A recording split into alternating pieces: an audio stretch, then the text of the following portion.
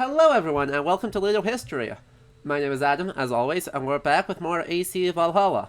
And today I've got something really special. I am joined by a professional geologist and paleontologist. So, she was trained by the current head of the Natural History Museum, of the Smithsonian's Natural History Museum. She's worked with Dr. Paul Sarno, and she's done paleontological digs across the United States. Also, she's my sister, so, this is Alicia, say hi. Hello, I am the sister. And we are gonna go all over the place today in AC Valhalla, because we can.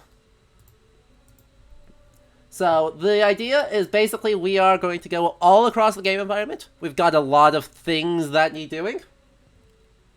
But we're gonna kind of clean up a bunch of the side quests. We're gonna take a look at all of the environments, and we're gonna see how many baffling decisions they made this time. I come armed with geologic maps of places to talk about what the rocks should be as opposed to what they are. Yup. Let's see. I don't think there are any new quote-unquote historical sets in the store. So we can just hop straight in. I think it's next week we're supposed to get a new set. Because it seems to be about every 2 weeks we'll get some bizarre set.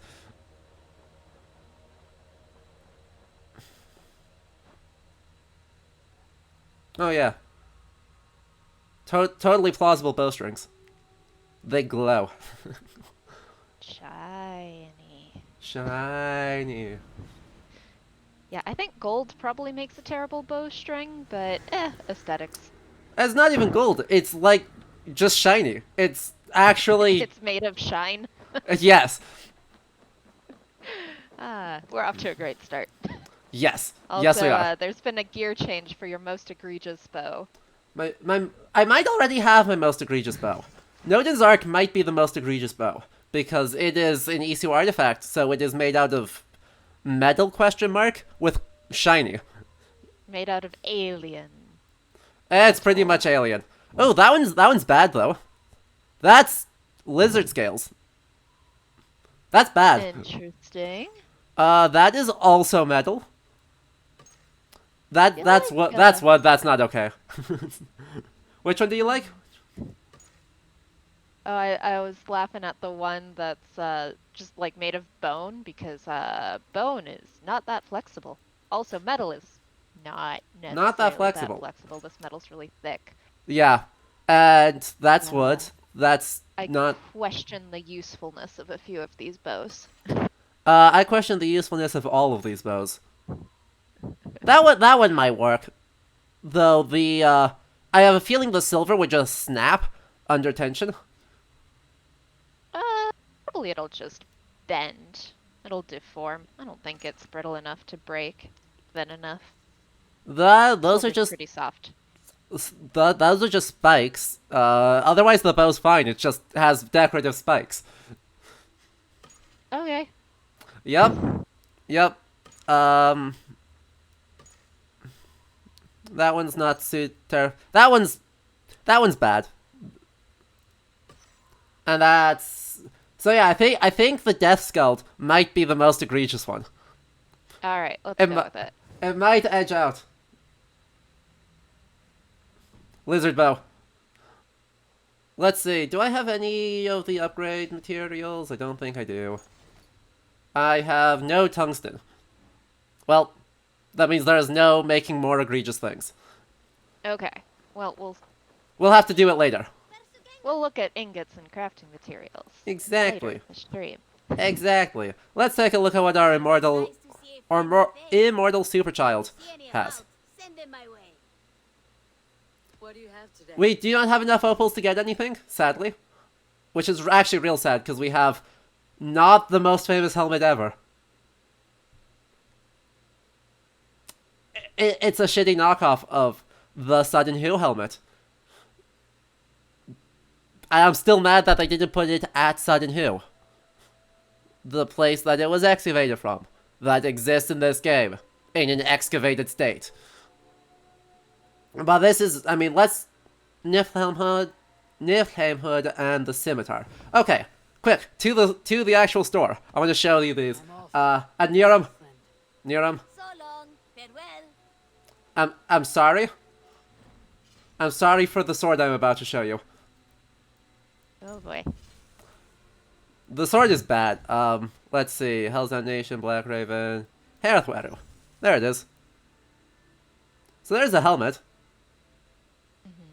Sturdy yet practical. Are you sure that that counts as practical? Nice nose. It is a good nose. Oh, interesting.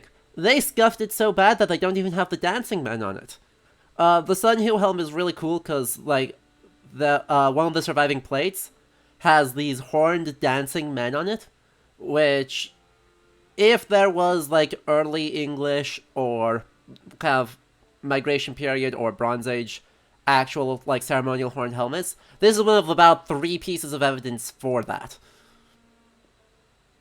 Is the fact that they are depicted on this also ceremonial silver and gold helmet. Which is super neat, and this helmet doesn't have them. Hilarious. Great design choices. Hilarious. Let's see. Nailclaim Cloak looks bad, but in a bog standard fantasy sense.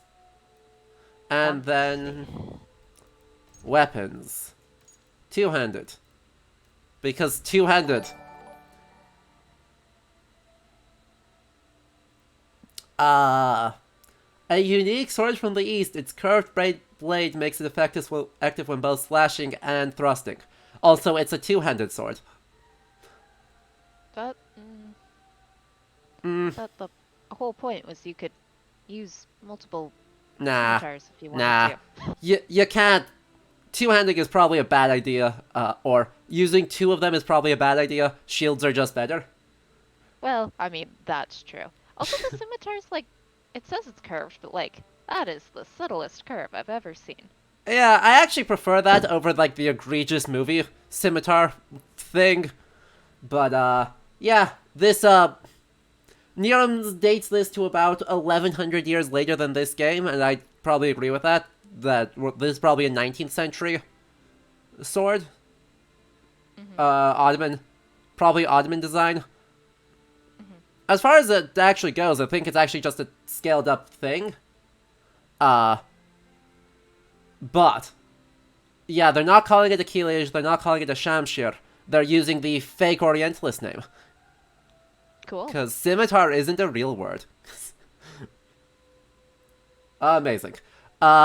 I do appreciate, though, that, you know, our quote-unquote sword from the Middle East is made out of Damascus steel.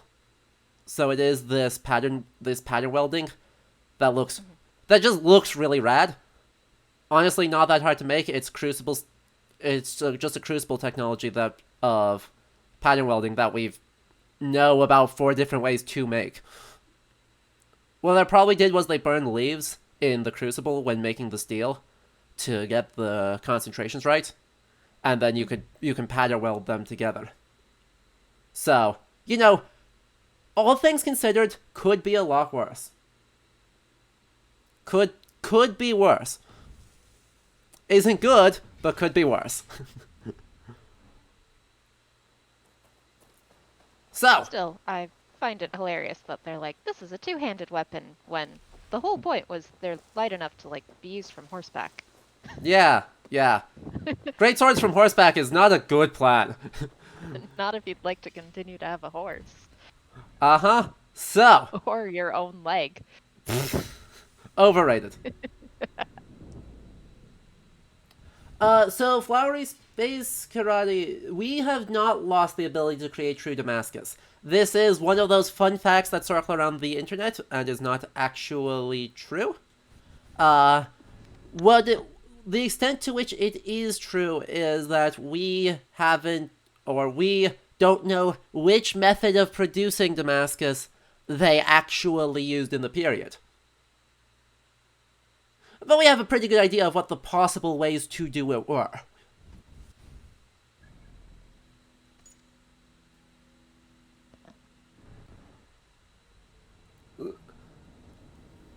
So yeah, it's just not knowing, not being able to recreate it exactly using the proper technique, because we don't know what the proper technique was. But we do know what the potentials were. We absolutely can create way better Damascus steel than what they could in the period. Anyway, we just kind of warped over to Norway, and hello Norway. Because we're going to start here. We're leaving Sigurd behind because Sigurd is a jerk, and he can wait to go to Valhalla.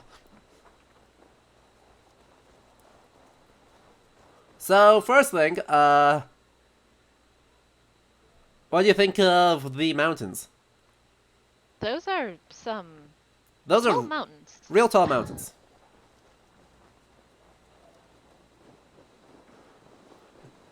My opinion on this is that these mountains are actually way too close to the water and are way too sheer.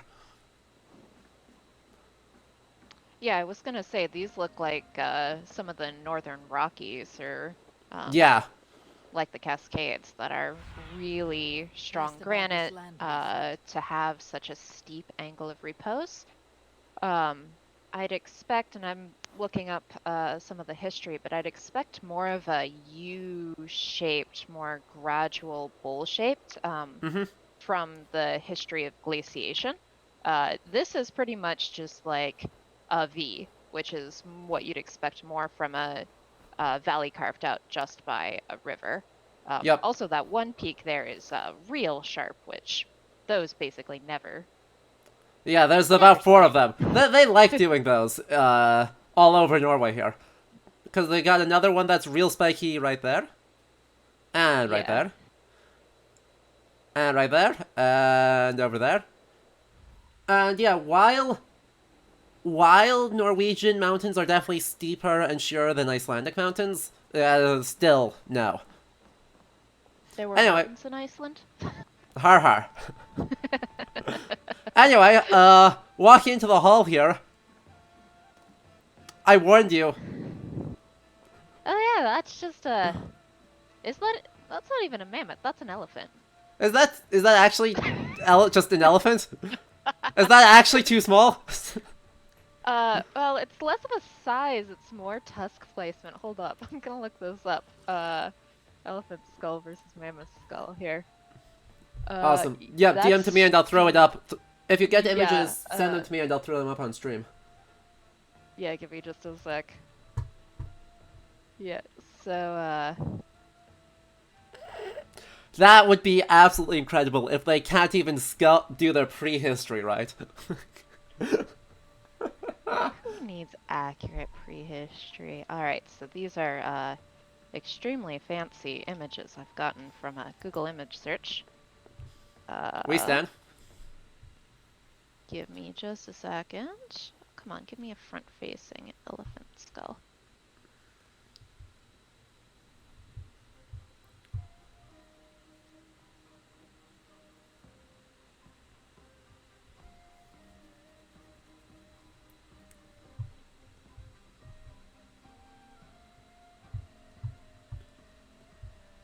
These are all side views, which is not what I Grr. want. I want a That's front view. actually extremely unhelpful.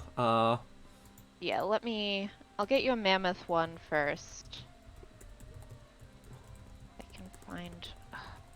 Google image search is failing me. Alright, this might take me a bit longer to find. But looking at that, it's like, that is... So in a mammoth skull, the tusks tend to be just a little bit closer together than they are in. Here we go. I got elephant. one for an Indian elephant here. Okay. Yeah. Save image and. And there can be a lot of individual variation on this. And they did get the curvature of the tusks reasonably well. Elephants are a little bit more straight, but just some of the other features of the skull above the tusks don't look quite right to me.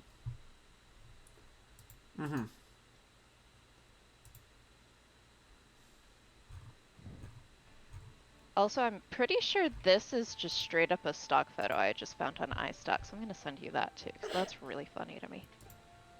That I'm, would I'm be pretty sure very... that they 100% lifted the stock photo I just sent you. That's wild. So there's our elephant. Yeah.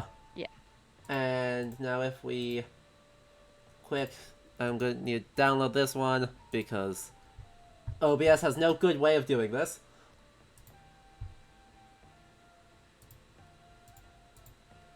We'll add a new one.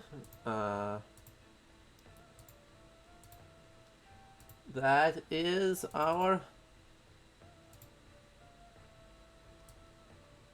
mammoth stock photo. Oh wow. Oh wow. That's they made it symmetrical, and that's the extent of what happened. I think they just flipped it. Yeah, they cut it in half and they mirror imaged it.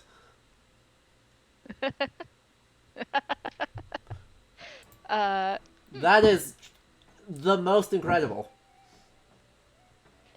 And again, like, even the stock photo, something about it, I mean, it's definitely not a actual skull, this stock photo that I've linked to you. The sheen on the tusks, this is clearly either a cast or a sculpt of a mammoth skull. I am struggling so hard to find any mammoth skulls from the French that are actual ones. But from the side, you would expect the tusk to be a little bit more porous. I mean, they're literally teeth, so it should have that sort of tooth-like texture. Usually the enamel has been replaced or completely eroded when stuff is fossilized, so tusks tend to look really porous. Okay. So yeah, well, on the bright side, the fact that they just 3D modeled the stock photo means that while it's wrong, it's not just an elephant skull. No, this is true. So fair play to them. It is closer than I initially thought it was, but yeah, that's funny. Let's see which one KJ got here. Is this an actual... Is this... Yeah, so it does. Let's see if this one is... Actually, I wonder if it's a mastodon skull. That would be funny too, because those are also similar. That would also be funny. No, okay, a mastodon skull would be even narrower at the peak. Okay. And mastodons are the ones that, especially if you find them without their tusks, look like a cyclops skull. They're real weird. Nice. So, our judgment is that, regardless, I think the judgment is that, wow, this is weird. Yeah. Is mammoth, is weirdly well preserved, is definitely just that stock photo. Yep. And yeah, so my thought is that, like, the bone coloring seems really wrong, for the sites here, in-game. Right? Yeah, it's not impossible. There aren't a ton of fossils of mammoths we found in Norway, but that was part of their range. And they would have gone extinct. Well, I know they went extinct in England as recently as like 14,000 years ago. So it would be possible to have a skull that doesn't look especially fossilized. Okay. But you wouldn't have found it in these rocks. Correct. I have absolutely no clue where they would have found these anywhere in this landscape. If you had a skull that looked like this, the easiest way to get one that is in that good of shape but really not fossilized would be if for some reason your ancestors hunted this mammoth skull, or hunted the mammoth, kept the skull, kept it well preserved, and just carried it through for a couple thousand years and stuck it on the wall. It wouldn't be fossilized because it was never in the ground.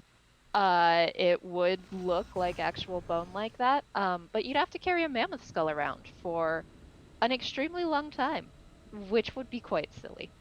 That's egregiously silly. And so, from the historical angle, there is no evidence I am aware of there being cognizance of mammoths in, like, Scandinavian traditions, much less utilization of mammoths in any meaningful way in Scandinavian tradition. Like, that wasn't a thing they recognized as being ancient bones. Unlike, you can make bad arguments for ideas of there being, like, recognizing fossils as something in classical traditions, in English pseudo histories. I'm not aware of anything of the sort in Scandinavia. Also, the arguments are bad, but This is my father left this world. I would have died with them in dishonor, wait, if not for Sigurd.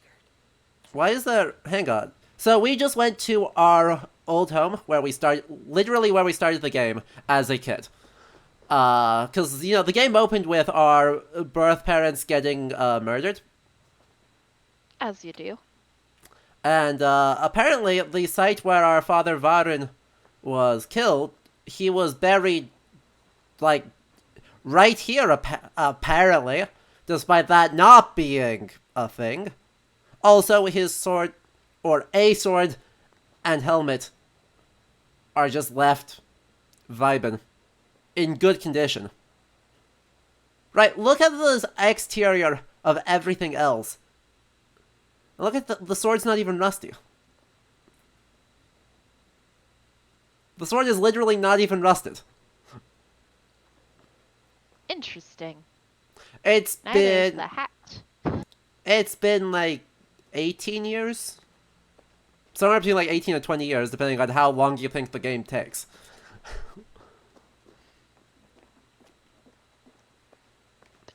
That seems unlikely. Yes.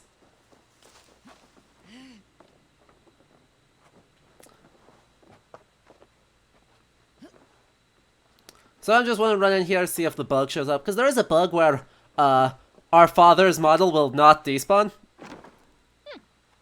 which you could think is rife with meaning, but is actually just a bug because this game is well programmed.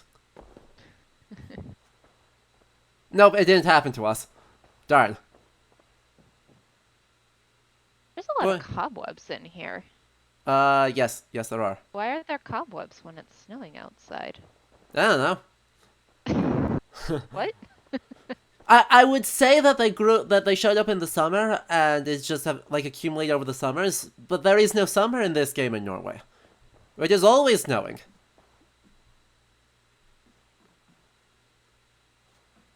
Literally always snowing. Because apparently they think south of Bergen is totally the same place as Svalbard. Alright then. Because, yeah, actually, let's take a look at our map here. You can easily identify where in Norway we are, if it will let me zoom out. It will not let me zoom out any farther. Darn. Right, but the town of Stavanger is right there. And this is Rygjefylke, and here we have Herdefylke. So Bergen is up here.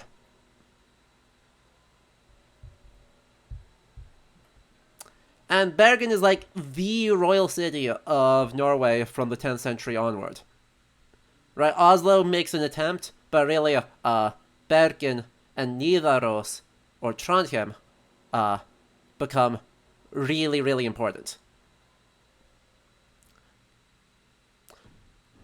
So, like, the climate is actually pretty gentle. Yeah.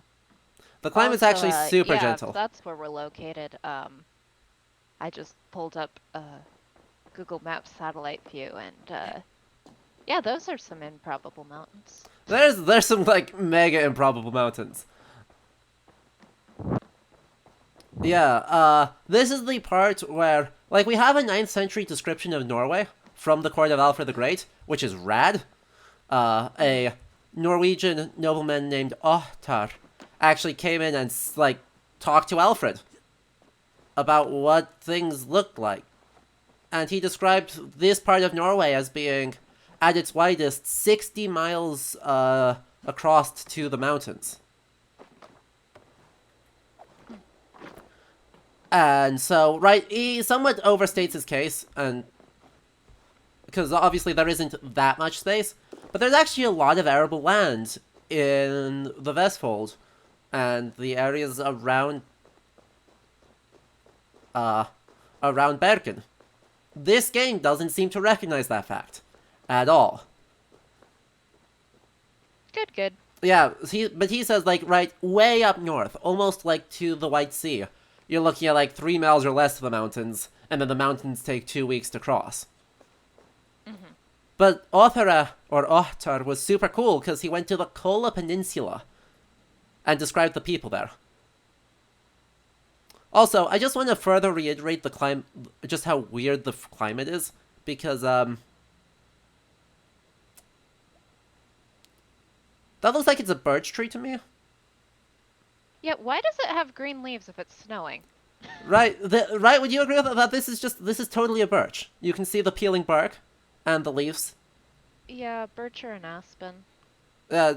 Aspen are not in Scandinavia super commonly. I mean... Yeah. Does that stop this game? No, fair point. You got me there. I mean, I'm not quite sure what's happening with this smattering of different coniferous trees either, but... This is true. Those are pines. Actually, well, it looks but like you've we've got got two different kinds, right? yeah, we remember. do. Because we have some that are sort of like generic Christmas tree pine, and then you've got some of these other ones, maybe a lodgepole, super tall and skinny with just the branches at the top, but most of the lower branches are gone. Yeah. I wonder if they want these, like, more Christmas tree ones, like the one in the center of the screen right now, to be fir. Yeah, that would make some amount of sense. Right, that they're trying to say we've got pines and we've got firs. Even though I'm pretty sure pines in this part of the world aren't the super tall, skinny ones with leaves only at the top.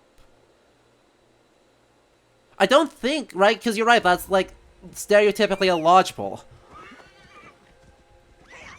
Yeah. Yeah. Those are in the Rockies, because they really want Norway to be the Rockies. Yeah, I mean, if this was in Colorado, I'd have very few problems with it. Yeah, but here we Other are. than the amount of snow on green plants. There would be a whole lot more broken branches. Uh-huh. Turns out deciduous plants really don't like having 2 inches of snow on them. Doesn't Yeah. Yeah. But right, so to think a little bit about, like, maybe why are they doing this, right? They really like making the argument, oh yeah, we left because we can't grow crops here. Which, no shit, you can't grow crops in any of this. Actually, why am I going... What about that carrot?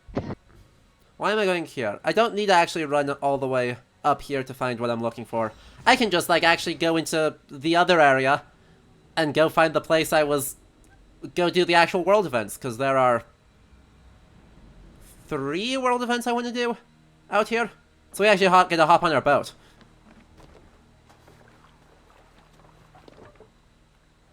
Let's go. Boat. Yep. Also, shipwrecks. Which, you know, shipwrecks were super common. I feel like you'd clean it out if it's right next to your dock, though. Yeah, you'd think. Like, that feels like a hazard. Yep. Yep. Especially on, like, such a nice day with the shipwrecks literally right there. You just wouldn't do that. I feel like you could clean that up just a teensy bit. Yeah. Now I want to see if we can get a decent story out of these guys. Or the game will break and they won't give us any stories. I guess that works too. I actually don't want to go to that one. That's not useful. Okay. I do want to sail out because out has whales. There are whales if I sail far enough from the coast. I mean, Which is that good. doesn't seem unreasonable. Yeah, Yeah, there it's should be good. whales there. I just want to get which whale, because I'm pretty sure they only have sperm whales, and they don't quite act like sperm whales do. There it is. Well, that. Whoa. Girl, I'm too far away Wouldn't to that be a actually get an humpback ID. Jumping like that? Yeah, that is. That one actually is some kind of bay lead. I can't get close enough to actually see. Because if that's a humpback, I have no problem with that behavior. They Mm. do that. Yeah, they do. We've seen it.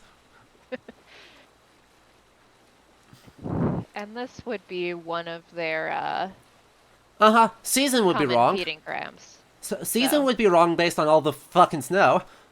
Well, yeah, but apparently it's perma-snow here, so we can kind of ignore that. Yeah, but that didn't look like it had the patterning of a humpback. So maybe they wanted that to be like a fin whale or something? Maybe? Oh no, I want one to spawn closer enough that I can actually, like, see. No? Yeah, it was we Darn. didn't have a great angle on that one. Yeah, my instinct was, like, because the coloration was just gray. Which is not super useful. Oh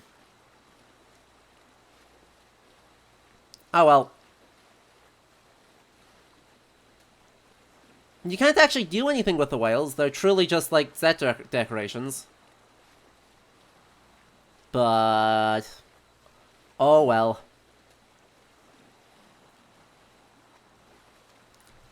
It actually really annoys me that they're just set decorations, because they could and should be way more. Because, obviously, whales are super important, because... very short growing season. Yeah.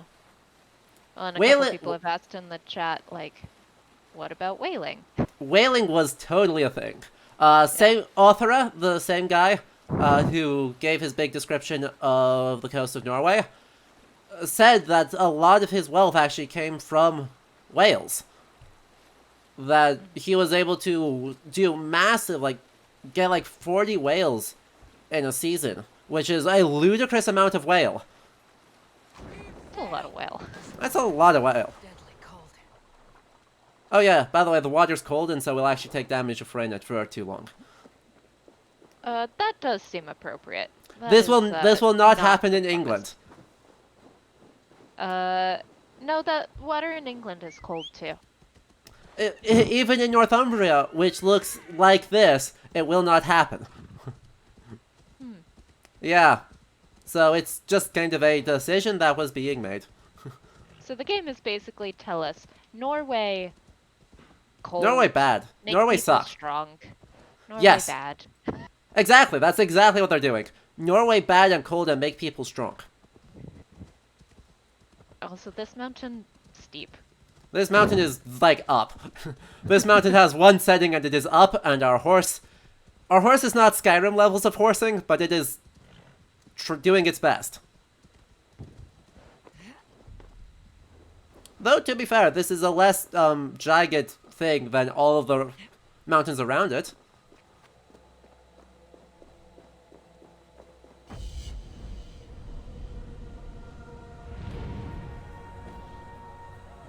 Yeah, it's really interesting the way they've shaped the valleys here as they're like trying to go for these really tall mountains, because they have like they're not even really V-shaped valleys, they're just kind of like box-shaped.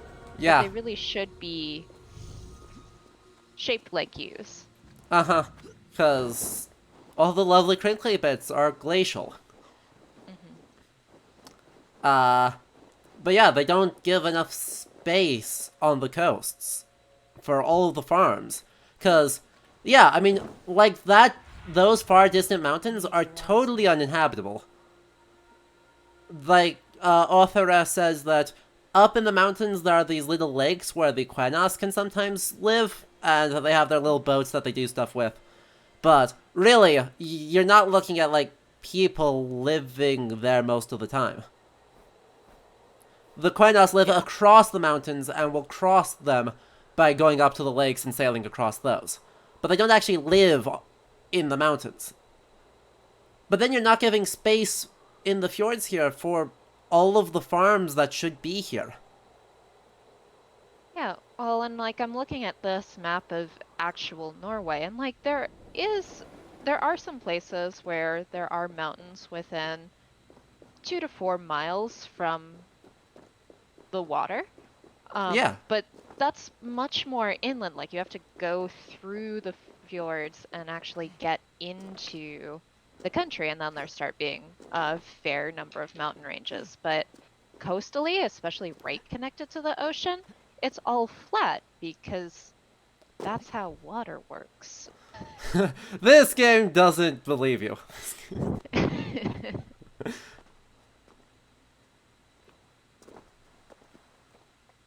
This game doesn't think water could possibly work that way. Anyway, where we are going is to get, like, the 9th Animus anomaly. Because these are just, like, random platforming challenges that will give us metaplot. Alright. Yeah. It's one of the 3 things I wanted to do here. The other one being murder a guy, and the last one being murder a bear.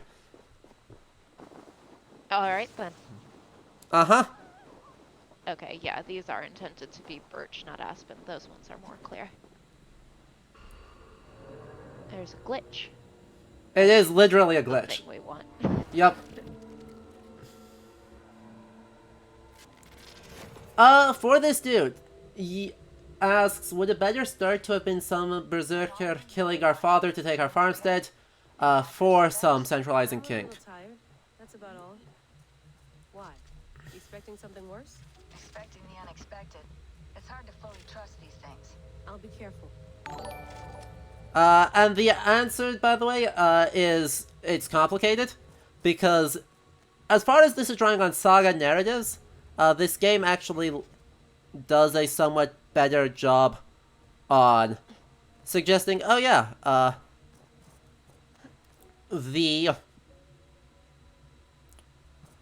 it is the force of Haraldur Harfagri that is provoking people to, like, either join with him or not, and that is a large part of the initial narrative of this game. And that is straight out of the Saga Corpus, so good. Thank you, Layla, for jumping straight into the death plane. I lined it up so she wouldn't, and then she did anyway.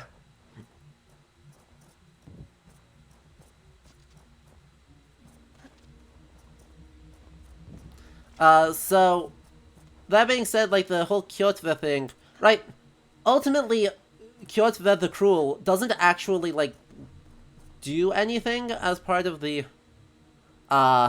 narrative of this game, because he dies in the tutorial. Right, he is, the first story arc of the game is you avenging your parents, and then you have avenged your parents. What now? Good.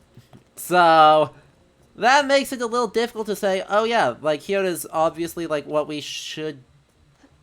What would improve this? Well, it's actually hard to say, because it matters so little. And the entire rest of the story takes place in England. Mm-hmm.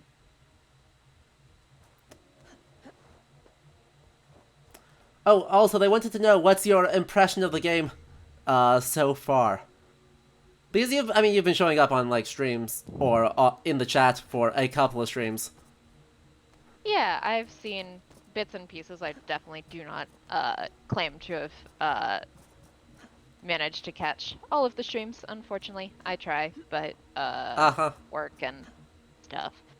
No, I feel like this is one of those games that just makes me a little bit sad because I do kind of see where they had potential, and I do see some places where they had some good ideas, but through a combination of poor research and crunch and all those other things, and just this being one where I feel like Norse mythology is a place where they, whether accurately or not, felt like they could get away with a little bit more. There's some cultural Norse, like modern cultural perception of Norse mythology that isn't based in as much, and it isn't as pervasive as Egyptian or Greek mythology.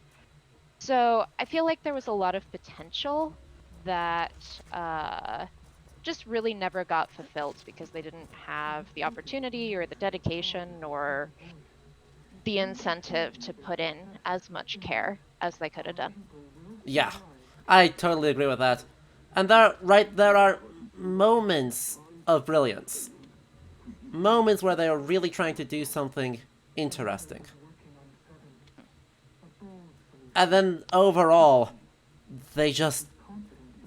There is so much where every time they do something interesting, they do something bafflingly dumb to make up for it.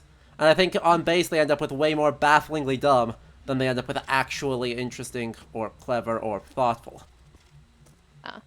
Well, and I think it's, again, kind of tough doing this, because this is the next one right after Odyssey, right? Yep. Well, in Odyssey, you just have so much Greek to work with, like, in just the amount of sources available. There is more, and they're more accessible, and they're more sort of broadly known, and there are more people who study them, so it's easier to get stuff right in that case. And the voices are still with me. That's strange. We're still not hearing anything. And even there, I know there were some questionable decisions, but I don't think to the scale that there is in this game. Yeah, I think there is... Well, the questionable decisions in Odyssey are way more questionable, like, you know, having a female Misthios in incredibly misogynistic Greek society, and not interrogating what that means in the slightest was such a yikes. But I think, yeah, I totally agree. Sheer quantity of question marks outweighs pretty much anything. Let's see, so that's just a Karen, that's a take drugs, so I think we're going north.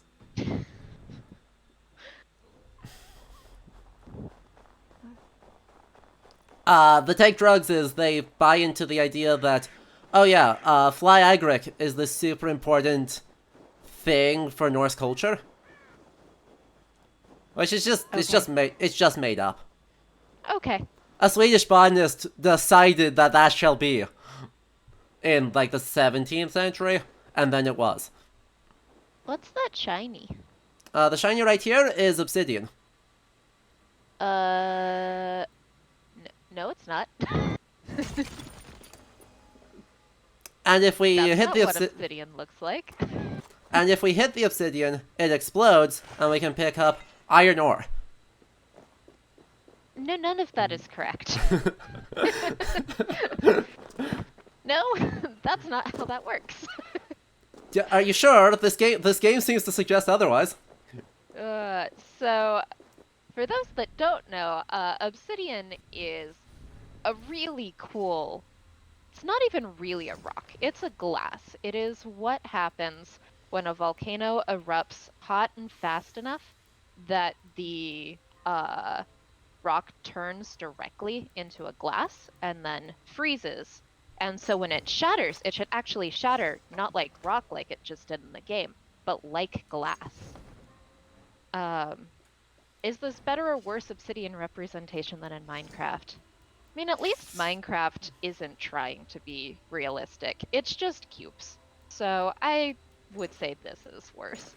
Minecraft isn't trying to represent anything real. Yeah. Oh, also, I'm going to change my cloak, because I literally cannot bear to look at this cloak anymore. Okay, we're getting a new hat and a new cloak. Exactly. We're gonna switch to something still egregiously bad, but at least egregiously bad in a different way. Excellent. Also, there's been a request to show me the ingots. To show you the ingots. Yeah. Yup. Oh, and the other problem with cracking up the obsidian to find iron ore is, that's not how iron works. Iron ore is a kind of rock. Obsidian, like, if there was any iron that got melted into the obsidian, it would be like little weird metallic iron inclusions in the obsidian, So, which would be cool, yep. but would not look like that. Yep. So, first thing, microtransaction store, opals. Yeah, there are no opals in England. Uh, That is at least what an opal looks like, though. So I'll It's give them true. a half point for that. Then our things that we can actually use to upgrade the stats of weapons are leather, which you just found on animals. Common video game contrivance. It's not how leather works, but it's a common contrivance. A I'll give common them that one. material found inside obsidian stone, iron ore, which you can just smear the ore on your weapons and it makes them stronger. No, I believe smelting is a thing. I'm reasonably sure. Fabric, a rare material. And only found in chests, that natural outcropping. Yes, and titanium, a rare material that can be found in the world. I mean, technically that te- sentence is true. Technically true. It is rare and it is naturally occurring. Carbon ingots, which I told you, it looks like it's just like a copper. It's a copper ingot. It looks exactly like it's copper. So the thing is, an ingot is specifically a processed form of a metal. Carbon is not a metal.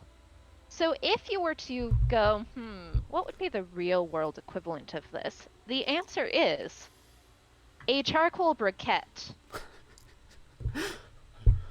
Which, actually, charcoal as a smithing tool makes a hell of a lot of sense because it burns hot. It was the primary thing that you burned for smithies in the 8th, 9th, 10th centuries.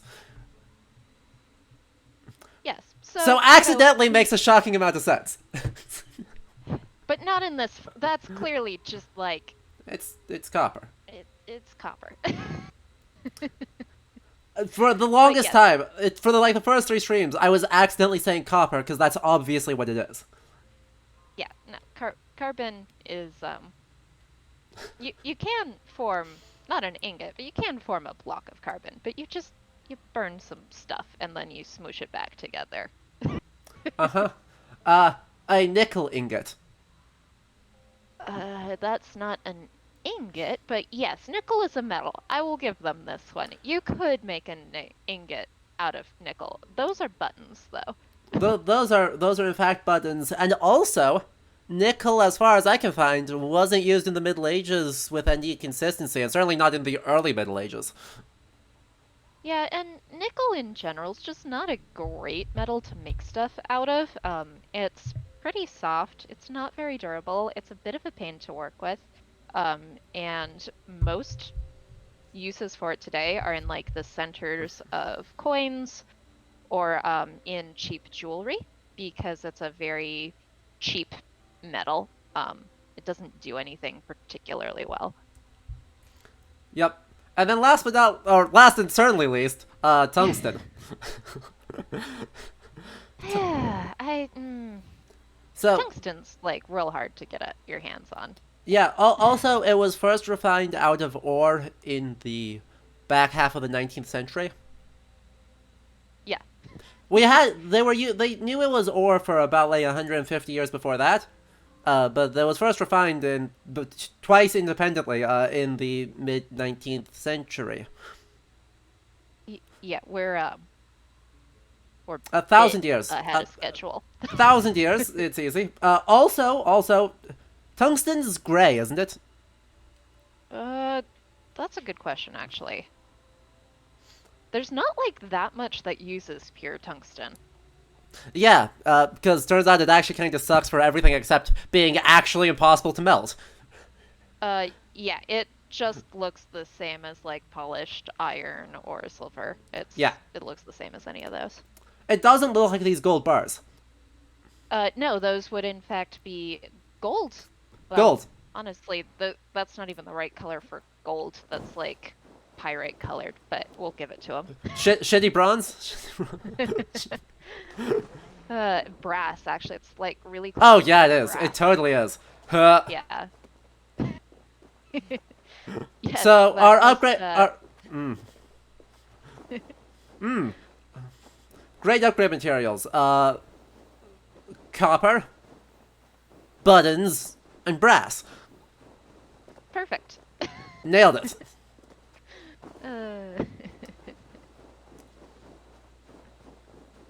Oh, Yeah, Johnny, tungsten as I'm a wedding band is great. I'm 100% sure that they were designed to be not that, and then were just arbitrarily renamed. Because you don't accidentally design that. Right, if you're trying to make tungsten, it doesn't look like that. They do not have aluminum in this game. Anyway, by the way, remember when I said that we are in the area around Bergen? That's a polar bear. He's wandering real far south of his range. Real far south.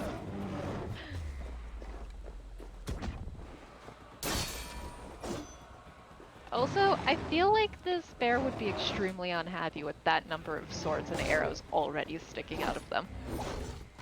What would give you that idea? Like, what's that sword even made of?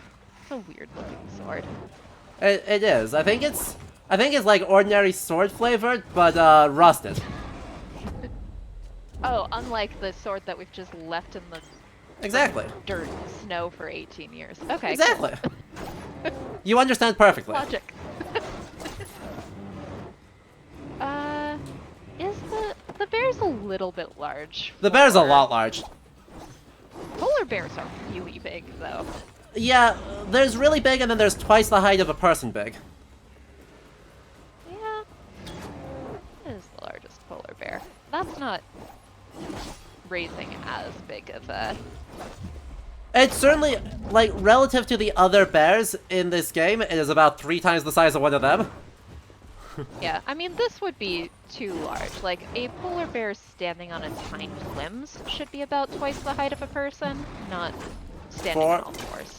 When this one rears up, it looks like it's 4 times, so it's like double the size. Yeah, let's try and get that. Come on, go up. Yeah, there we go. Yeah, 4 times looks about right. 1. Yeah, 3 to 4 One. times. Yeah, 3.5, 4 times. Somewhere in that vicinity.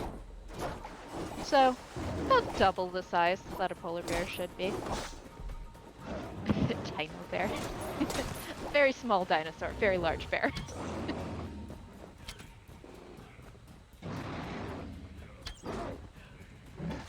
Ow.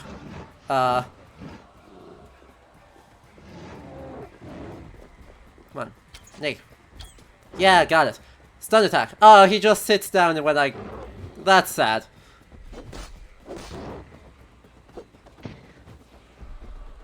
Oh, now we're riding the bear. Okay. Yeah, because I... Whee. Turns out if you... you get a special attack if you deplete their yellow gauge on the top of their health bar. So,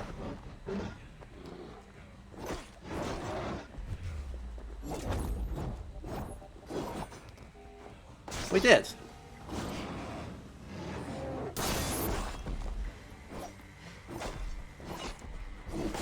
I don't know, that sword still looks really weird to me. I don't know what's wrong. That sword does... Something is weird about that sword. Let's take a look at it. We can do that. Oh, it's actually not rusted. Okay. So what's wrong with this sword? Thing 1, the fact that it's not actually buried in...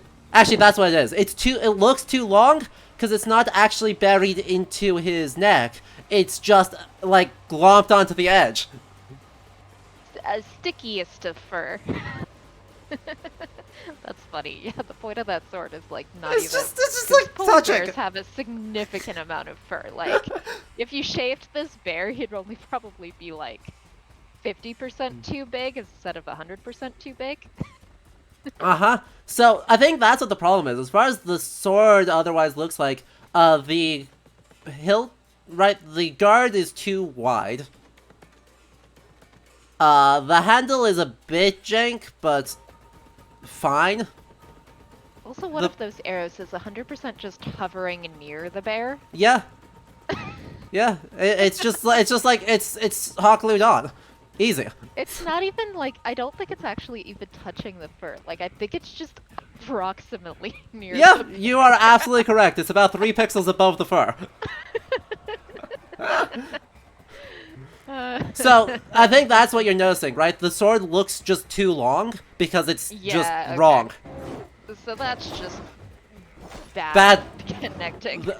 They did not model it as a unified thing. They strapped assets onto assets because this game. Perfect. Also, there was a gear change request to Yep. use your father's axe. Which is fair. Oh, and we pulled it out and now we stab him properly. And Oh, okay. What? do that apparently. How did how did you behead this bear? I don't know. I don't think that sword was like long enough to actually sever the, like, with how much fur and blubber and like just loose skin it has. I don't know that that sword would actually be physically capable of reaching and cutting through the spinal line. Also, I think we have enough new people. If you wanted to Oh reintroduce yes. me. So, this is my sister, who is a professional. Well, currently does education work, but it was trained as a paleontologist and has done digs across the country, including working with Dr. Paul Serrano, and was trained by the current head of the Smithsonian Museum of Natural History. Anyway, I need to actually find this axe. Where did Varen's axe go? There it is. Also, my name is Alicia. Hello. Also that. That feels like an important detail. Maybe. Or just sister, whatever. Quality credential. I can't. Calling the horse is not the same as calling the boat. I should probably call the boat. Swim across Norway. Actually, though. We gotta do one more thing, and it's fight the guy with the dumbest weaponry. Oh boy. Cause this game is obsessed with the personage of Ragnar Lodbrok and his sons. Who, he wasn't a real person, so that's always awkward. But, there are his warriors, or drengir, scattered throughout the land. And we fought one of, like, the second episode of the game, or of the streams. And we're gonna fight one here in the second to last episode of the streams. And I think we've got, like, one other one we've got to take out yet, but once we do, take out these two. I should make sure I'm in the right fjord for the, yeah. Okay, we're good. So to the question of, do I get to see all the stuff stored in the Smithsonian? I would love to. I have not had an opportunity to go out to DC recently and reconnect with Dr. Johnson and go poke around behind the scenes at Smithsonian, but it is on the list of things I'd like to do. And there are a number of other museums across the country where I do just sort of wander through the You've got a doors knack to- for that. I do. Funny story while we're just transporting between places. Uh-huh. I have gone to, I was visiting someone in Portland, Oregon, where I'd never been before.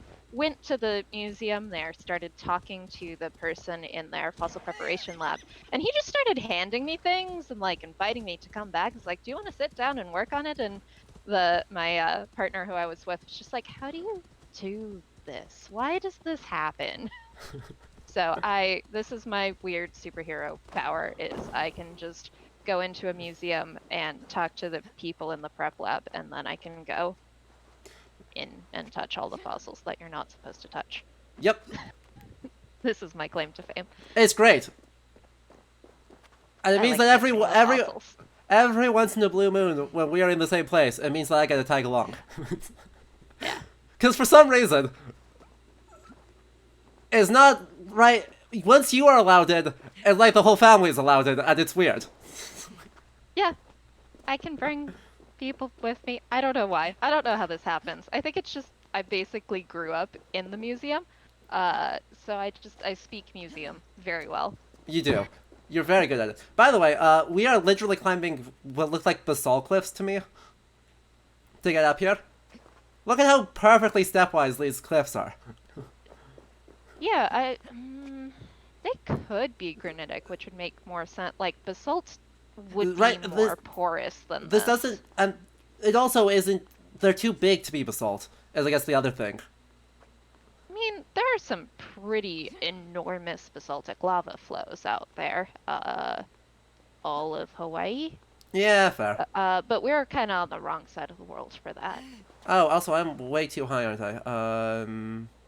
Actually, where? But yeah, for a sheer cliff like this, yeah. you almost have to be like basal granites. This would be like 1 billion-year-old granite to actually have an angle of repose this steep. Nothing else does cliffs quite as well.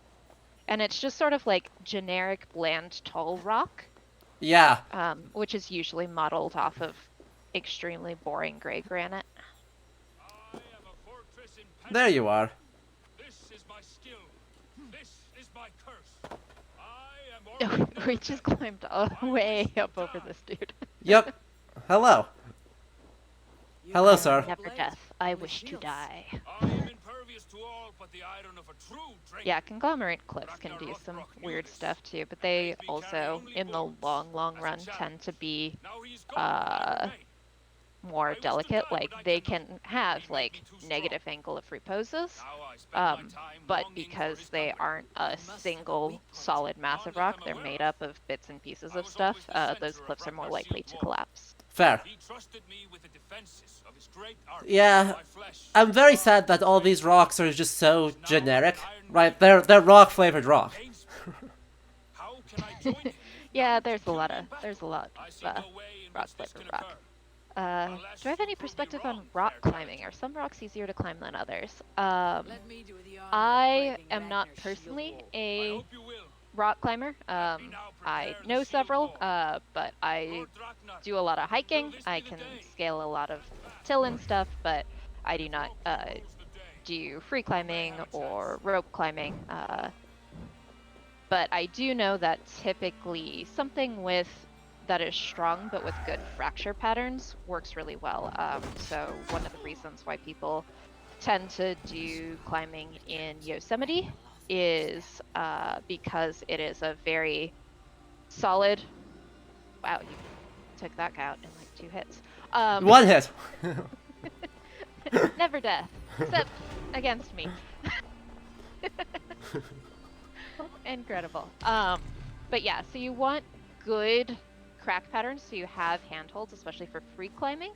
But you want it to be not something really soft and crumbly like a sandstone or a softer limestone, because you don't want those handholds to erode or fracture underneath you. Uh-huh. By the way, what I did is I have an ability that is basically, Spartan kick from the last game. And so I kicked him off the cliff and let gravity do the work. Incredible. Does granite actually break like that? It can. It really depends on the composition of the granite. So, if the granite...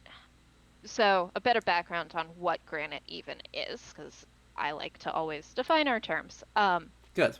Granite is a plutonic rock, meaning it is a lava chamber that forms underground. It never becomes extrusive, it never erupts, it just sort of sits there as a magma chamber underground and cools over time. and how quickly it cools determines the grain size. So a magma chamber that cools relatively quickly is going to have very small grains and typically can have very sharp fracture patterns. A granite that cooled very, very slowly over a long period of time is where you're going to get those big, beautiful quartz veins in it, big feldspar grains, and those typically will crack in very different ways, usually along a vein, but not cracking the minerals in the vein. And you get freeze thaw patterns that can also lead to very jagged sort of step patterns like that. So it's not impossible. Again, since this is video game rock, there is some creative license. It's really hard to perfectly model actual rock formations. So I'll give them the step pattern. It's not out of the realms of reason.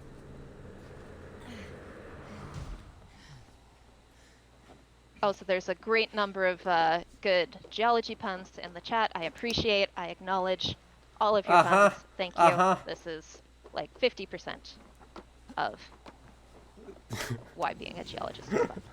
We have the best puns of any scientific field. Unfortunately, you do. What do you mean, unfortunately? Excuse you. Oh wow, hey, wait, it's a deer skull that isn't terrible for a change. Like, every deer skull in this game is awful except for this one, which is actually looks like it's the correct species of, like, red deer. Wild. Actual, like, antler points that make sense. I didn't think this game had it in them. Yeah. Anyway, so that's all we needed to do in Norway. Quartzite would be reasonable as well. Metamorphosed sandstone. Yeah, could be quartzite. Yeah. So that was all we needed to do in Norway. So what's your rating on everything? Rating on everything. Scale of 1 to 10. I will give Norway a man that looks like Colorado. Fair. Let's go to the US then. Okay. Before we go to England and do all the other stuff, let's just bum around the US for like 10 seconds. All right. So Vinland is modern Not here. Newfoundland, right? Yeah. So I assume we are definitely going to the edge of Canada and not, I don't know, New York? Go, Sunan. Oh no, Niram, you're from Newfoundland. Does this look anything like Newfoundland? Aw.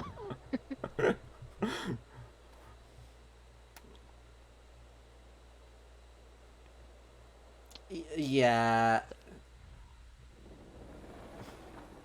This looks the same, but with fog instead of snow. Correct. The rocks are literally the same rocks. I mean, that makes sense. Again, actually modeling rocks in video games, like, very few people are going to pay enough attention for it to matter, so it is a super easy asset to reuse. I do question the fact that we appear to have the exact same kind of pine tree. Like, these are the same Christmas tree trees. Yep. But we've crossed an entire Atlantic Ocean. Yeah, I would not expect to be seeing the same sorts of trees at all. Right, the same broad categories, because there are still totally, like, oak trees. And if that is the extent of detail you're looking at, great. But they're not the same kind of oak. Yeah, Max, you are correct. A lot of video game rock just looks like resin that's kind of solidified, because they don't actually look at any specific rock. They're just like, this looks like a rock. Well, I just want to try and get over to here real quick, because, you know, there's not going to be a whole lot of interesting things to say about the rock as being somewhere different. Because, as it turns out,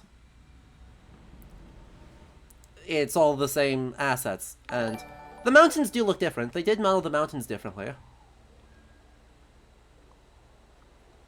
They're way less spiky.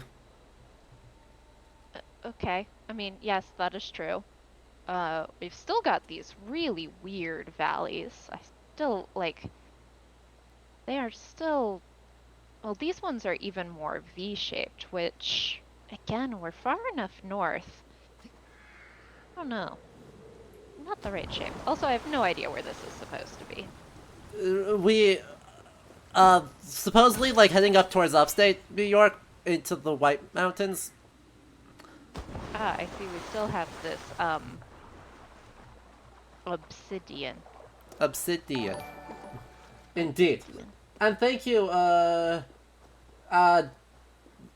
Real Squid Lord and DQ Vora EP. I'm not even gonna try if that's supposed to be a thing that is pronounced at once. I'm not even gonna try.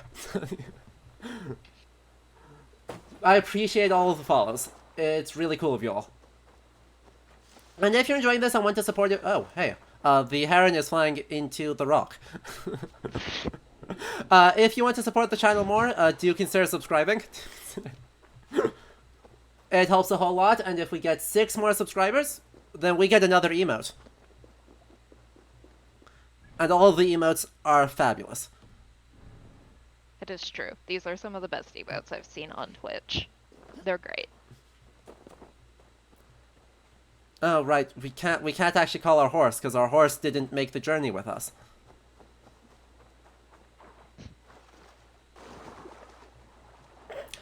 Because that's the thing. By the way, in the conceit of this game, they make a couple of egregious historical errors in Vinland, because we came here in order to track down the son of the guy who killed our parents, who joined the super evil Metaplot Order. And so, firstly, they pretend that Vinland was discovered by the Irish Saint Brendan, who is really well known for having this big, what's called the Navigatio, where he travels to the Isle of the Blessed. And the statement is that the Isle of the Blessed is supposedly here. One, That doesn't sound like real history. it's super not real history. Thing number 2, they're claiming that since St. Brendan discovered it in like the 6th century, there has been regular travel to and from Vinland. Also, no. We are still 100 and something years from the Vinland settlements, which occur about the year 1000. Yeah. Yeah. Thing number 3 they claim. The Mohawk tribe exists in the world, in this place at this time, and are effectively, above it right now, damn it, are effectively unchanged from where they are in Assassin's Creed 3, which takes place at the time of the American Revolution. There's just a couple years in between these events. Just a couple. Just a couple.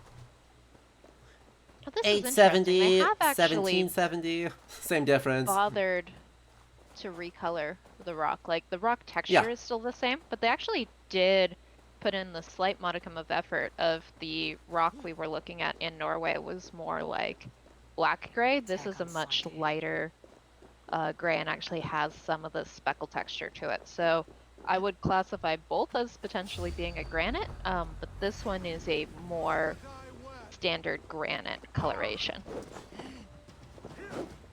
Yeah, they actually look more like rocks here, which is pretty cool. That's great. We like when they actually, like, pretend to look like rocks. But I have no idea why they've made the choice to actually do the rock texturing here. I guess probably to contrast better, because in the things on top of the rock here tend to be darker, whereas in Norway, snow, only snow.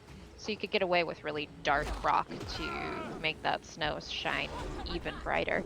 Yeah, I Would suppose. be my guess for why they bothered, but it's still interesting that they've Okay. actually did coloration. So, where am I actually? I'm trying to get into this cave. I did not realize that the camp would repopulate. Oh, Because the camp repopulated, even though we killed the guy. Oh, his corpse is still here. Hilarious. We killed him, like, I don't know, real time, like, 3 months ago? His corpse is still Man, here.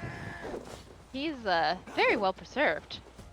I Amazed know. that there's no rot or anything happening. And it's canonically, like, they claim it's supposed to be like a 2-week trip. Anyway, this is what I wanted to show you.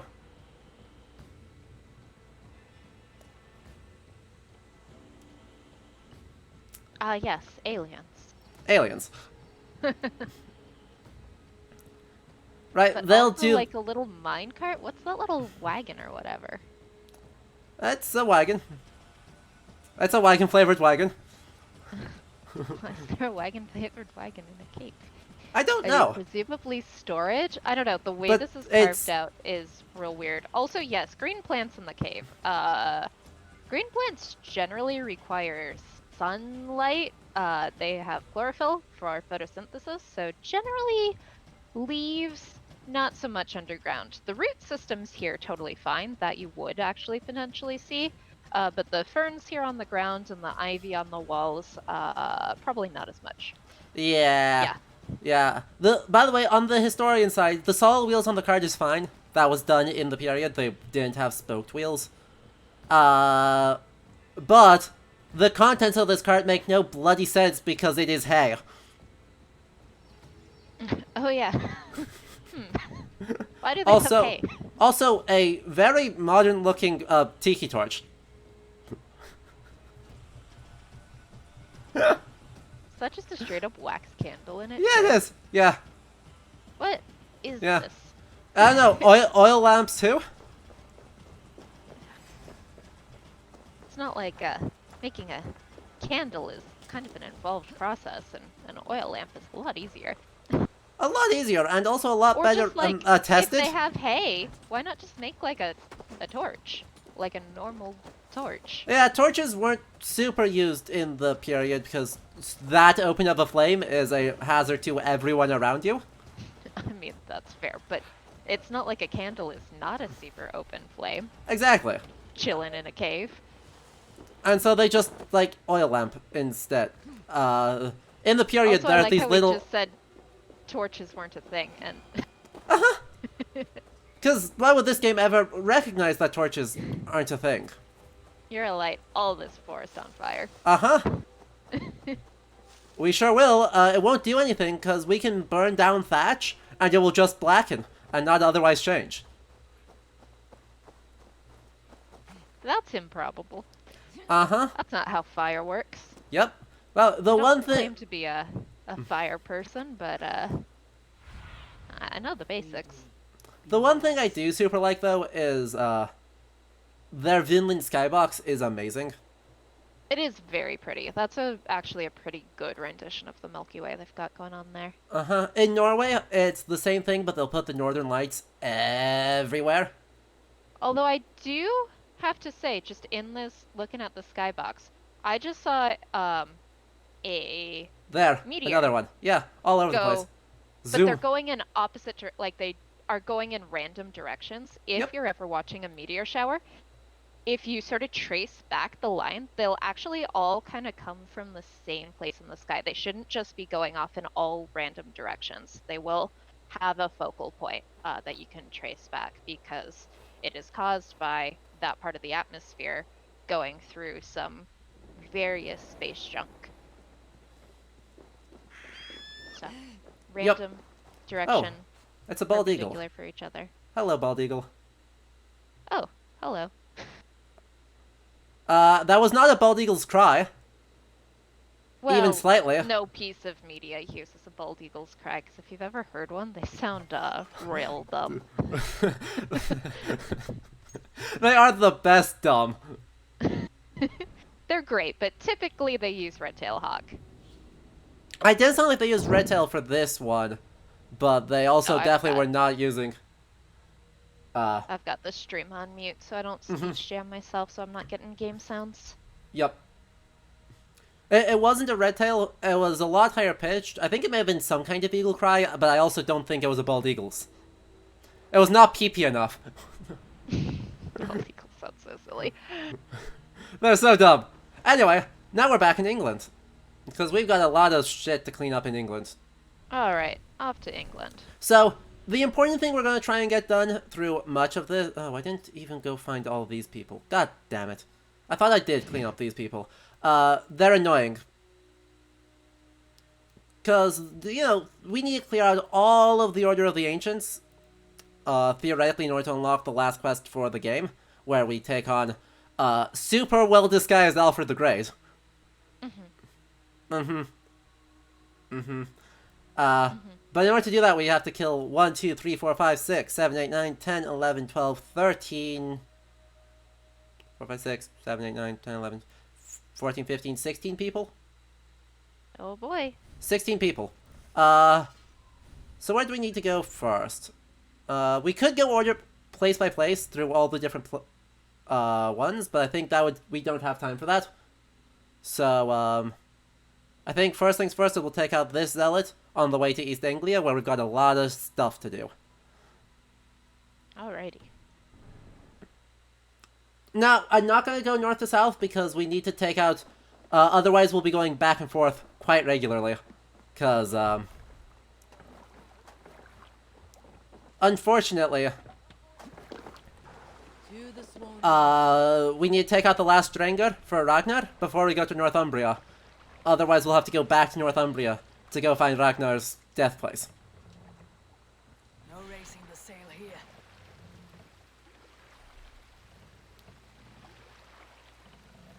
Sail is ready when needed. Okay. We arbitrarily cannot raise the sail if we're too close to a stuff.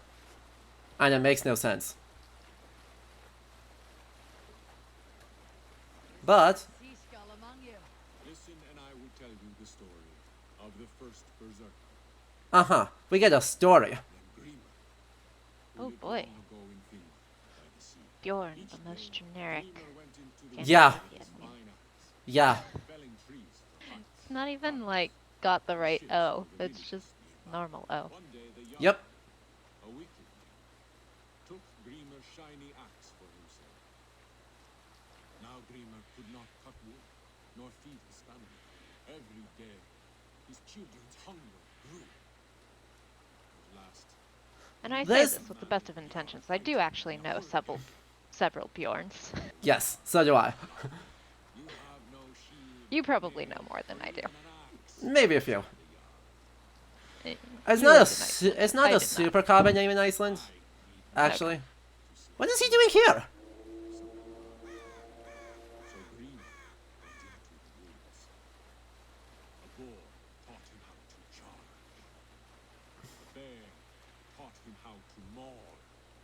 A wolf taught him to claw and bite. At sunup, the men fought. Grima charged the passage and mauled the axe away. His teeth, they sunk deep into the Jarl's throat. The fight went as it must, with the Jarl dead and Grima a hero. Ever since, we study the art of the berserker. As Grima So that story is mega nonsense. Right at the beginning, had some of the flavor of some of their actual saga stories, and then it went way off the rails about halfway through. The one I wish they had done instead was the tale of Böðvar Bjarki, which is preserved in the saga of Hrolfr Kraki, or the King Hrolf Beanpole. So named because he is lanky. In that story, Böðvar has the ability to project his spirit into the form of a bear, and was given extra power by his half-animal brothers due to wicked stepmother and kind of medieval romance stuff. You know, the folktale tropes. But one brother was half an elk, and the other brother was half a hound, and they gave him power. So,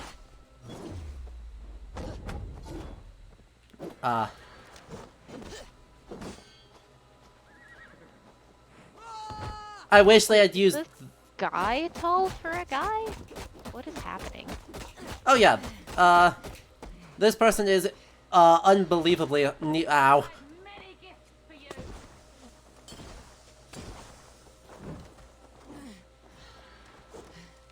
This guy is way too tall. Right, they make the zealots. These are the zealots of the Order of the Ancients. So they're supposed to be really big, difficult fights. And you know that they're big and difficult because they'll, hit you real hard. And they're tall and scary. Does that make any sense? No. But I feel like this is a very similar, like, scaling bit of the code that we just saw with the polar bear. Like, it feels kind of like, if this person was fighting that polar bear, it would actually look like a proportional polar bear. Exactly.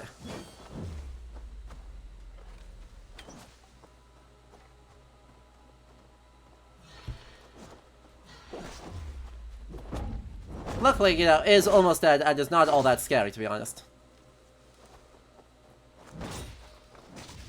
I feel like there's a chance you may have over-leveled for the game. I may be over-leveled. I am stronger.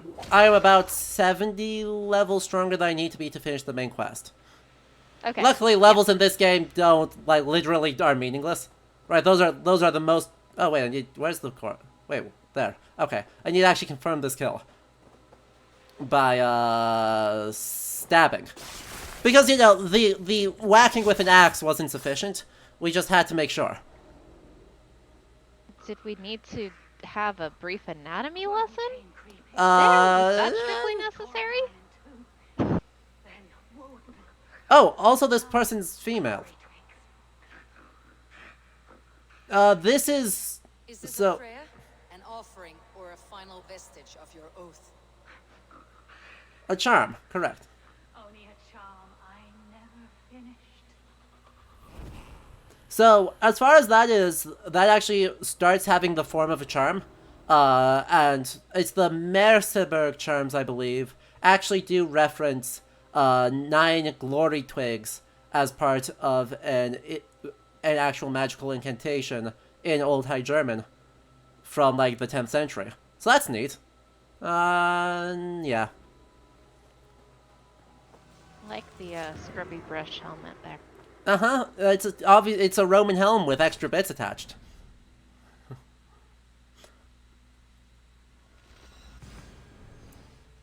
Yeah, there's the 9-herb charm, but that... Does the 9-herb charm reference the glory twigs for this dude? I thought the Merseburg ones were the ones that reference that. Whatever, there are both English and German charms, so, like, that's a legitimate thing to be, like, preserved even into the 9th century. Unlike everything else about, like, the pre-Christian religions of this area, that one's actually legit. Hey, a sandstone. Wow. Wow, isn't it great? Also, romanstatue.tm. Look at how tall it is! Look at how ludicrously tall that is. That would be an impressive statue if we actually were in Greece or Rome. Also, just made out of the same rock acid as everything else. When it should be made out of, like... If they're going all in, it should be marble. Right.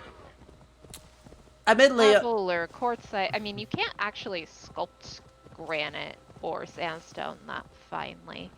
Yeah. You need limestone, marble, or particularly fine-grained quartzite. You can, but it's tricky. Awesome. Thank But you yeah, for this this is, dude. For pulling out the whole charm. So, the actual quotation was from the actual... the Exeter book, so from the late 10th century, where it just straight up references the exact same charm. A snake came crawling, it bit a man, then Woden took 9 glory twigs, smote the serpent so that it flew into 9 parts. The apple brought this pass against poison, or... That feels like a weird translation. Regardless, this something brought this pass against poison that she nevermore would enter her house. Fallen warrior. So, actually a legitimate thing. which is always good. We like when they accidentally reference a real thing. Anyway, this obviously Roman temple with an obviously Roman bathhouse over there has a problem. And that is, you can hear all the spooky noises. Spooky. I was gonna say, like, is this just lifted wholesale out of Odyssey? Yeah.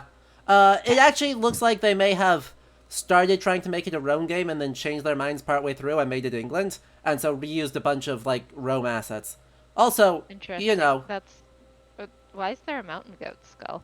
I don't know. I'm real sure that that's, like, a Rocky Mountain bighorn sheep, That's a though. bighorn sheep, yeah. Like, that's American. Yeah, that's just a bighorn. Are you sure we're not in Colorado? Like, are you positive? No. No. Okay. Also, that's an egregious number of skulls. Right. That's a significant number of skulls. That's a garlic bag, but skulls. Yes. Somewhere in here, though, there is a dead... Where is the dead person? I can't attack. There it is. We can't find the dead person we're looking for amongst all the other dead people. Exactly. The actually well-done desiccation of a person. Tortured soul. Kind of? Less badly done. It's still just like a non-animated zombie, though. It's actually Yeah. a zombie asset from a zombie I game. do not know such a man. He was betrayed and murdered by those who This another of the King Yep. Arthur's daughters. Yep. Cool. Hold there. I'm not your enemy. I did murder your sisters, though. So... I murdered both of your sisters, so... I guess... Hold, I'm not your enemy, but I could see why you might Also- be confused. Just, like, shoutouts to this weapon. Those, like, they're both. What is that? That's. There's teeth in that, so that's supposed to be a jawbone. But of what creature? I have absolutely no idea, because, Do you like the rest of the teeth? Also, And why the, does it have, like, a joint on the pommel is like a femur joint? Yeah, Like, where your knee would go? Yep. That's not a real bone. correct. Also, skull. Skull, I count skull. four human skulls or 5 human skulls and a goat smushed together. I think it's And a goat. she's got, like, No, it's not a cow- goat. It's not a goat. The horns are not attached to the animal skull. No. The animal skull looks almost canid to me, but then those are just like straight up Texas Longhorn. Yeah. Yeah, they are. That's cow. Uh, What is also, happening? skull. So, 5 human skulls, an animal skull of dubious origin, Texas another Longhorn horns, and also definitely not doing a problematic use of dreadlocks. Yeah. Oh, there's another skull on the back of her head too. Yeah, here. yeah, Maybe yeah. 2. Cool. Looks like it's just one. Looks like it is just one. Yep. Okay, yeah, just one. Yep. It's hard to tell. I wouldn't have put it past them to just smoosh another one in. Although Also, there was a too baby bad- skull on the last one of these, wasn't there? Yeah. Well, Also, sorry, is not that- a baby skull? An extremely small human skull. Is that? That's not even an animal. What is that? Is that a flounder? Is that a flounder with extra bits attached? I don't. Zoom in real close on that skull. Well, whatever the heck that is. What is that? It's not any. That's not how eyes work. Or Yeah, those are. nose. I Not- guess it's like almost crocodilian. No, that's not crocodilian at all. Right, That's right, just for nonsense. just- That's a yeah. nonsense skull. Reasonable. Yeah, actually, not a the real creature. rest of that looks utterly like bullshit for any of that. Right, I was just thinking like what has top facing eyes, and it's like a couple of fish. Yeah, I mean it's too solid. It's, also, that's yeah. just a nonsense. There's no like, if anything, it's the size of the orbit almost makes me think bird, but obviously not bird. Ow. Can there be so many of you? Also, they do shout out. These people shout out Norse names as I whack. As I like.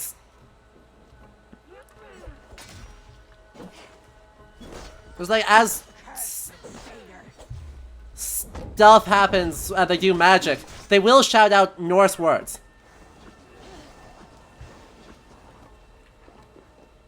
Ah, damn it! Of course, that's on the back of her. What is your suggestion for what kind of creature this would be? I mean, maybe salamander, but No.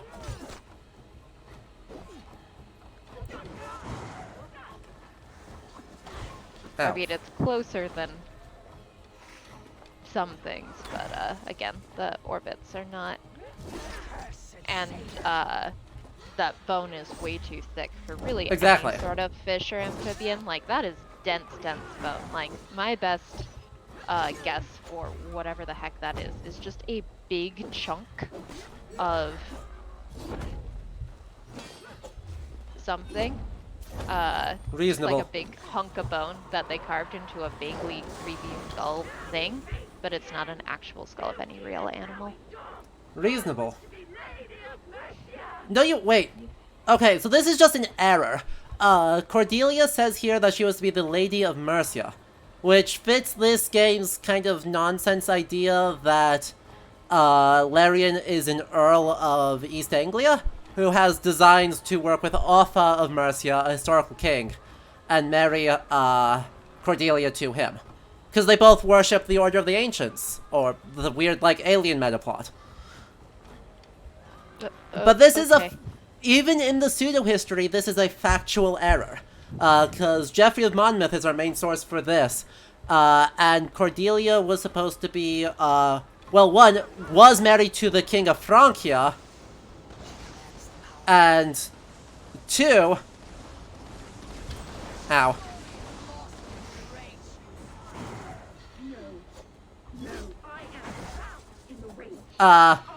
Also became the Queen of all England, according to Geoffrey of Monmouth.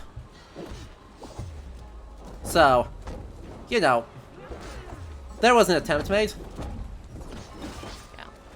So we've got a lot of suggestions coming in as to what is the tiny dangly skull. We've got otter, we've got giant salamander, so lots of good ideas, but I don't think you're gonna actually find it because just like the anatomy of that skull isn't something, like if I tried to reconstruct this, it would just be some really bizarre bog-eyed thing that can't breathe, that is completely flat. So I don't think we're gonna find a real analogy because it's just a stylized skull thing. Yes. Yeah, it's just it. I'm tempted. I can't draw fast enough. Otherwise, I would try to like sketch out a reconstruction of what the creature could look like. Because And what horrifying monstrosity that would be. hot nonsense that would definitely not like survive because it wouldn't be able to breathe. Truly incredible. So, yeah, they are also correctly mentioning, you know, that there are times where they have corvid skulls that are like the size of a horse's skull in That this would be video an game. alarming raven. That would be not a raven skull, it's actually a crow skull that's been scaled up. Well, that's just not even like, at least ravens are bigger. Exactly. But yeah, no, they absolutely are just using like a crow skull. Ow. Hey, y'all, stop it. I know that you dislike, like, random acts of violence, but, like, the random soldier troop is very much in the way.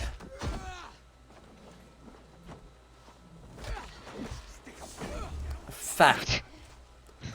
That was quite the Oh, sorry. kick there. They're not soldiers, they're bandits.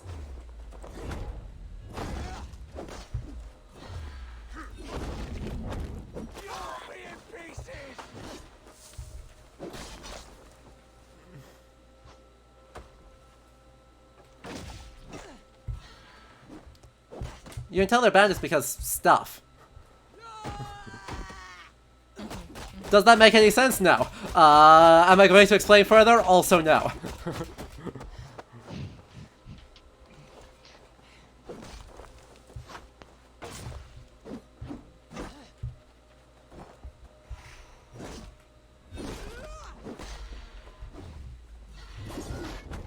Raven, not available.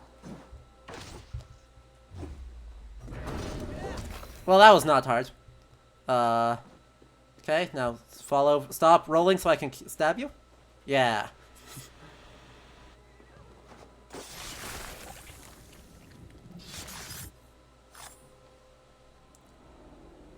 Wait, it has to do that miniature cutscene every time? Yes. Every time we kill a member of the Order of the Ancients, it will demonstrate in way too much detail what the blade entering their chest looks like. Or, usually their gut, but occasionally we'll get like the back of their neck, their chest, something else. But yes, they decided this is a Viking game, how can we make Vikings be more brutal? I know, Mortal Kombat Fatality animations. It's not even a cool one, though. No, like, it's not! It's a lame little cutscene. Uh-huh. Like, they could, like, if you wanted to tap into, like, it's brutal and stuff, like, I don't know, medical drama organ shot is not actually that effective of a way of doing that. It's a weird choice. Were those... It was clearly a red tattoo on her chin, but we weren't going to get an actual shot of her face. The resolution isn't high enough to actually be able to do that. So, unfortunately, like, I can't actually do that. Where do I need to go to here, I think. I think that's the one I'm aiming for, because there's one more Dranger around here, I think. So, one of these guys should be Thor the Fishmonger.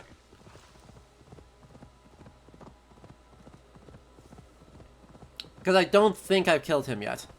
I think he's the last one I'm missing before we can go to Northumbria. Our esteemed guest there's a gear change for you to witness the glory of the Ninja Turtle build. Excellent. Let's do it. Which is to say, flail and also flail. I should use the good flail there on my main hand, and then the crappy flail in the offhand.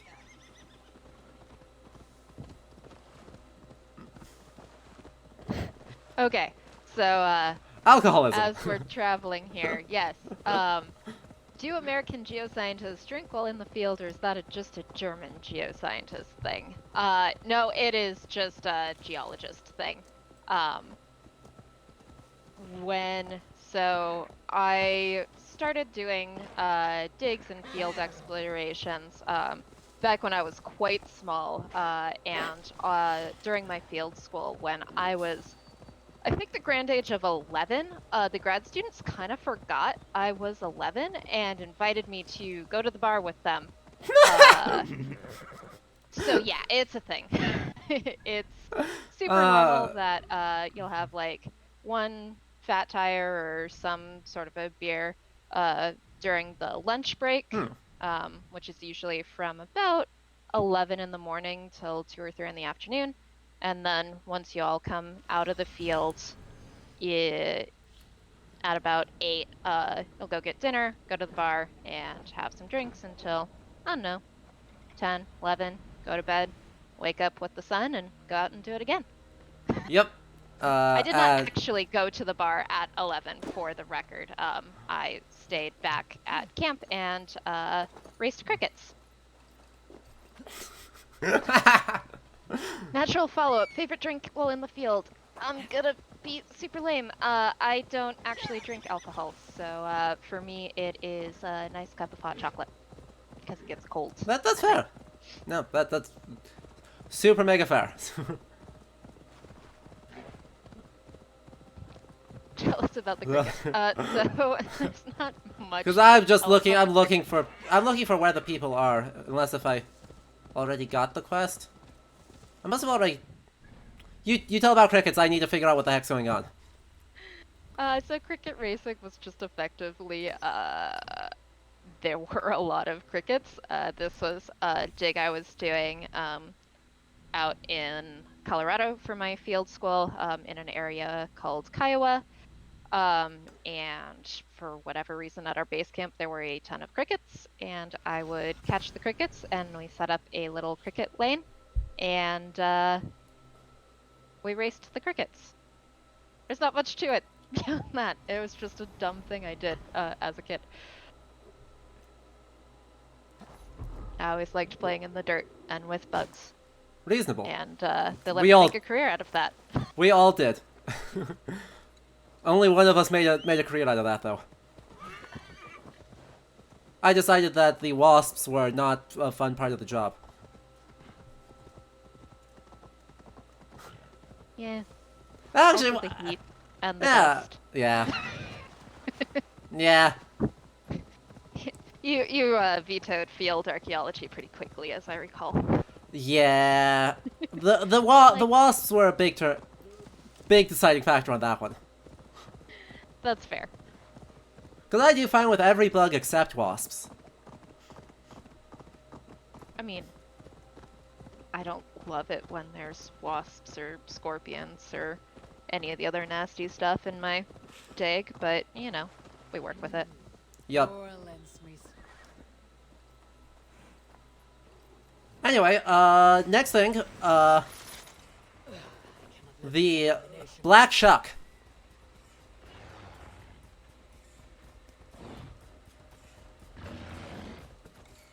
What is that?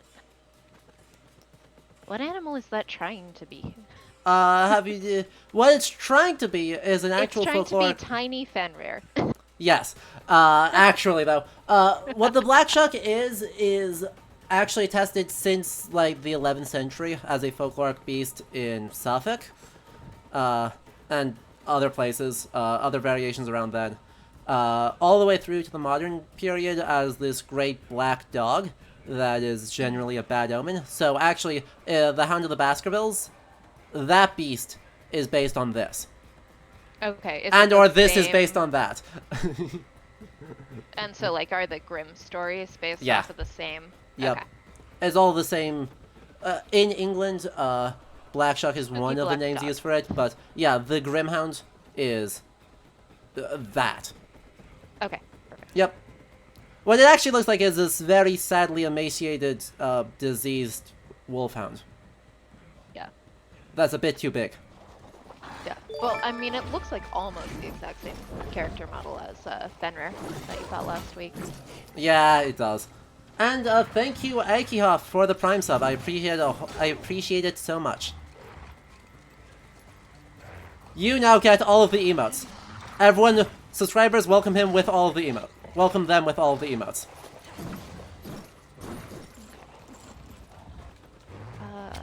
While you're fighting this, why do some areas have more rocks in the dirt than others? I live in New England, and whenever we do dig projects there are so many rocks in the soil. Just sort of the history of the area.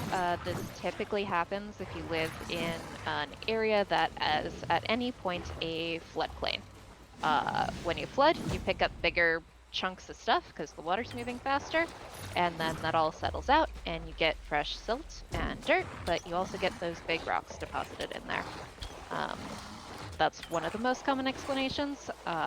Without more detail on the exact area or looking at your dirt, hard to say precisely why you have more rocks, but that is pretty commonly why, because it was at some point in time a floodplain. Glacial deposits will also do this. Effectively the same reason, just, you know,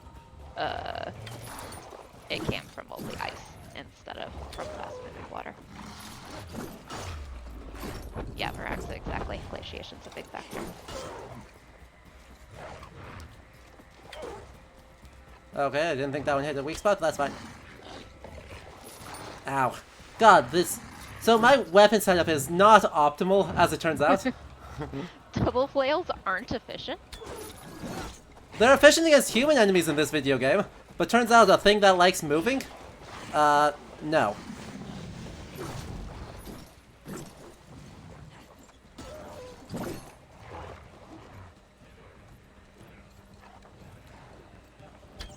Oh, it's gonna fling rocks at me for no discernible reason now, isn't it? Wait, how? It just, like, grabs them and flings them? This game thinks, that it needs to have... Oh, and it's rabid, by the way. I just saw it frothing. Oh, good. Yeah. Pity has been taken on you if you want to, switch your weapon. Good old sword and shield. I think we can do... do you want sword and shield or spear and shield, Leander?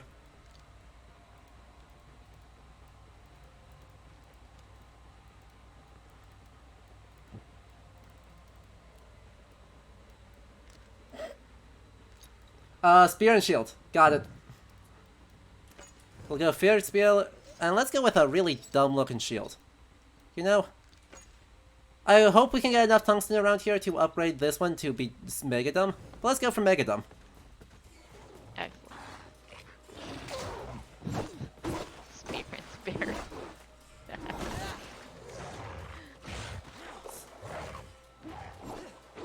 They could mean sword and sword. Sword and spear. I did catch a bit of last week's stream, and double tower shield was hilarious. Double tower shield is a helicopter away into the sun. Actually, though, also we just like as soon as we got a shield, we just like mauled it instantly. So yeah, it's just a very sick rabid dog. Aw, that's kind of sad, actually. Though. It is extremely sad. All of the legendary animal fights are depressing. Cause what was the other one we got? We should actually have pretty much all of them now. I can't check that easily without going back to Ravensthorpe. Yeah. But right. Also, I know it's a bit early for vaccinations, but you should probably go get a rabies shot. Probably go get a rabies shot, because it was clearly rabbit. It was rabid and mangy. It just had a lot of health problems, honestly. The poor things was probably in a lot of pain. Yeah. Oh yeah, we still have to take out that one too. This would be a great time then to go up to Northumbria. So we're making no regard for the order of things, because, you know, the first place we went to was Leicestershire, which is way too big, for one, and two, we dethroned the King of Mercia in the second chapter of the game. Just casual-like.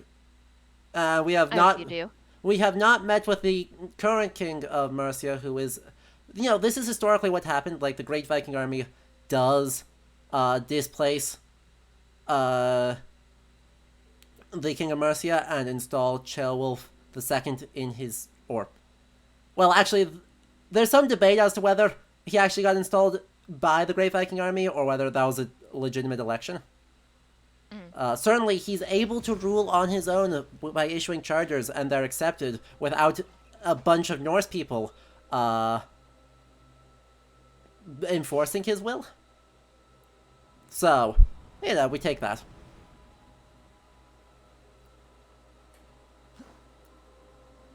And I want to head down and fight a boar next, because that's our next thing. Because we're gonna. What did you just poof into? Like a snow pile? Snow pile, I think. Okay. Because once again, you know, we're in Northumbria, which is like Norway, but less. Norway, but fine. But also not at all fine. It's just Norway, Again, but these slightly... deciduous trees with actual leaves on them in the snow. It Yeah. doesn't go well. They're deciduous for a reason. Uh-huh. And I mean, at least they colored some of them to look odd to me. That's totally insufficient, Okay. but it's something. The oak trees at least are yellow. I mean, but the leaves are supposed to fall off before the snow. You would think. Anyway, Max has requested the Wall of Winter, whatever that is. I know exactly Also- which one that is. Also, apparently there are spring fiddleheads. So, you know, the season is yes. Exactly. Perfect.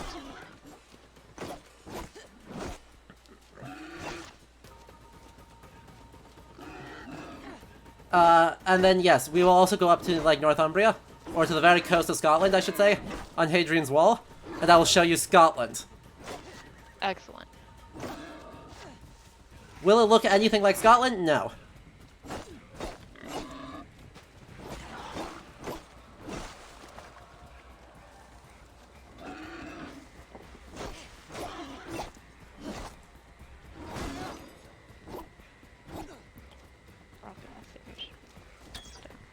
There, where is it? There you go. Siltstone, generally. Yeah, where are we supposed to Yeah, technically Yorkshire, but not actually. We're too far south to actually be in Yorkshire. be? We're in So, Big Yorkshire. I like see. Norfolk, somewhere in there. Okay. Just looking at my geologic map. Yep. Ow.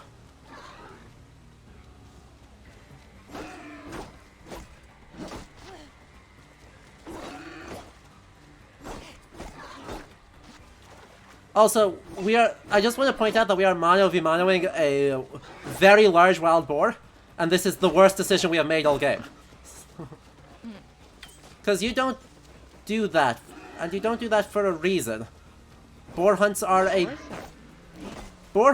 big deal in the Middle Ages as a mark of status, but also something you have to prepare for, because boars are fucking scary. Where's there? There's a reason that's what my druid in D&D tends to summon, is a whole bunch of boars. Yeah, because Great. they will maul everything you need them to. Yeah, it was great. In my last D&D session, we took out 6 vampires with my 8 boars. Get wrecked. They were young vampires. They weren't very good at stuff, but still. it was Still fun. get wrecked.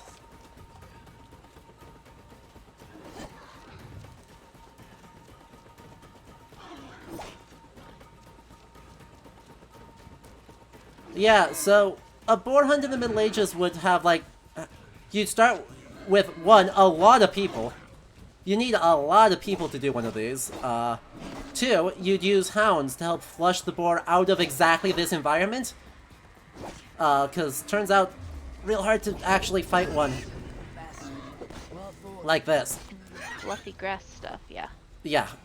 And then where you're flushing them out, you have an arc of people with big heavy spears with an iron crossbar on them to stop the boar from goring itself and then goring you before it dies. Still, the rate of injury is real high, and Oh, the yeah. level of pain that causes for, especially the hounds, the boar hounds have a real unlucky time of it. Yeah, no, it's rough. Yeah. You don't just, like, mono-y-mono one in its lair. Oh, also, I think we might be attacked by some wolves in a moment, because, you know, they're just around. Wolves and bandits, right? Yeah. Yeah. Also, lynxes, if we're, depending on where we are. A lynx is not gonna attack a person on a horse. You say that. I mean in real life, not in this video game. This video game's full of nonsense. This has been established. What? Do these people not see me? Oh, good. They did see me. This was stonks, but stealth.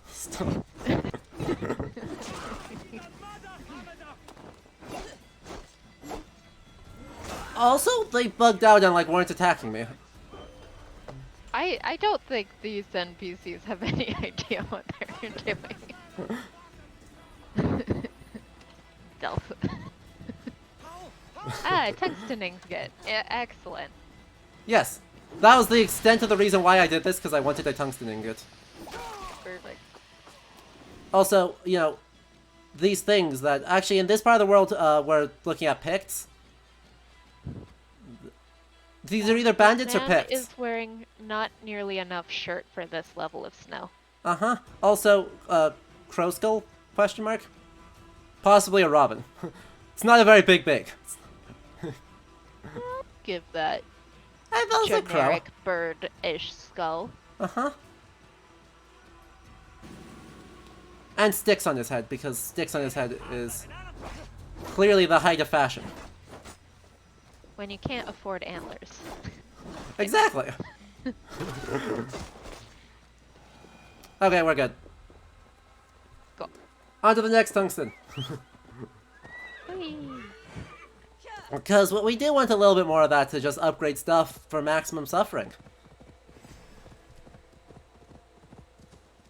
And since this is the cleanup episode, we can just do that. And really, what is the point of suffering if you're not going to achieve maximum suffering? Exactly. We're all. This is already just pain, so let's go all in. Yeah. Entertainment. Exactly. So yeah, we are now halfway across England and still in Yorkshire, which is not how Yorkshire works, as it turns out. In case you were no, curious. I don't believe so. But you know, the Peak District doesn't exist in this game. Yeah, I am trying real hard to correlate this to an actual map, and it is Oh, it surprisingly does. It challenging. doesn't work. So Liverpool is certainly not appearing in this film because it's somewhere about here. Hadrian's Wall is here. Okay. Lindisfarne is here, ish.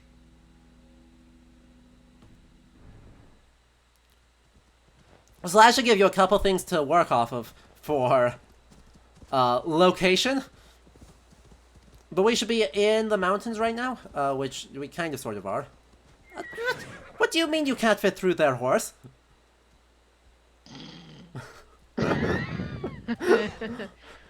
Did you get your horse stuck? Nah, I can just turn around. But the clearly visible gap that is big enough for the horse could not walk through. Too big.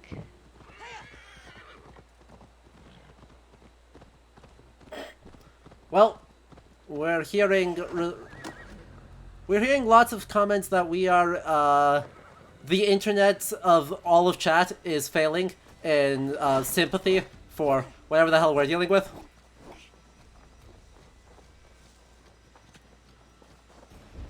Okay, why is it underground? What is it doing underground?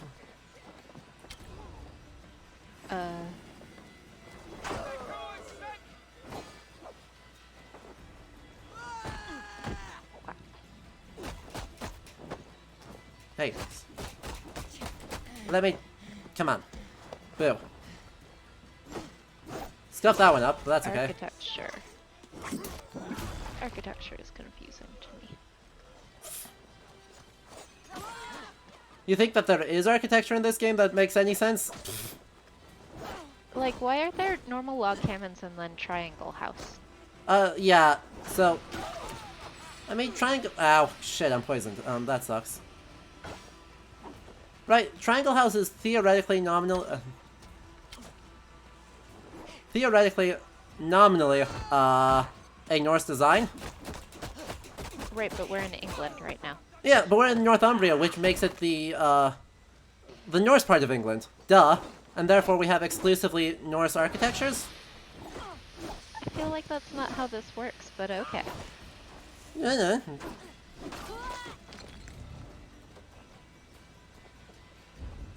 I mean, I'm not gonna question it. But yeah, right. These cross frames are a stereotypically Norse design of everything. Ow. God damn it. Right. even though the super duper, okay, the super duper steep ones are not actually nearly as common. Right, so like, where is it? This house.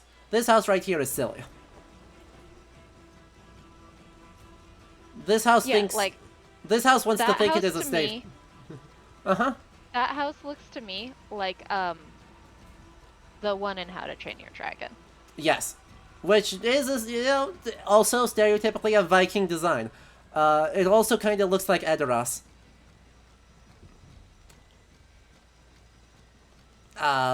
So, whoops. But the rest of these are just like normal. These log are much more sensible Norse house designs. I've seen these, right? These do exist later. Okay. The problem is, you know, we don't have a lot of surviving buildings. Right, there's a lot more surviving foundations of buildings than there are surviving rests of buildings. Because that's how... Turns out the Buildings work. survive... Yeah, exactly. Ah, yes, tooth. Cool. Ow. Okay, I have a question here Yes. in chat. So thoughts on how the game handles seasons, or the lack thereof. So Yeah. the idea that when you travel to a different area, the local weather will be different is not totally unreasonable. I mean, I've lived in California for a decent chunk of time, and California is my prime go-to example for microclimates, because I could drive literally like half an hour away, and it would be totally different weather, totally different climate. I could go from foggy and cool and rainy right on the coast to totally dry in half an hour.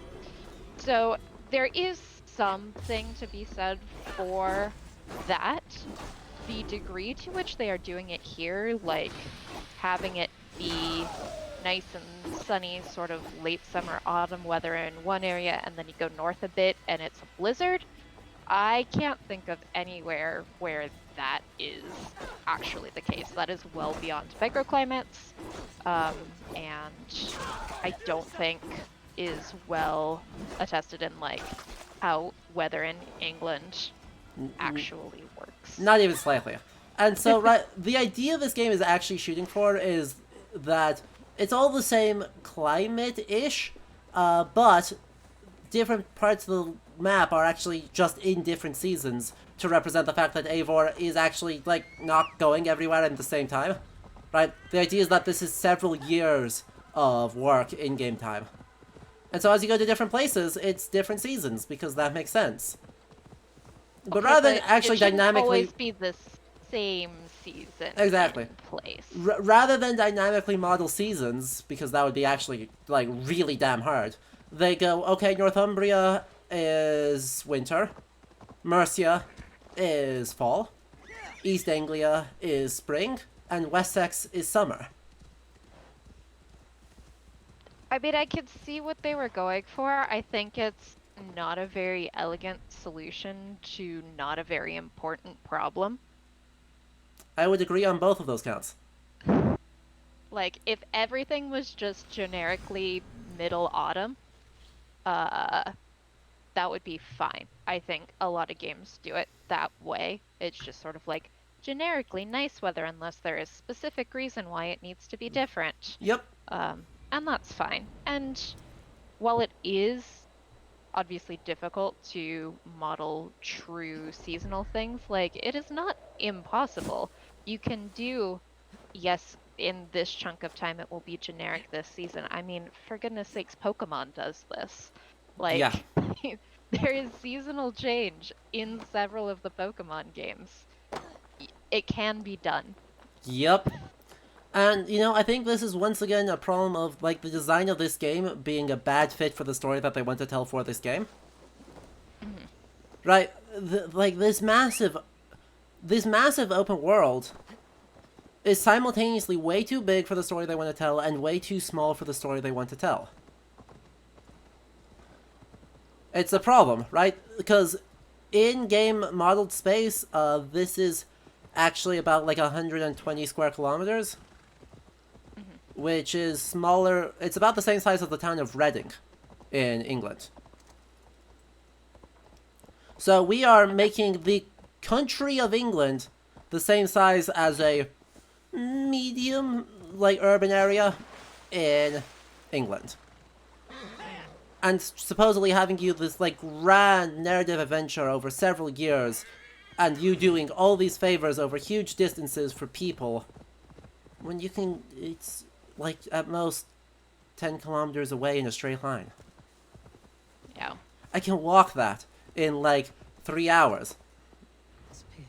Yeah, it's just, I think it just continues to highlight, like, all of the places where this game has potential and has good ideas, and, like, for all that, like, I'm giving the environment some grief right now, it is genuinely a pretty game. Like, you could tell they put time and effort into rendering these graphics, and, like, there's stuff here. It's just, it doesn't live up to what it feels like it could be.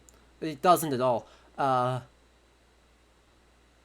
So, by the way, where we just got to is the snake pit wherein supposedly King Alla of Northumbria executed King Ragnar Lothbrok of Denmark.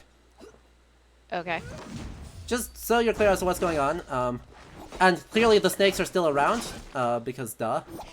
How else will we know what this is, apart from everything else about it?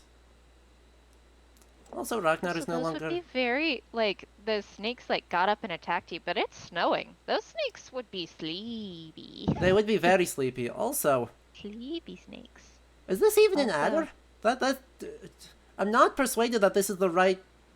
I mean, it is clearly a venomous snake, genuinely, and the right physiology for that. Unlike the Vikings TV show, when it did the same thing, but used a python as its poisonous snake that kills Ragnar. Which was a questionable decision. But I'm not sure that this is the European adder, which is the only venomous snake in England.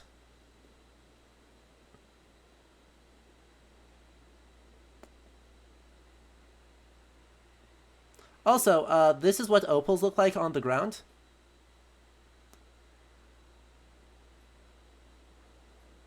They're just there. On the surface. Shiny. Ta-da!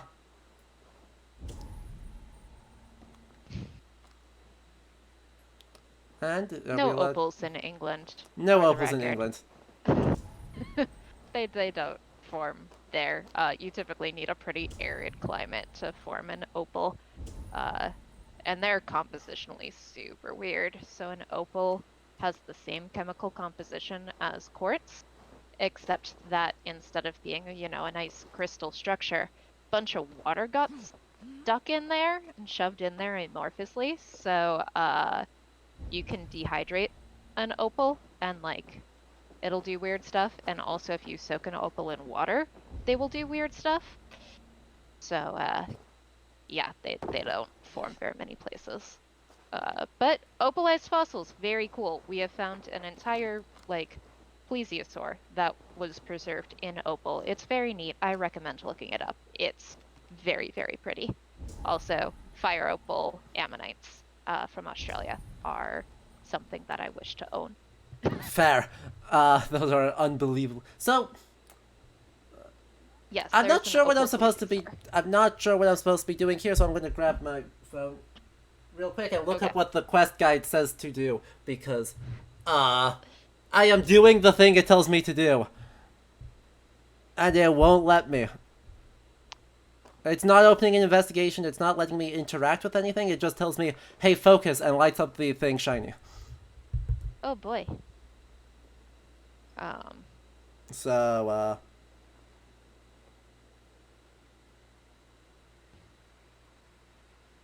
I mean, it does make sense to put pit vipers in the snake pit. yeah, those But, would be the right ones. They're in the wrong color. Yeah. Okay. So... Ugh. Also, to the point that Hilarious. Pokemon seasons are tied to the actual clock, yes, that is true, but I don't see any real game coding reason why you could not tie them to an in-game clock instead. Oh, hilarious. Because I went into the pit where the quest marker is, the quest is bugged, and I, will need to back out to the main menu and reload the game in order to potentially fix that. There's no jank in this game at all.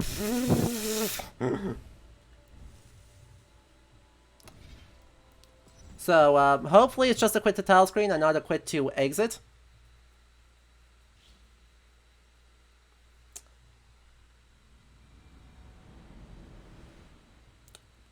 So, truly the most incredible. You'd think that, right, if they wanted you to not go into the pit, they wouldn't put the marker inside the pit. Right?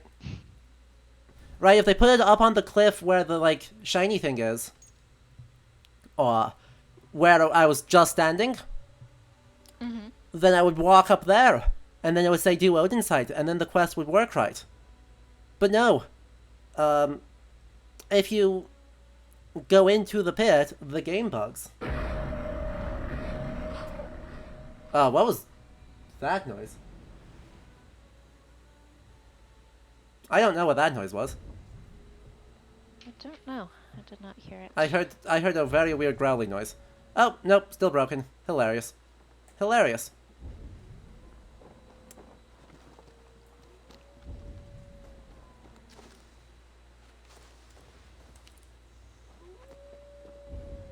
I'm glad any of that...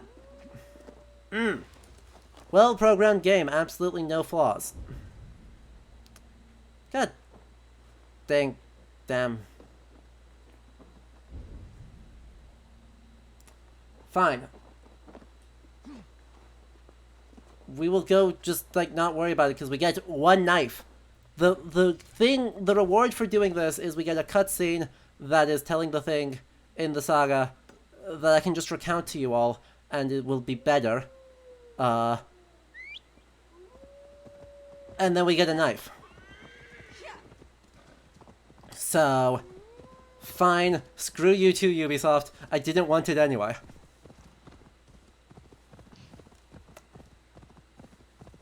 So, Ragnar Lothbrok's death, theoretically, according to Ragnar's saga, and the Thautar of Ragnarsonum, but not so clear from Kraukamal, the earlier poem of his death.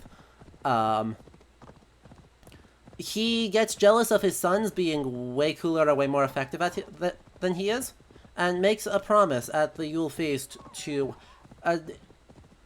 conquer England using 2 ships. And his wife, who is the daughter of the Dragon Slayer Sigurður, says, nah, you should probably not do that. That's a bad idea. And he goes, no, I'm going to do it anyway. Don't tell me what not to do. And she's like, all right. If you really want to do that... Why am I actually going to this one? This is just a treasure map. For some reason I thought this was a saga page, and it's not. Oh well. So he goes, and he is of course captured and beaten by Ella of Northumbria. And then Ella goes, well, who are you? And Ragnar goes, I won't say. He's like, just tell me who you are and I'll, like, ransom you. And he's like, no, I won't say. And so he's like, fine. Throw him into a pit of snakes to execute him. Which is probably derived from the Sigurður poems, to be a parallel to Sigurdur's brother-in-law, Gunnar, who was also killed by Attila the Hun in a pit of snakes. But Sigurd's daughter, Ragnar's wife, had made Ragnar a magical shirt made out of white threads that would protect him. And so the snakes just can't bite him. And Ella's like, well, pull him out of the pit, take off his shirt, And then throw him back into the pit, please. And then then Ragnar composes a poem known as Kwakwaka'wakw, in which he says the most famous line is how the young boars will squeal when they learn what has happened to the old boar. And at this point, Alla goes, oh shit, that was Ragnar. We're so screwed. Guys, we are in so much trouble right now. Someone please go to Denmark and tell his sons what happened and, like, offer compensation. We've made a mistake. Yup. And so they do. And the sons of Ragnar each react really kind of dramatically. Björn Yartsida breaks the haft of the spear he was sharpening, like just crushes it in his hand. Sigurður Ormurja is holding a top piece and crushes the stone so hard that blood spurts from under his fingernails. And Ivar, sitting on the throne, just kind of sits there and turns pale during the poem recitation. And so then pays the messenger very nicely when all of his brothers want to murder the messenger. And says, just go back to Alla and tell him that the message is delivered. And Alla goes, well, shit, Ivar's going to be the dangerous one. Correctly. And the Ragnar sons attack Alla and fail. And because Ivar doesn't join them, he goes, no, just not my problem. Right? My dad was an idiot. He got what was coming to him. Which, to be fair, true. He's not wrong. And then... What? Am I walking south? I am walking south right now. I want to walk north. Nailed it. They may have forgotten to texture this part of the game. And then they, he goes to Northumbria and says, hey, Alla, I want to, join your retinue.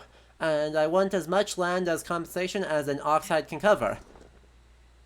And then, that is just steals from the Aeneid, does a Dido of Carthage, and founds, one saga says London, the other one says, no, that's absurd, it was York. Both sagas are wrong. Cool. Because they are both Roman cities. They've been around for hundreds of years already. And then Ivar buys off the entirety of Alla's retinue, calls his brothers over, and then murders Alla very brutally. Excellent. The Thautor of Ragnarsson claims it was a blood eagle and describes it as cuts open the flesh from the ribs, breaks all the ribs, and then rips the lungs out through the back. The longer saga just says, no, just carved the shape of an eagle into his back. And Kwakwaka'wakw just says a blood eagle, which Roberta Frank in the 80s determined actually was just a really poetic way to say, leave him out for the birds to peck at his corpse. And that is how Ragnar Lothbrok died. And this has just, become mega popular recently. And it still is very dumb. Alrighty then.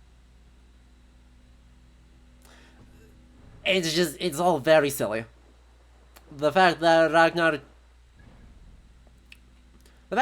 thought that was an okay thing to be doing was, dumb. And the way he reacted, was way more dumb. So... Womp womp. And I don't know, right, the Vikings TV show picks up on it, and it becomes mega popular. And this game just wants to be Vikings the TV show the game. But tie-in video games aren't cool anymore. And so it tells the exact same frickin' story. And just, files the serial numbers off very slightly. This is totally different. Look, we put aliens in ours. Exactly. And again, right, I will continue to be on my shit that this is the... There are only two settings that they could have ever picked for this video game, and this is the inferior of the two.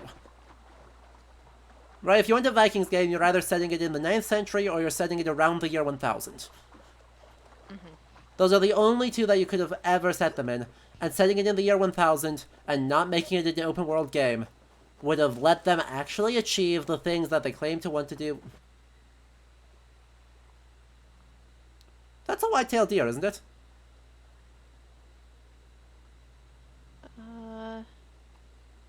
Looks like.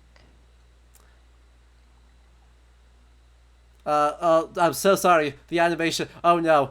Cursed animations. But I'm pretty sure that's a whitetail.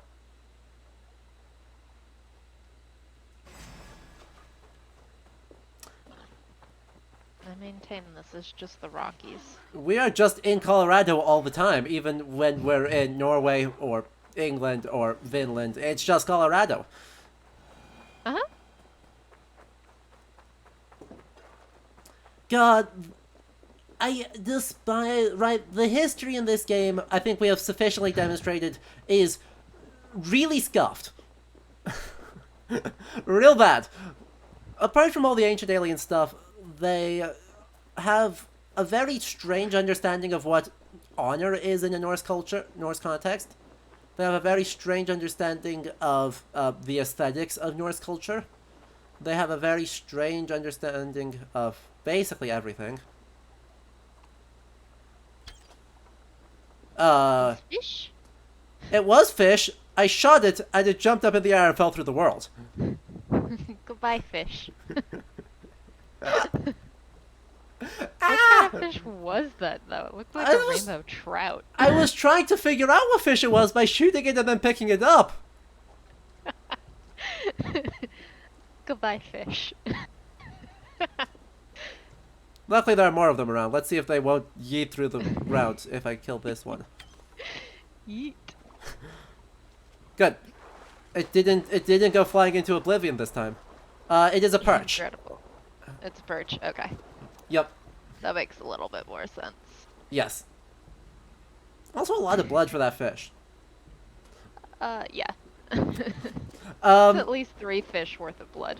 Anyway, so what's equally frustrating though is we've got, in order to talk about this game, I'm starting to think that you have to splinter it into each different team and each different aspect of design in order to get any sense of the different ways that it interacts with the past and its portrayal of reality. Mm-hmm. And the most frustrating thing is that it doesn't matter because they're all bad, but they're all bad in different ways. Mm-hmm. Show me what lies ahead. So, very nice looking waterfall. It is pretty. Like, this rock face is pretty. Right? Not necessarily based on the actual rocks that would be here, although this, I would say, is just generic lichen-colored rock. Yeah. Or lichen-covered rock. Yeah. Colored. It's just a generic pseudo-granite. Yeah. Like everything else in this game. But, I mean, like, the rock in this area is primarily, Yeah. where'd my map go? Would not... It's all, like, yeah, Yeah. Carboniferous mudstones and siltstones and sedimentary bedrocks. Like, this isn't wrong. Like, this does feel like the appropriate kind of rock. Yeah, for the this entire area. mountain range through the center of England is all that Carboniferous stone, isn't it? Yeah. Yeah. So, it's All fine. about 300 million-year-old stuff of various sorts. Yep. When we get down south, some interesting things will start showing up. But, there's one specific thing I just want to go up here. Genuine question. What is the best video game rocks you've seen? Oh, that's actually a really good question. I've heard Horizon Zero Dawn has really good rocks. Horizon Zero Dawn is a very pretty game, but its rocks are mediocre. Okay. Because it is all supposed to be taking place, like, right along the Front Range, like Wyoming, Montana. Oh. Never mind. Yeah, those aren't those rocks get way worse the moment you... If it's said there instead of just being, generic. Right. It's supposed to be, like, alternate history, future stuff. Like, I do really like Horizon Zero Dawn. I think it's a pretty game. I think it's doing some really cool storytelling. The way it does the different areas, like it does do this Desert Southwest. But yeah, the rocks aren't like as a set piece, they're fine, but they don't really look like that area. And those happen to be the rocks I know best because Those are I our grew rocks. up on Colorado geology.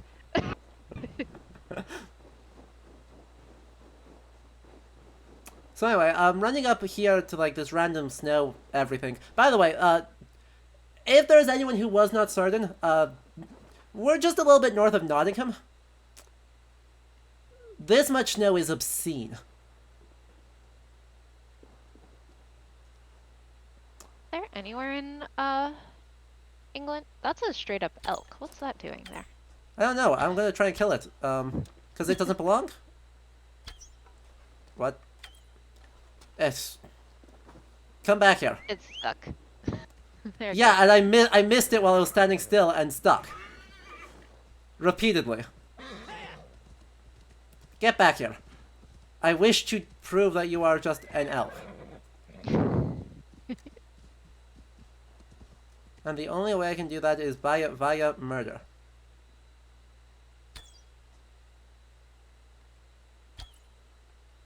No? Fine. Also, there's a bear over there? Yeah, that's a bear. Like a black bear? Like a bear? Like a black bear. Are we certain we're not in? No, that just like that. That's Hello, not a brown bear. bear. That's not a brown bear. That's a black bear. Well, that's a Hello, black. bear. But also, that's a tiny bear. That is a minuscule bear. I mean, it's not an unreasonable size for a black, though. Like, a young black would be about that size. There you are again. Sheesh. What? Hello? Hello? That arrow hit. I know that arrow hit. Okay, we're going to switch to a bow that actually can, like, one-shot this thing. Instead of being bad.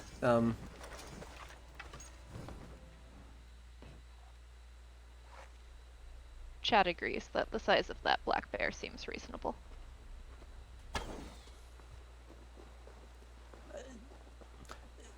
Yeah, except, you know, Goodbye, that just has all the other problems of, a black bear. Yeah.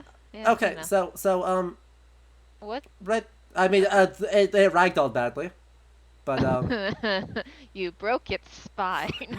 I did break its spine. But, that's not a reindeer, right? I was being hopeful that that's a reindeer. Yeah, that's not caribou. That's- That's just an elk. That's an American elk.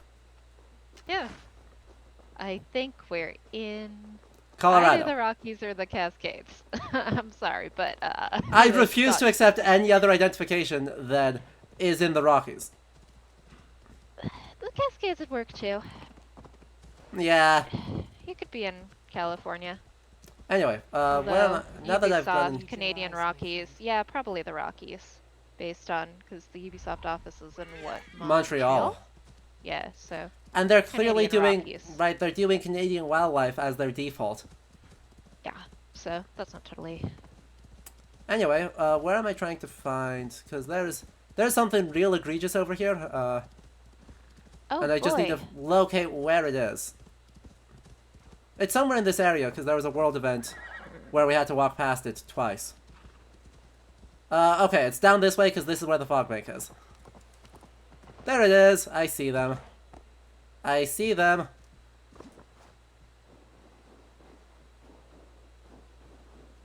Hello, friend. Oh, hey, it's the exact same asset. Also the exact same asset, but buried. Mhm. Twice. They added an extra one. There are two mammoth here. And,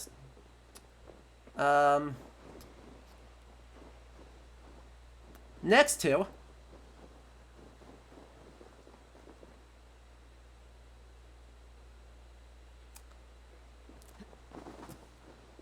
a thing that I will legit only accept as a whale. Wait, what? That's a fin whale. Why is That's that? not it's a toothed Or a- whale. Yeah, Wait, sorry, not sorry. Wait, this is super scuffed. That is a baleen whale's skull with teeth. Yeah, they just stuck some teeth in it. Like It is a. You're right. It is a fin whale skeleton. I'm like, I know that skull. It's hanging in the yeah. Tectonic lift will give you whales in weird places, but A, something eroding out of the rock would not be that well preserved. B, these are not mountains from tectonic uplift. Correct. And C, these are not ocean sediments. D. Modern whales hadn't evolved yet when these mountains were created. Yeah, there's a significant. Like we're about 270 million years longer than that. 290 million years? Wrong? Yeah, we're a bit early. Also, definitely whale. I wish it was a mosasaur skull, but no. Mosasaur eye sockets are way different because mosasaurs are from Fish. lizards. It's definitely whale. Oh boy. Yeah, I don't know why that's there. The mammoth I can come up with a justification for. The whale, I got nothing. And the mammoth and the whale next to each other is the real kicker. Well, and there are, like, in this area, there are caves that are like a mammoth bone bed. Like, Okay. it is not impossible. There are, what is it called? I think the Cresswell Crags? What was it called? There is a really big mammoth bone bed. Awesome. An okay mammoth bone bed. Let me see if I can find where it is.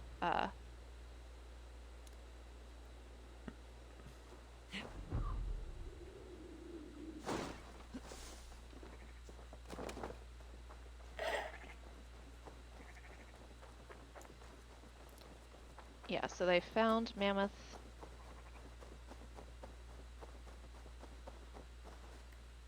Well, okay, they found elephant fossils on the Isle of Wight. Where was it? Yeah, the Cresswell Crags. They have found in the Cresswell Crags during the last ice age, they have found a bunch of stuff from the last ice age. So they found mammoth. They have found a bone engraved with a horse head. They found hyena. They found hippopotami, which is super weird. Oh wow, that is weird. But, I mean, that was part of their range, so, like, they are there, but they're not up on top of the mountain. They're in holes. Yeah.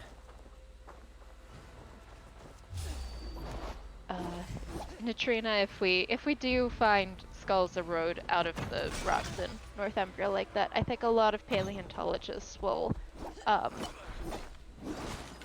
acquire a headache and then publish a whole bunch of papers trying to understand what the heck is happening and how we've misunderstood the geology of England so poorly, because like most of the modern practice of geology was developed in England.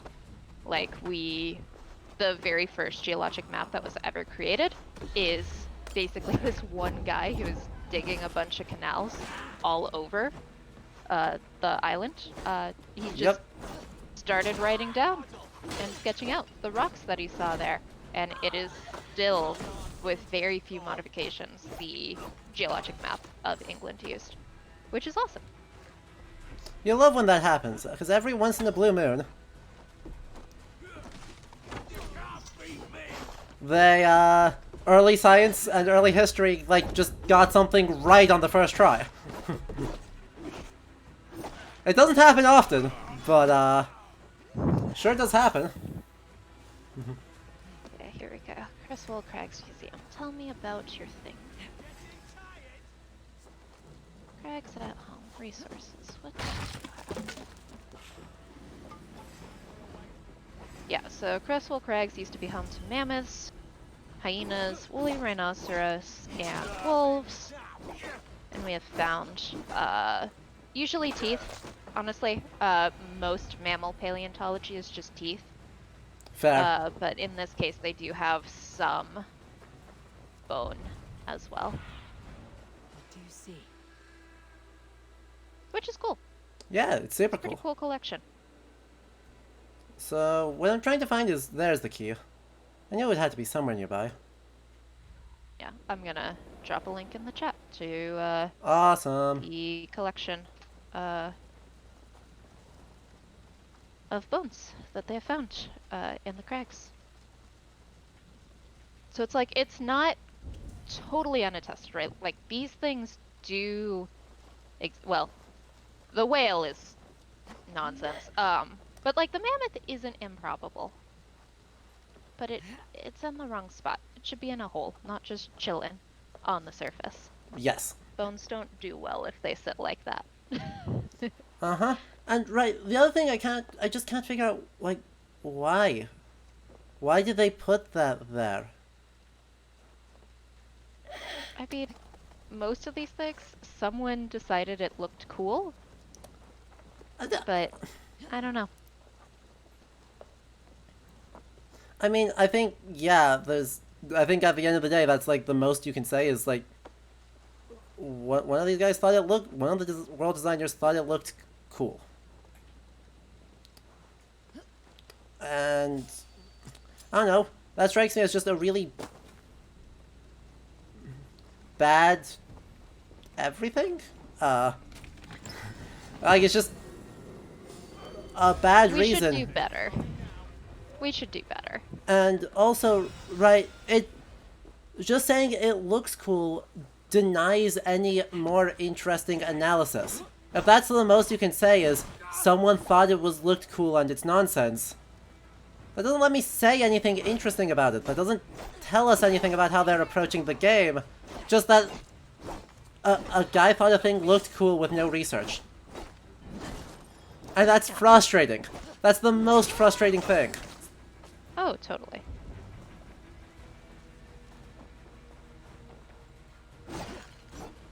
Looking at various whale skulls too, I still think it looks similar to a fin whale. Could also be a sperm whale because they do have that weird thing The where jaw there's should be... only teeth on the bottom jaw, and it does have a very narrow jaw like that. Most of the baleen whales would have a much wider lower jaw. Yeah, But it's still real weird. right, if it was sperm whale, though, I expect the thing with a sperm whale is that its lower jaw is way shorter than its upper jaw. No, they're pretty similar in length. Shouldn't be too much, but yeah, mostly just super narrow. I guess it could be sperm. I don't love that reading though. I mean, it's also way too small to be a sperm whale. I mean, fin whales are It'd be bigger. like a pilot. Fin whales are way bigger than sperm. The fin whale can be like 60 feet long, whereas sperm whale is usually only like 35. Talking about the same kind of whale. Yeah. Fin whale is the second largest species of whale, after blue I'm whales. thinking gray whale, not fin whale. Because, you know, gray is an excellent species name. Uh-huh. I wasn't Is gray whale. is gray whale the one that's only in Russia these days? No, that's the That they're is... in California. Oh, yeah, okay, They're yeah, at sorry. least concerned. Gray whales are fine. Sorry, yeah, I was thinking of the one I'm thinking of, though, is in the Atlantic, the gray whale is extinct. Yeah, The Pacific gray but whale it's population doing is fine. doing great, but the Atlantic Doing one's fine in the Pacific. struggling. Yeah, I would say sperm whale is probably closest, but I still feel like the skull that they did is awfully small, because sperm whales do get up to 50 feet. Yeah. And, like, they're deep divers. Like, it's pretty rare that we find sperm whale skeletons washed up or on land yeah. at all. Unfortunately, right, the most common times we do is right around here, along the coast of Wales and Ireland, when they wash up with a bunch of plastic in their guts. That's the most common time we get sperm whale things, but yeah. Right, they dive to 1,000 meters deep on the regular. Yeah. They're rad. Yeah. They're super rad. They're very cool. So yeah, I would say it's either a pilot or a sperm whale. Based on the weird little teeth, I would say sperm whale is more what they were going for. But frankly, that whale's just very, very, very lost. Yeah, anyway we slice it, that's not the right location, even if it turns out the skeleton is actually, you know, recreating a stock image of a sperm whale skeleton. Well, and like the bones of this, like its spine is way wonky. The rest of the skeleton is kind of just like, this looks approximately like a whale skeleton without a whole lot of effort put in. Yep, So, you know, as you do. who needs biological accuracy? That would be silly. Apparently, not this game. Also, like, my question continues to be, right, if biological accuracy isn't a thing they were doing, and historical accuracy, obviously, I mean, you can take one look at this guy and say, like, the art team had no care for historical accuracy there. Then, what? What were they spending their research time on? I mean, it almost feels like they just were looking for ways to cut down production time, and research time is where they did it. As long as it felt Viking-y, even if it isn't like attested Viking-y or English at all, it was good enough. It doesn't even feel right. The amazing thing then is that they failed at that.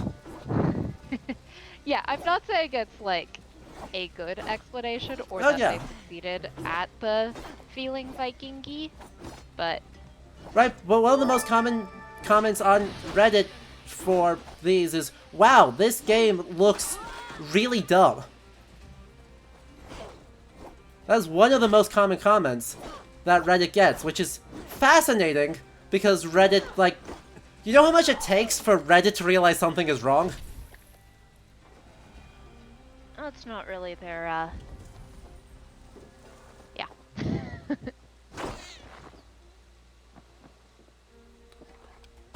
Yeah, prey to predator. Awesome, and thank you, to my brother for gifting 2 tier 1 subs. Another appreciate it. sibling has Another- joined the chat. Uh-huh. Hello, other sibling.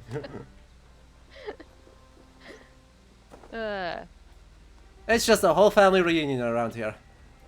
There's a lot of us. There's a lot of us. Guide me. We all do something different. We all do something very different. It's great. Lubro history. The rock Appreciate it. sibling. We have a music sibling. We have the history sibling, and we have the rocket sibling. Between the lot of us, great. we are just like an entire university. We could probably start one.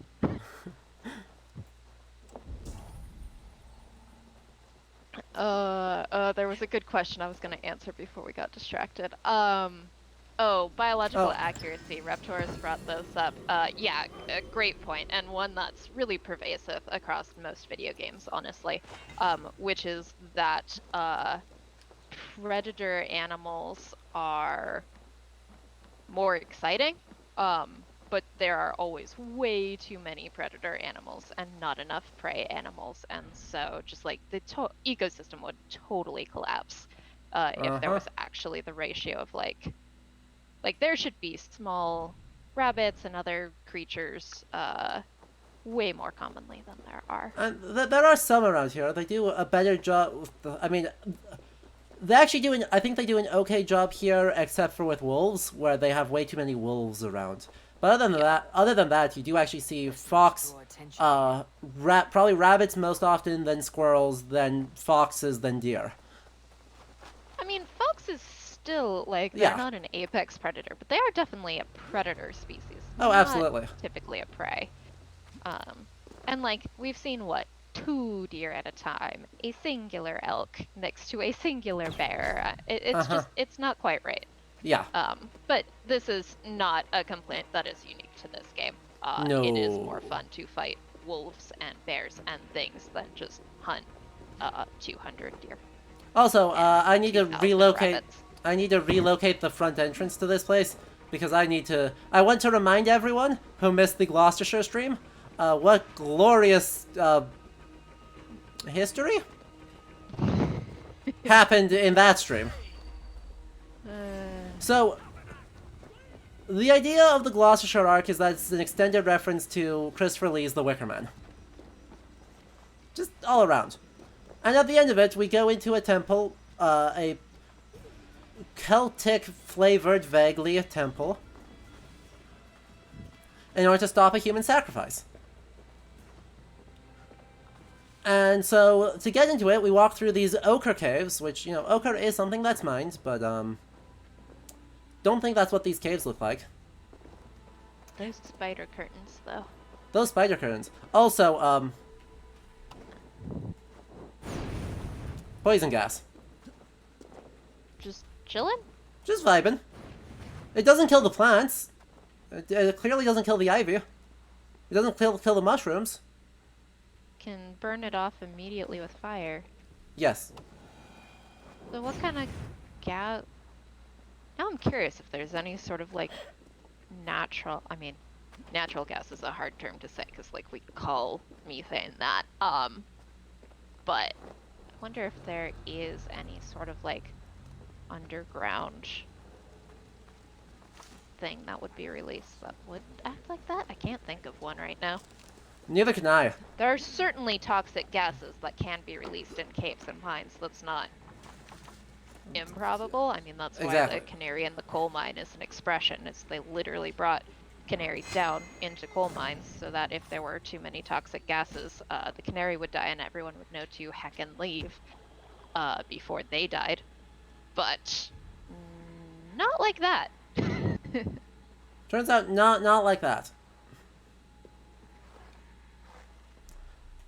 Also, you know, using the fire to clear it off would be depleting an important other resource called the non-toxic air.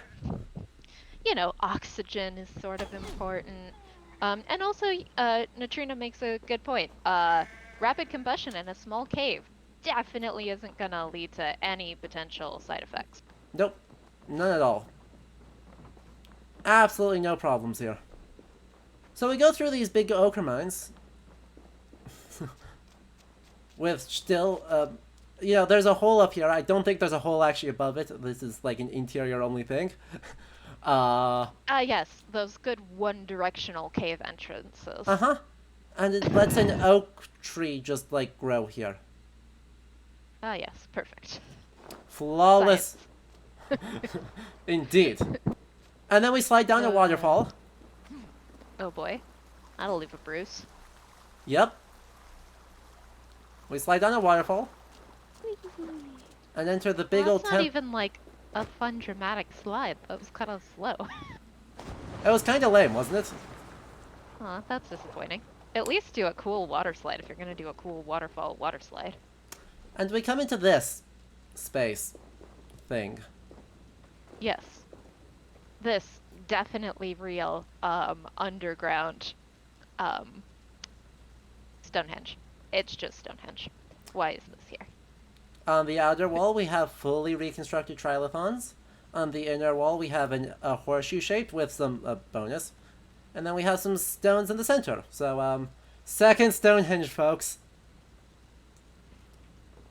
And also just like the way that these stones are weathered would not have happened in the like these No. stones are clearly very weathered. Like, can you turn and look at where's the one that I want?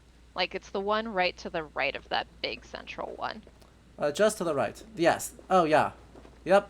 I Like, see it. there's huge natural weathering on these. Like, that happens when something sits out in the rain and the wind and the ice and snow for ages and ages and ages and ages and ages.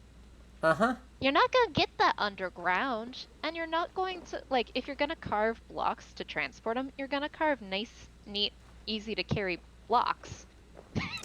So, like, these don't even have a way of making, like, did they set this all up outside, let it weather for a couple thousand years, and then move it down here? Like, what? Eh. Uh, This game doesn't know, and neither do we. I mean, the answer is they copied the asset in the real world that looks cool and stuck it in a place without thinking about how logistically you'd ever actually put it there. Uh-huh. But Well, and in a shocking turn of events, they actually used like a Welsh sheep in Gloucestershire for the skull. These horns are actually too big for big horns, so I think these are some of the Welsh ones with ludicrous horns. excellent. Oh, but that crow skull. Yes. That is the size of the sheep skull, give or take. Yes, those great crow-sized sheeps. Sheep-sized crows? Sheep-sized. One of those two. I think I'd rather have the crow-sized sheep. I would much rather have the Pretty crow-sized sheep. I did say that backwards, but I think we should stick with crow-sized sheep. Itty Yes. bitty pocket sheep.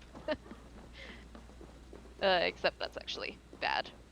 Don't make animals super duper smaller than they are supposed to be. Aw, they're so cute though. They are, but it tends to lead to problems with like organs. And Yeah. Yeah. we've done this with dogs, and it didn't go well. True. So that was that was our tour of Gloucestershire. Again. Now we need to go over to Oxford, I think. I think Oxford is our top priority. Sounds good. Uh-huh. Because we've got actually quite a lot to do in Oxford, and by a lot I mean 4 things. It's a non-zero number of things. I think we have to go back to Shropshire for an order member, but I don't need to go until then. First things first, there is an Order of the Ancients member who is just, like, wandering around awkwardly. I like how there are convenient hay piles everywhere you need to jump off of stuff, and 0 hay piles any other places. Oh, yeah. Oh, yeah. It's not like, making... I mean...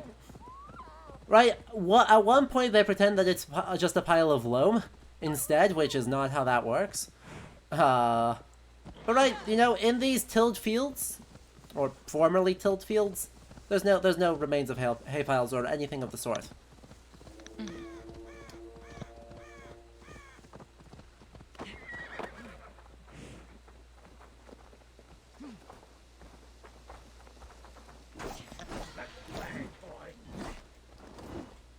So he's a technical term, a big boy.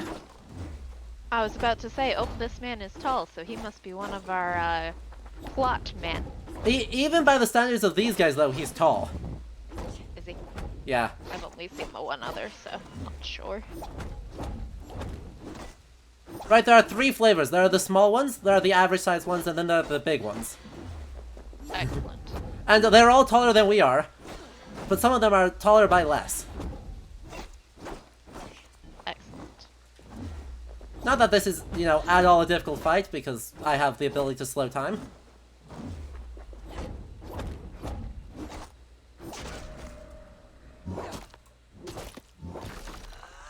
And yes, this person has, apart from wearing about, let's see. So those are all just like, those are shield bosses. Wait, those are colossal shield bosses. So he's wearing a, 15-pound hauberk. Another, 10 pounds on the helmet. And then all of these just like ginormous shield bosses strapped to him. He's probably wearing like 40 pounds of kit.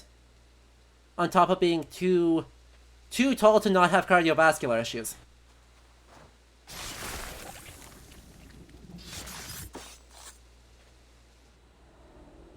Yes. And then we stab More him. generic organ stabbing. May you bathe in serpent They're like not skins. even real Your name, organs. It's just like Frownhold, flesh of the dead. tubes. Whatever Yep. it may be is Yep. stained forever. My name's Horsa. I left silver in the mouth of my home. It's extremely dumb. Is spent well and frivolously. It's extremely silly.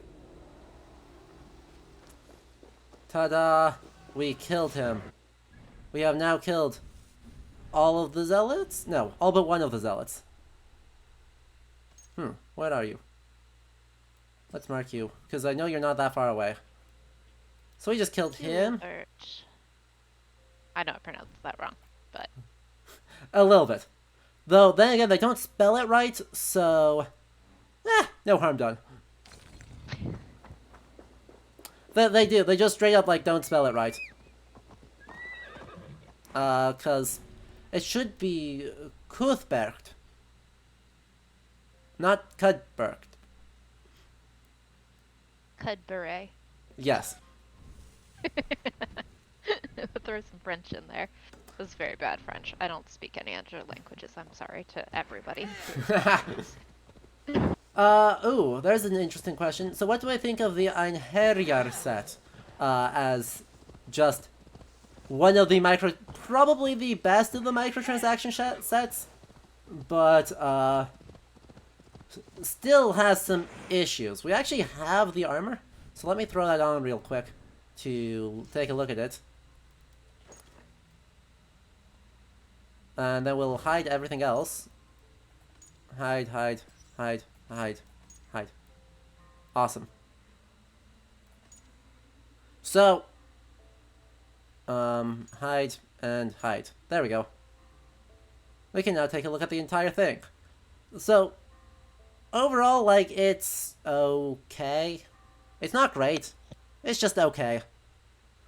The belts individually are all fine, but there are too many of them, so, Tetsuya Nomura, please step away from the video game. You have given them too many belts. And then, right, this is essentially a long tunic, and then a short tunic, and then a tabard. Which is just like a front back, no sleeves, no closed sides. Tabards don't exist yet. Those are like 13th century fashion. The long tunic has a weird, like, padded neck bit that I don't quite understand. And the long tunic is fine. The arm wrappings are also fine, though they're not my favorite choice. When we get to the waist, that's where things get real weird, because there is just an animal pelt and a bunch of bloodied silk. And they each occupy half of the waist.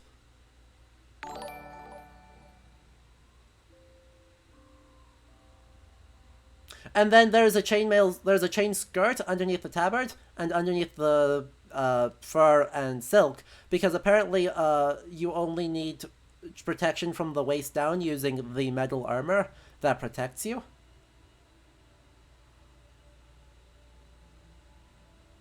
So, right, by the standards of this game, this is about a 7 out of 10 on historical accuracy. But let's just understand that the expectations are shifted really far down, and compared to, you know, actual garb, this is like maybe a 5.5 out of 10.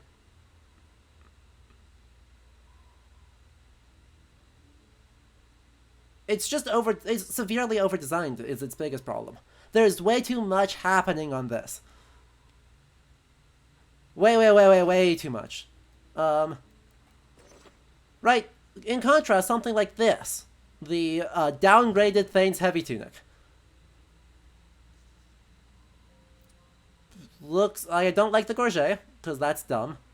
But I don't mind the hauberk, or this kind of wrapped kaftan type thing. Mix of like a kaftan and a tunic.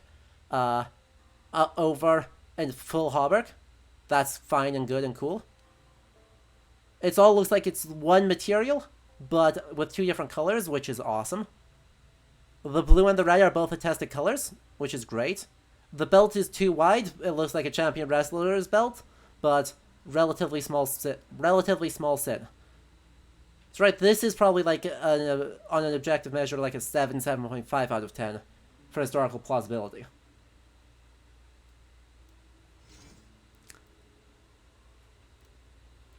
I think this is probably the best, honestly, and that's probably about the highest this one gets, ever. This game, I don't think, ever gets better than this for historically plausible armors. Right? Even this one, which is one of the best ones, has a big old problem known as these giant scale mail, which we've recently decided probably wasn't a thing in Francia at the time. So, right, this is Byzantine more than it is Francian. But otherwise, this is another pretty good armor set.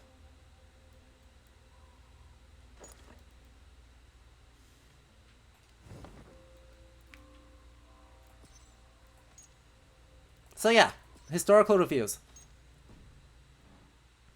Let's go shoot some wolves, because, you know...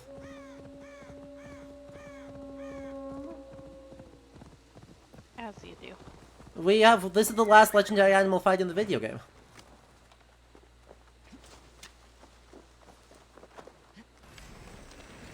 Old wolf, white wolf, and night wolf. Ow. Hopeful.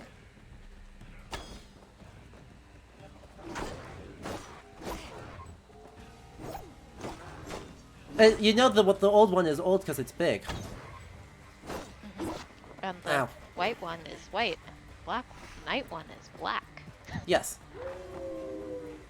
Also, shit, ow, again. Please stop. Also, that's an American Grey Wolf, isn't it?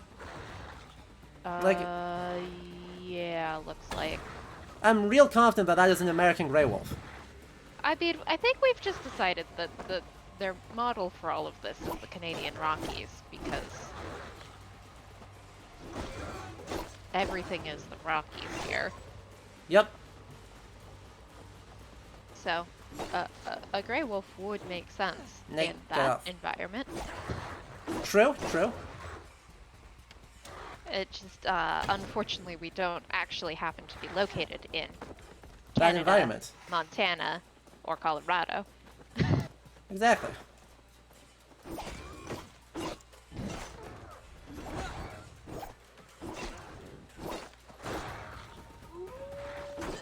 Hey, stop howling. Stop healing.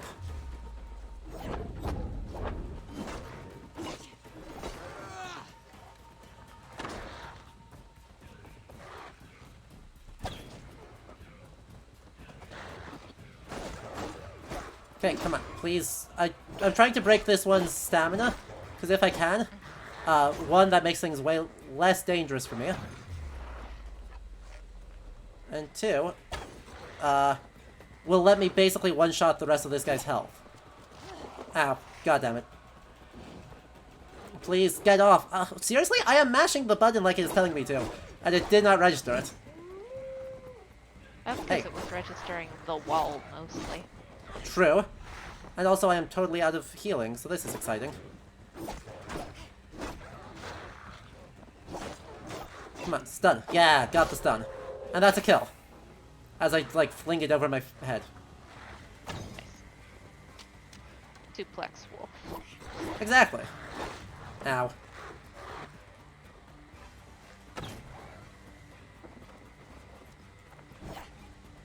But yes, in terms of pack tactics, these wolves are doing an extremely poor job. Aren't they? There is no communal harassment. There's, like, very little actual working with each other. There is just... Which is a shame, because, like, wolves have some pretty fascinating, like, pack tactics that they use to bring down larger prey, like elk or moose in real life. So they absolutely could be doing interesting things, but AI programming is hard. Yeah, ultimately I'm sure that's... Right, that was their idea, is that an actual, like, going up against a whole wolf pack would be really cool. Right? And then they were like, well, we can't actually, like, make that work. because I know they were trying to do the exact same thing for like human battle tactics. So right, one of the common complaints of this game is that, well, hey, where's the shield wall? Right, that's a thing you are supposed to be able to do for actual battles, is there's a shield wall that everyone lines up into and faces each other, and then you kind of walk towards each other slowly until the lines meet, and that is the big thing. Yeah. Right, that's just like how battles were done. And this game is like, well, we actually did try to do that, but we literally couldn't make it work in a way that was at all fun. So we cut it. Interesting. Which makes sense, right? At some point, Yeah, that I makes just a feel lot of like sense. if the AI did group work a little bit better, I feel like a lot of this to me in this game looks like it's just like walk up to someone in the face, hit them with sword. Yes. Which doesn't really tie in as well to the whole like assassin idea. Like, Oh yeah. I feel like the game started with like a lot of stealth elements and doing more sneaky, setting up the battle in your favor. And so I think if they had made the AI do group work better, there would be more incentive to play in that more sort of stealthy, assassin-y Yeah. way. That would also But- involve them recognize or making sure enemies don't like instantaneously detect you. Because they do pretty much instantaneously detect you. Do they? And there's not a whole lot you can do about it. Yeah. Again, Right. like, they've made the decisions they did, and I'm not saying that, like, the decision to have things mostly 1v1 you or, you know, not really work together as a group, like, that's fine. That is a decision they can make, but it feels like just another missed opportunity. They could have taken it in a different direction and made some gameplay that feels really pretty different from anything else. Yeah. Yeah, they could have. But they didn't, so, Coulda, shoulda, woulda. So, here's a fun thing. So, the Order of the Ancients, you have to take out all of these guys before you can take on any their respective ones of these guys. So, you have Right. to take out the lower ranks before you take out any of the higher ranks. Right now, Okay. I don't actually know who this guy is, and I'm supposed to go do this clue, to do this clue, to do this clue. The first thing we got was from the big guy that we just killed, Horsa. We got the clue from him and are able to do stuff. I also happen to just know that it's...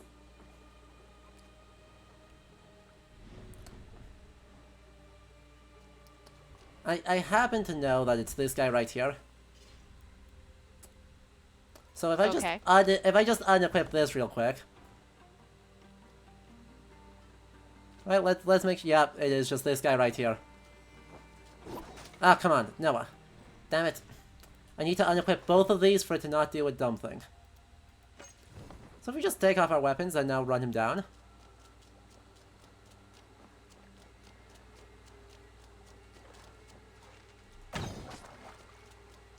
It doesn't tell me that there's a problem. It's like, yes, you may hunt this random person. Yeah, I'm not allowed to kill civilians, but the game cannot punish you for killing Order members. They're So like, as long "I've as you killed know who this." they are... Ethelred, he will rise one day. He is no Alfred, from what I hear. I lied to Cool. everyone. Yep, They will never know. yep. They will tell stories of me as a good man. So, who the served his lord. Athelred they're talking about is the upcoming Lord of Mercia who succeeds Ceolwulf II, since Ceolwulf... elections... Kingship is not a hereditary title, strictly. It's a elected one.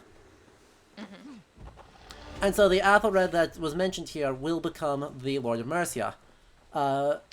Alfred the Great's daughter, Athelred, or Athelflav, will marry him, and then Athelred will die in, I think, of disease, and Athelflav becomes the Queen of Mercia and passes the throne to her daughter. Cool. And she is the coolest.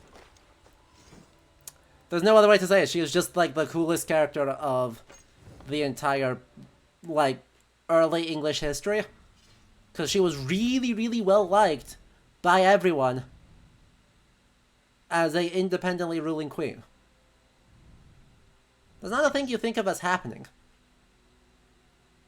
There's so many cool historical figures like that where you're just like, oh, I didn't think that was how this worked, but apparently it did that time. Yep. Okay, now we actually need to go into the town of Oxford quick. Instead of just kind of... Stab Patrick, apparently. Exactly, we're gonna go stab a guy named Patrick. Poor Patrick. What did he do to deserve this? Just Uh, hanging out with the wrong crowd. exactly. Be willingly part of the organization that is doing, conspiracy theory Templar stuff. Do 'Cause- Templars even exist yet? No. This game pretends that the Templars are... Right, the idea of the metaplot is that the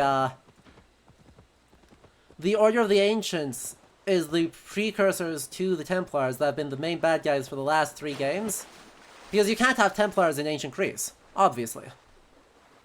They would be a bit early. Yeah, so you just give them a new name, and otherwise they work exactly the same. And then, you know, we have been fighting against them, and in this game, the head of the Order, Alfred the Great, doesn't actually like them because he inherited the title and didn't want it. So he sends us, manipulates us into going around and clearing them all out, which luckily was the thing we wanted to do anyway, so it's fine. And then he re-establishes them as the poor fellow soldiers of Christ, i.e. the Knights Templar, still 200 years early. Oh boy. This area is off limits. It still is very dumb. Any way we actually do it is really dumb. Yeah, I wonder how much of it is, like, changes in the development team and just simply that they didn't expect the series to do this well for this long, and so a lot of the, like, meta-plot issues are just the, shoot, we didn't write a story out to go this long. Oh, we didn't. That is absolutely what happened. They just straight up did not do that. Because the game, it was supposed to be 3 games. It was originally made as 3. It turned into... I knew it was originally a trilogy, and, like, as I recall, the original trilogy holds up decently. It's okay. It's... 2 is still probably the one that people hold up the most, rightly or wrongly. Right, that is the one. What was that stomp? Just, like, stomp the guy. Yeah, but then he, like, flew up in the air through your body. Well, yeah. As you do when you stomp. Because they swapped out the model for the... Or they just ragdolled the model, and the switch to ragdoll is very silly. Oh, man. Because they just, like... They'll wait a moment before they'll switch it out for...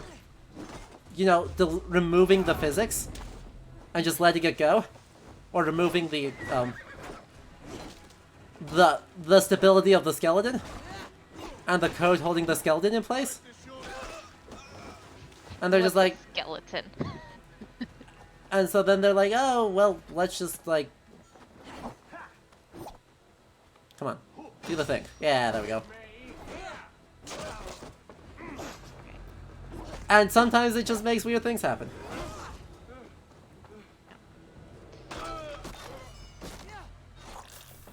Also, was that strictly necessary, Eivor? Like, he already went through his trachea, you didn't have to then break his neck. Confirm kill. Oh, well, I stabbed a civilian. That's awkward. Rip. Darn. If only I was able to exist in the land without, you know, being forced to constantly do violence, because this game, like, despises anything that could pass for the idea. Is that dude just hitting you with a banner? Yeah? What? Is this banner real? No. Did anything like it exist in this time? Also no.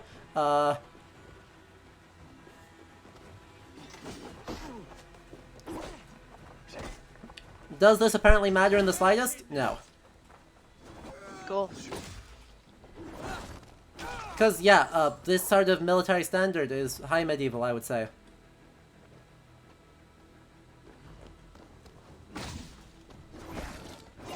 Just scrolling back through the chat here, seeing Yep. if we missed anything.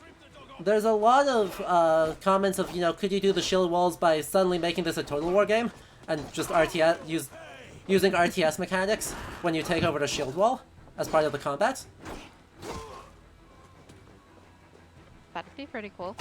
But Total Uh, War does already exist. Total War Thrones of Britannia exists. It's not a very good game. Yeah. I mean, It takes place in is- precisely the same time period, by the way. It is... Oh, wild. It is also 9th century for undiscerned reasons.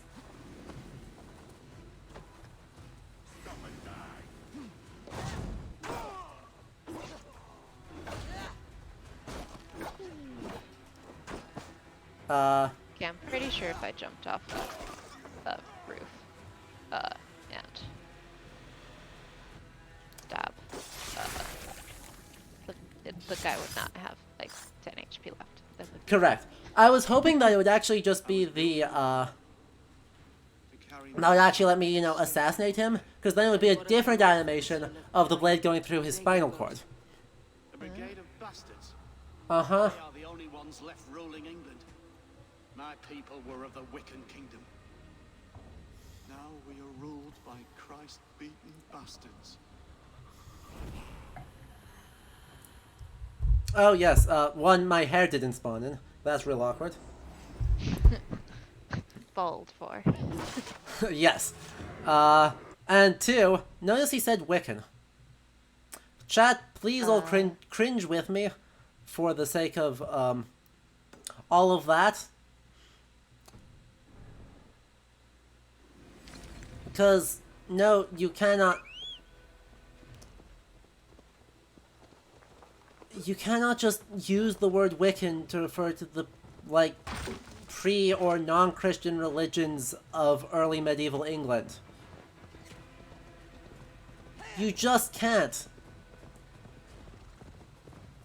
Wiccan is a modern practice created mostly in the United States in the 19th century as a romantic backlash against Christianity. It is a totally valid form of religious practice in the modern day, as all... What? Oops.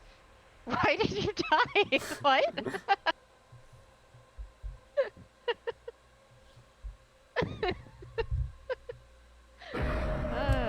Anyway, Also, while the another game scream.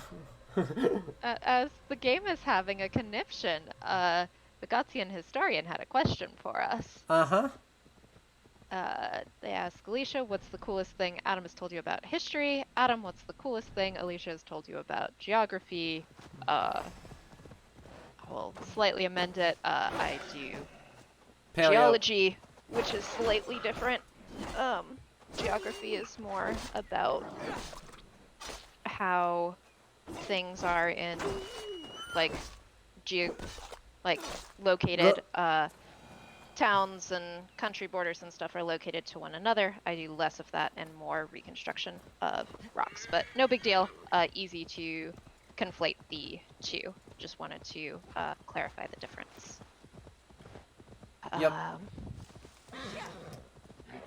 I don't know. For me, I mean, Coolest... Go for it. pick I one. have to think. Right. There are so. For the last 20 however many years, there has been nothing but, like, cool stuff and cool things I've gotten to see because of you. I physically cannot just pick one. Because, you know, getting to see the Stegosaurus that's locked inside the museum because they built the room badly was not a thing I would have gotten without you. Pro tip, if you get big fossil, make sure you also build a room with big doorway. This is my pro tip. It's a great stegosaurus. They put it in a basement and then they built room around the room around the stegosaurus, and they put in a normal door. Normal people-sized door. Does not work. For a more or less intact, not broken into very many pieces, Stegosaurus. Yeah. So I think for me, the coolest thing you've taught me about history is just how history is actually done. Growing up, I didn't really care that much. Like, we went on plenty of field trips about the American Revolutionary War, and Yep. you know, you Good would trip.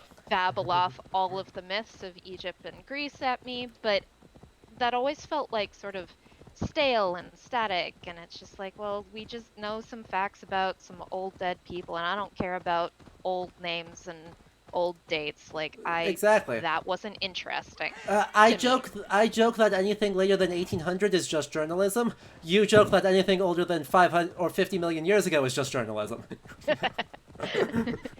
Yeah. Or I think younger than 50 million years, I should say. Yeah, I mean, I'll give it to 40 million. Like, Megalodon's pretty cool. The Eocene thermal maximum's interesting, but like, once it's into just mammal teeth stuff, I don't care. No, but I think like learning more about how like archaeology interacts with literature and mythology, and how we actually reconstruct history, and the ways in which that is a dynamic field, as opposed to just, yes, read this old letter from one person to another person who are old and dead, who I do not care about.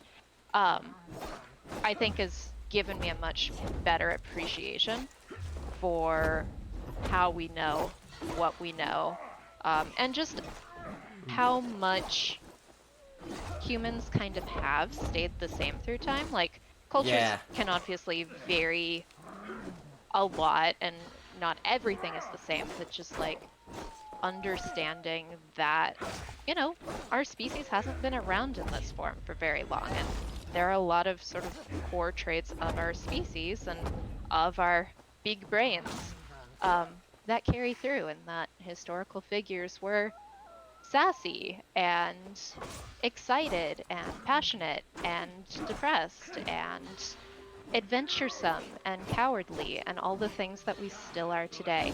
And yes, one of the core traits of our species is dick jokes. I will give you that one, Niram. But the fact that that has kind of always been there, and that we can actually find that out, is really cool. And I think without Adam babbling stories to me for as very long many as years. he has been able to talk. Which, yeah, that's about the right length of time.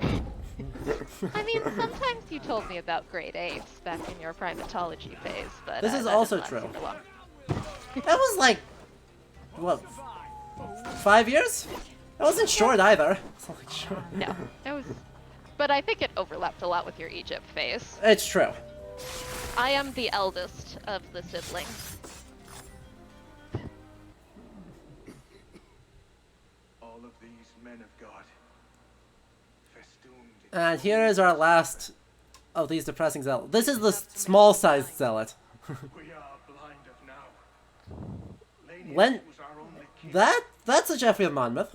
And fought alongside Arturius. We have been blind ever since. Subtitles, please. So,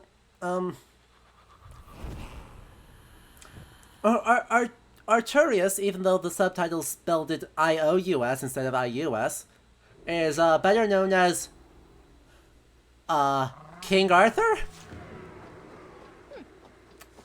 Fascinating. So, I mean, we already knew this game took the stance of, like, Arthur is a real person who was, like, alive, which is Not true, as it turns out. But we already knew the game was going to do that. But the Lennius being associated with him, I think, is only like shows up from like Geoffrey of Monmouth in the 12th century. I don't think that's our, because that's not in the early chronicles. Yeah, I'm pretty sure it's 12th century.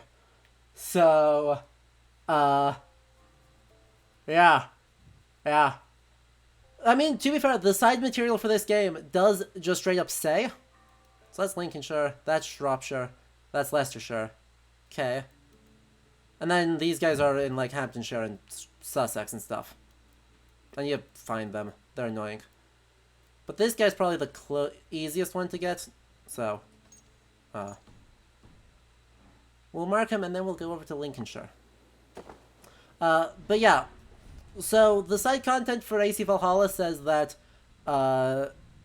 Arthur was a former or when he was alive, was the Grand Master of the Order of the Ancients in England. Which is not great, given that it also is like, oh yeah, Arthur is fighting against the quote-unquote Saxon invasions, which are not properly speaking truly an organized invasion, so much as just a lot of people coming in, and that inevitably causes conflict. In, like, the early 6th century, because Gilda, or, sorry, one of our early annals says 537 is when Arthur dies.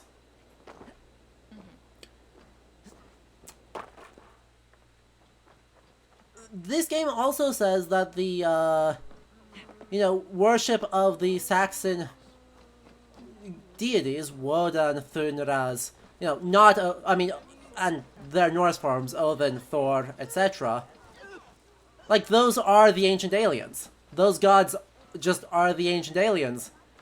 And so there's a really weird religious confusion that this causes. Right? It's just a really weird religious confusion. Because they can't decide whether belief in these gods as gods is what it takes, or something else, or what. Wait, what? Didn't even give me an animation this time. The first man I killed for my order, I cried and wept after trying to hold back the tears. But I told We myself... didn't have to gut cutscene for this one. Apparently. Because you technically got the assassination button prompt. No, it usually does. I think I was just too far away and he was standing up, and so the game got confused. Okay. Yeah. Alrighty then. Also, I do like how we went through that little castle thing, and then there were Roman columns outside. That was super cool. Oh yeah. As you do. Right. While Roman materials were used throughout the early English period. This one's made of brick? Yeah. Okay, so we have cobblestone, carved stone, Roman columns, and brick. Yeah, and Roman houses were made of brick. Probably not quite as nice of a brick, right? This looks like it's very, very much modern brick. But yeah, this is just straight up modern brick. Nice red brick. Yeah, which does exist in the area, right? You can get red clay, though. It's more famous in like southern Scandinavia, as like the place for red brick. But yeah. Yeah, I think it was just the contrast of different building materials here seemed kind of wild to me. Yeah, there's a lot happening. This game mostly... Especially since these columns are not local stone. Like, no, they are not. No, they are not. They're clearly not local stone based on either the little outcropping here or what they used to build the tower literally right next to you, because that is local stone. Yep. Not the red brick. Who knows where they got the nice red clay from? But I mean, it's in the area. There are things made out of Roman brick in England that are fine. Oh, I totally skipped Larian's estate in East Anglia. Whoops, that's on me. We'll have to go back there. So, like, there's an 11th century early English church that is made entirely out of Roman bricks. But this game says, you know, the most common thing that we do with these Roman ruins is leave them intact in ruined state. Yes, because people definitely never repurpose material and break things down and reuse it. Like, most of the time, if you have ruins, like, in an urban area, you have to go down. And Yeah. it's just built top on top of each other as things get buried and such. But it's a little weird. Just Yep. that whole little town looked a little weird. Yep, they do this with every single town. There is not a town that doesn't look weird. So, yeah, they repurpose everything over and over and over again, and so this game is obsessed with preserving, like, Romanitas intact, Romanness as a real thing. And it's just not in this period. Well, we don't have a lot of buildings to say just how many of them are, like, preserved Roman.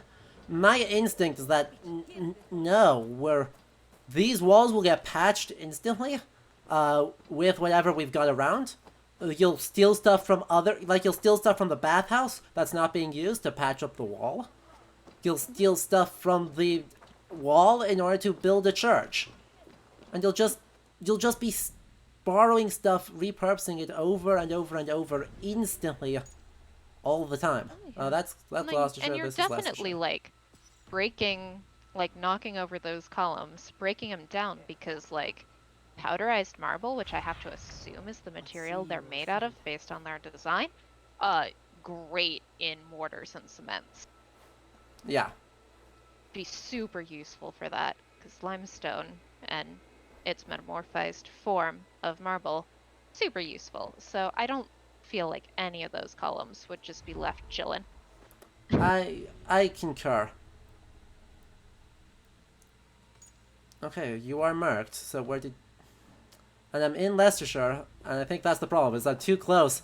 I'm close enough that it's like, oh yeah, we'll just mark where you are in the world instead of actually helping guide me to it. So right, somewhere in here there's a yellow dot. Where might you... Oh, yeah, it's in here? I think this is the market. Again, the enormous statues. Enormous statues. They severely overdo statues. There's just a dead dude chilling on the floor in the Oh, market, yeah. and everyone seems pretty calm about this fact. Yep, we had a thing earlier when we were here at, like, the very beginning of the game. Note, at the very beginning of the game. Where we murdered most people in the town market because Ragnar's eldest son, Ivar, you know, the guy who, in the sources, is well known for being incredibly clever. And, like, really cruel, but really... Oh, Repton. I'm in the wrong town, that's why. That explains my problem. And you go over here. Hoard of books. The screen should not be frozen right now. If it is frozen, refresh your stream. So, yeah. So much stuff happening. A lot of things. So much confusing stuff happening. So let's actually go to be in the right town now. That should make it easier. Yeah, Repton, like, was the royal burial ground of Mercia. The church in here, like, is incredibly important for early Mercian history. And so now it's a Norse town because the Ragnarsons took over it. And that's actually a real thing, right? This game started off actually relatively strong on its narrative, following the correct beats and making sure the right people are where we need to be. There it is. From Needless... the back, it looked like that person was wearing a tux. A little bit, yeah. Slightly different guts cutscene. Yes. People well placed. It is not truth, but true power. I'm gonna step away for like 2 minutes. I'll be right back. Sounds good. No. I place Don't find any interesting rocks without me. Ha! It's this game. I think you were safe. You will see. So we're just gonna go around like murdering some people. I think because we're running out of time, that we're not going to do the last like 3. I'll just take care of them off screen. There's nothing actually interesting in like this crew, I think. So we're just gonna like take care of these guys, take care of this, and then go back to East Anglia, and then take a look at what else we've gone. Because we are running out of time. We're almost at 4 hours. I don't want to go too much longer than that. Because, well, there's a lot of shit. I mean, we've cleaned up most of the things I want to. Right. We need to do Larian's house out here. And we need to do... We need to come riding across here for the sake of the chalk and all the stupid rocks there. And we need to grab this, because this is a saga, the last of the saga pages, which I want. And then... that's it. I think that's it. So yeah, we might actually not even worry. What do you think, guys? Do we want to worry about the rest of the order, or do we just want to, like, do the rest of the cleanup stuff? Because we're not going to be doing Hamptonshire anyway, because I don't have the brain to care. So, your guys' call whether you think that these are interesting enough to do. I need to locate the 10th one. I'm at 9, I think. I'm not sure where the 10th one actually is. I am return, and You we are appear return. to be looking at a map, so I am I'm gonna taking assume something else happened. Correct. I am taking a look at the map to decide whether I actually care enough to finish taking out order members. Given that we're not going to finish it anyway, we're not going to do the last quest because I don't have brain for that.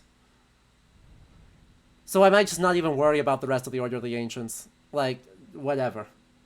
I did do the one in Norway, Peter.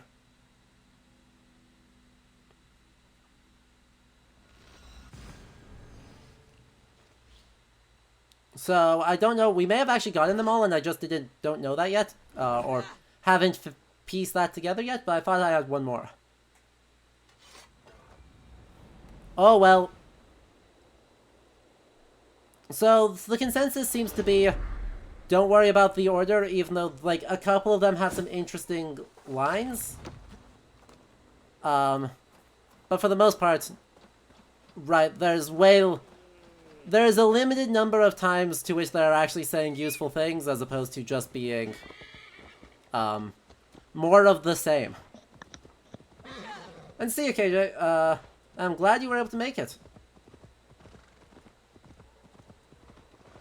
Video autoplays once I get the 10th. So yes, I am missing one. I don't know where I am missing it, but I am missing one.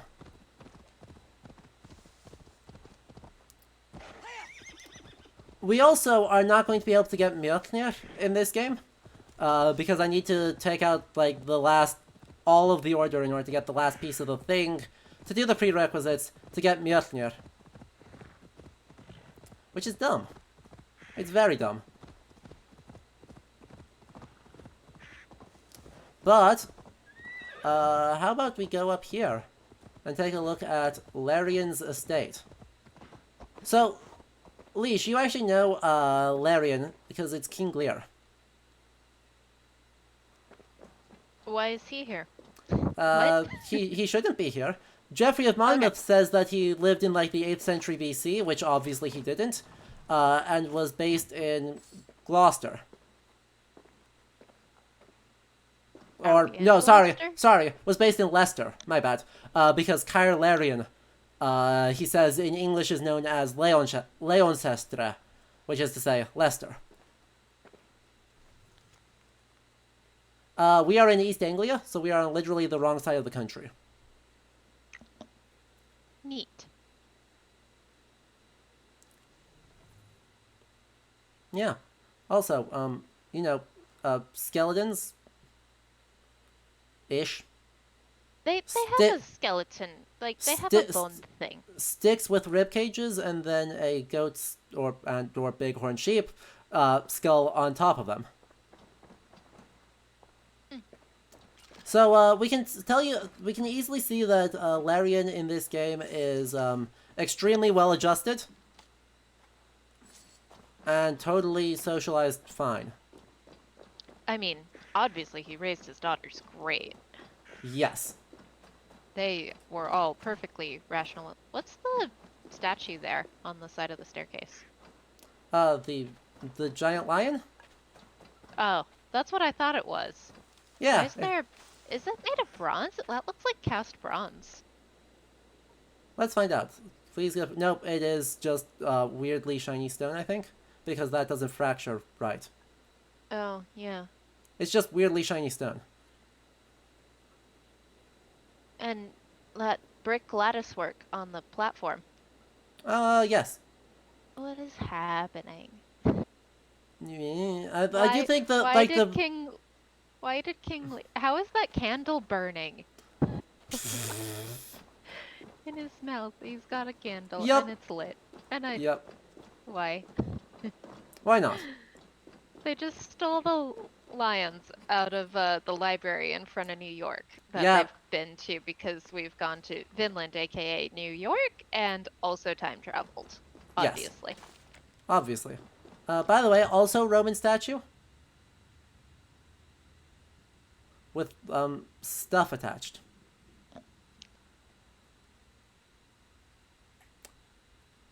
Right? This game Cool. is literally unable to be subtle with its imagery because this is obviously just Baphomet. Right? This is Baphomet's head. This game has no idea what imagery it's actually using or why. Yeah. So we're just dealing with actual Satanism, and like modern representations of that aspect of Satan, and or Lieutenant of Satan, and or something. It depends. Dems a lot of skulls. I have a dagger from Yep. the dog lady. Also, It yes, may go here. next time, Adam and I are actually in the same place, which will be, definitely we will have, much sympathy about this game existing. Indeed. Indeed. Hang on, wait, oh, here's an interesting geology. Hang on a minute. A geology? Of a sort. So what stone this looks like it's just like vaguely solidified mud. Yeah, it could be some sort of, conglomerate or And right the clay. I mean, with the skull in there, it almost looks like it was, like shaped clay that was then Yeah. dried. that Had that's the stuff embedded in. that's my thought, because look, the skulls are just literally half buried into this thing.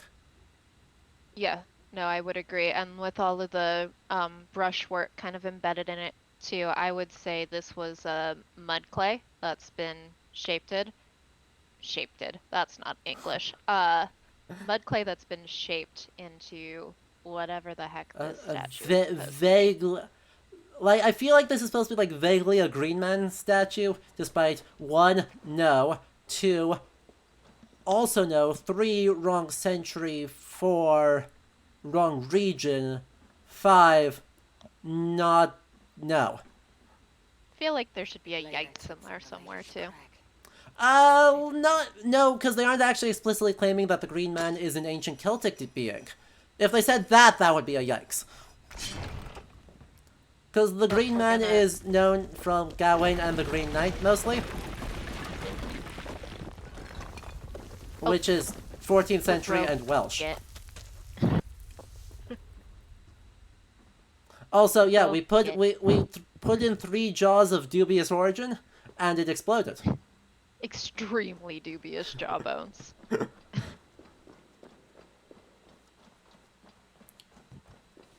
Oh no, I feel so bad about breaking out some clay to see. I mean, it does kind a- of support like the way that broke.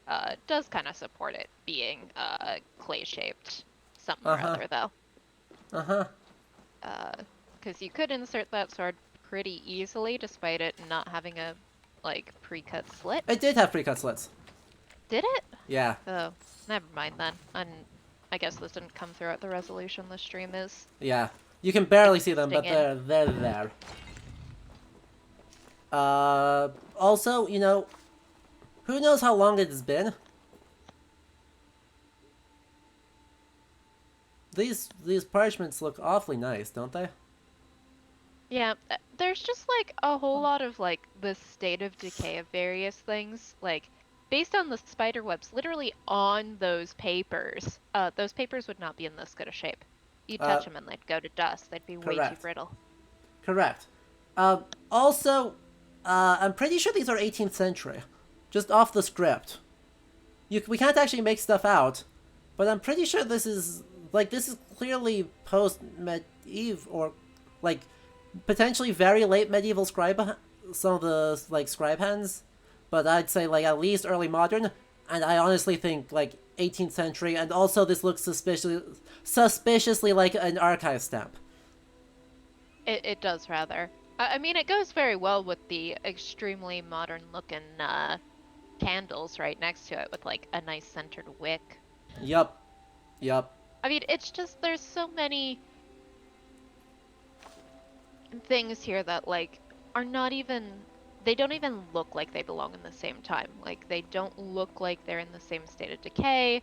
There's this highly ancient sense, but also things that don't look ancient at all. It's very weird. It doesn't really seem to know what time period it wants to be in. Yeah, and right, for a while we were thinking it's just grab-bagging the medieval broadly. Right, thinking about anything from, like, the 8th century to the 15th as fair play. But no! Yeah, but it's not doing that, it's doing way more than that.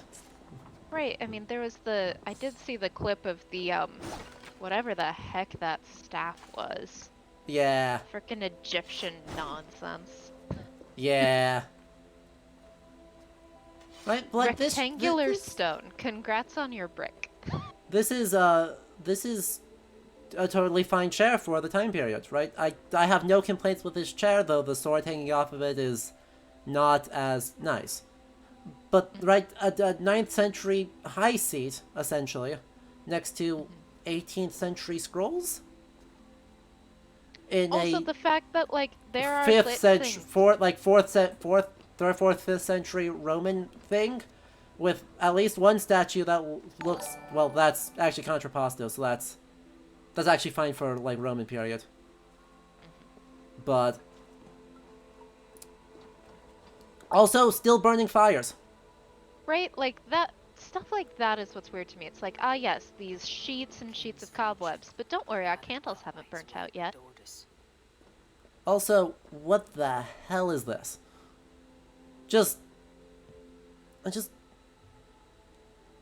Right, it's got actually very aggressively, vaguely the form of a Icelandic Galdra.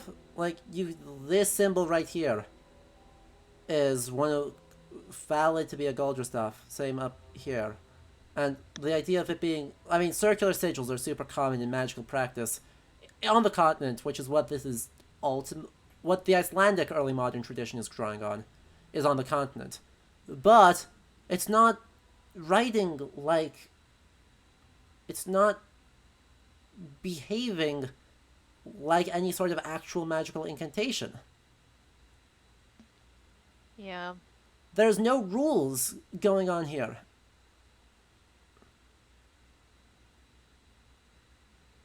If this is supposed to be just like deranged scribblings of a madman... Yeah, it's like No. It's too regular for that. But it's too sloppy to be anything useful. It's like got vague. I mean, obviously it isn't a pentagram because no star, but it's like got that same sort of vibe to it as well. But especially with the like blurring of it, like your salt circle's been broken and sort of all that sort of pseudo. Yeah. Pseudo spooky. Mm-hmm. Whatever. Right. We do have perfect circles, which is correct and important. Made in chalk, which is good. Don't know what this is. Like, this looks like they're drag marks of some great sacrifice, but in chalk. Yeah. So, I don't understand what this is. Also, our reward for this is not, something good.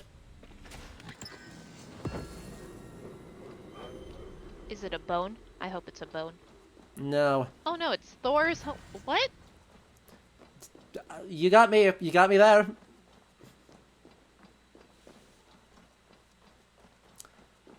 Does Thor, this make... why'd you lose your hat in the spooky bone place? Come on, dude.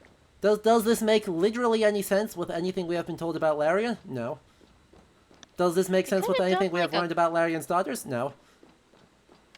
Doesn't even fit with the bone aesthetic. Like, come on, do some cool bone thing.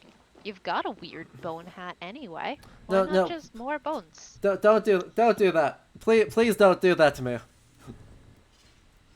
Also, we have been asked to do Thor's set. And by the way, earlier there was a question of what do I think of the Raven Clan helmet, which is this one. And the answer is, at this stage, I like this hat a lot because it is over the top in the correct kind of way.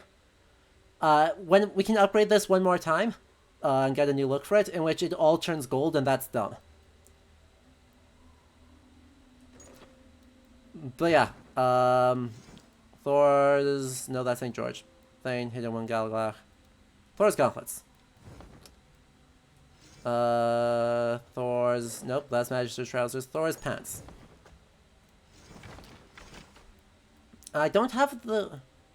Aren't I missing a piece for this? Thor's breastplate is somewhere. I have it. I know I do. No? Do I not have it? Oh, I thought I... There it is. Thor's battle plate. And then aren't I missing the...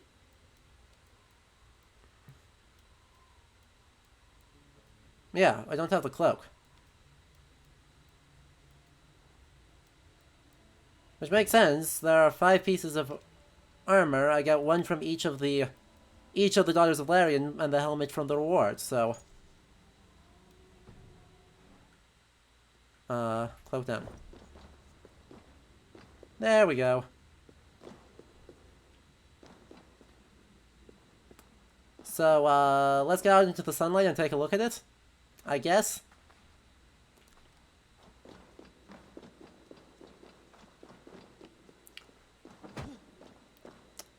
And yeah, I have no clue, right? Cordelia might be the hardest fight in the video game, except for the mythical bear that one-shot me. Rock bear. Steinbeard, whose name translates to rock bear.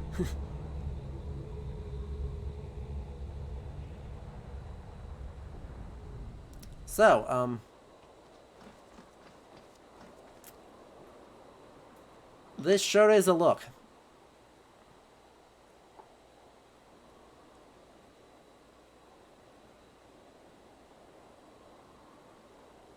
This sure is a look. I don't...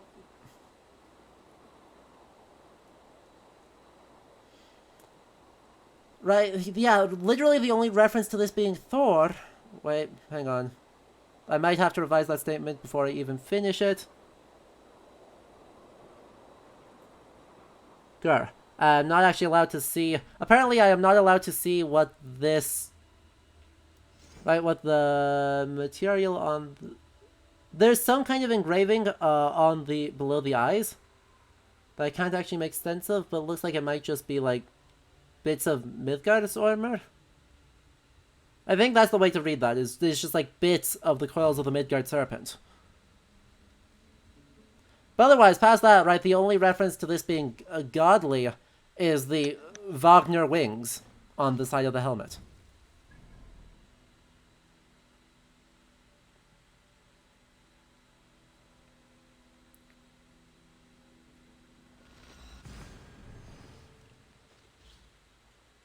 So, yeah. And by the way, Peter correctly pointed out, I think he's right on this, that the last one might be in Lincolnshire, because I skipped that one on stream, so I may have just not done the anomaly, thinking I'll pick it up later. So now you do get to see the last season, I guess, sort of. We actually have a bunch of more places we need to go. We've probably got like an hour left, because we'll speed things up a bit. That's Yeah. no problem. I don't have anything going on, so I'm happy to stick around. This is pretty fun. Fair. Full of questionable choices. There are so many questionable choices. And right, I want to make sense of why there are so many questionable choices. And I'm not having any luck. Oh, this is actually a world event. That's not the right one. Fine. Then we'll go here and we'll try again. Yeah. Really interested in all this discussion that it's like, well, this armor doesn't look like Thor's. It also doesn't look Isui. So Uh-huh. it's just weird. Yeah. Also, the, like, is molded real weird. It's just weird. It's got, like, pec circles, but it isn't. Female armor, that terrible, terrible video game thing that I'm forever salty about. Correct. It's just like, it's real weird. It's just something. Right? There is no rhyme or reason to what that something is. It just exists. And so, right, I don't know how to actively make sense of what is going on for so much of this material. Because, right, the narrative is one thing that is wrong in a bunch of ways, but occasionally, like, manages to not be terrible. Right, the narrative team seems to think that as long as we have, you meet historical figures, that's good enough. And so, right, it's fine for Alfred the Great to invite you in as a mercenary and then, like, send you on a stupid wild goose chase, for people he already knows who they are, instead of just saying, take out these people, because you met Alfred the Great. And it's fine for there to be a whole arc about, like, Halfdan Ragnarsson being, poisoned by lead cups, because one, Halfdan was real, and two, lead poisoning is real, and that's all it takes to be historical, right? And there's it's fine to have, Rhodri the Great of Wales to die, like, 3 years earlier, at the hands of Ivar Ragnarsson, because despite there being no evidence that that's what happened, Rhodri did die to Vikings, and also, Ivar is known for being cruel, and that's good enough. Last anomaly. They don't enter medieval mindsets. Don't do anything weird or sudden, okay? I won't. And pull me out if you see anything strange. Anything at all. Gotcha. Right, they aren't doing medieval mindsets, they aren't actually engaging with pre-modern material. They're just kind of doing things. But that's totally different from what, you know, the assets team is doing. I don't know what the assets team is doing, but the weapons and armor team are making very different sets of choices as to what it takes to be historical. Because, you know, I am operating here off the base assumption that one of the intentions, right or wrong, is to be in some meaningful way historical. That give them the benefit of the doubt, and they know that they're not thinking, oh yeah, I'm doing something obviously dumb and bad, but that they are thinking that in some way they are actually, like, making a historical game. And what does that mean? What does it take to do that? Yeah. Ah, damn it, I I don't can't do that. There's some interesting questions that I don't know that we'll ever have the answer to unless someone on the development team decides to Well, break do an several interview. NDAs, yeah. Yeah. Well, and I would say, like, I mean, there are a lot of documentaries about, like, people who have left a studio talking about the decisions that they've made after the fact. Yeah. NoClip is a great channel that does those sorts of documentaries that I enjoy greatly. Uh-huh. Oh, But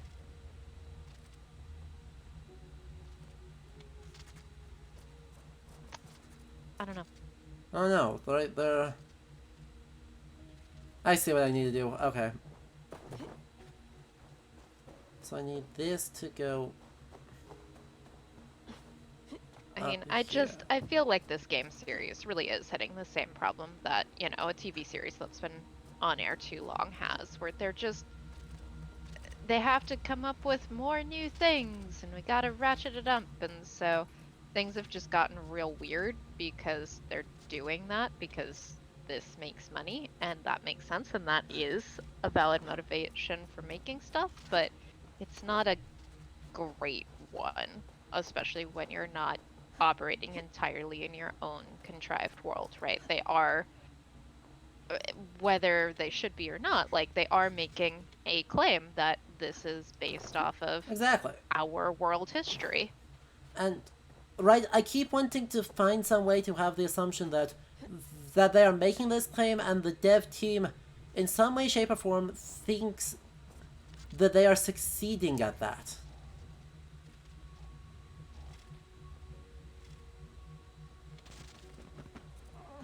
And I just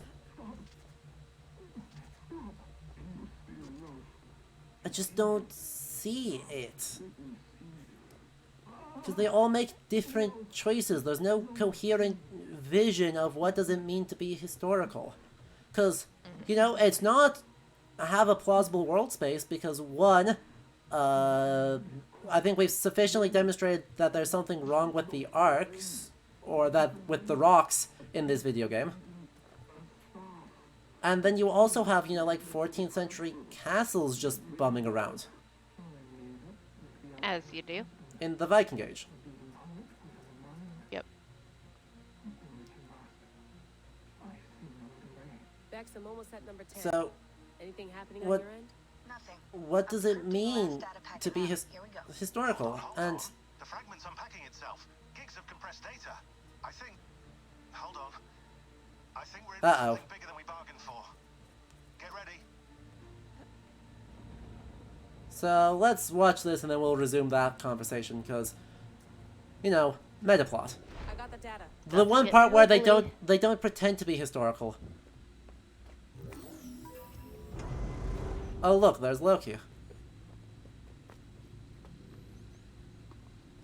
And all these guys being prepped.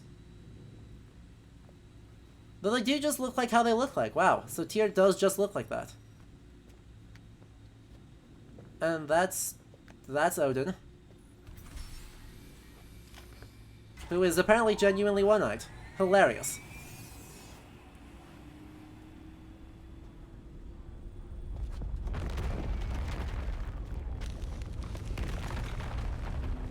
And this is the World Tree.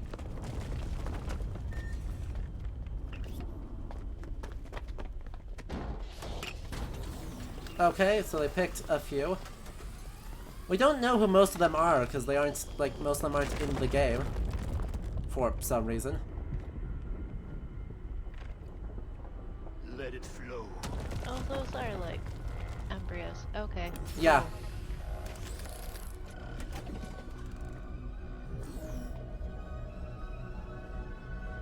And it's just showing Odin over and over. To the life tree we shall one day return. Uh-huh.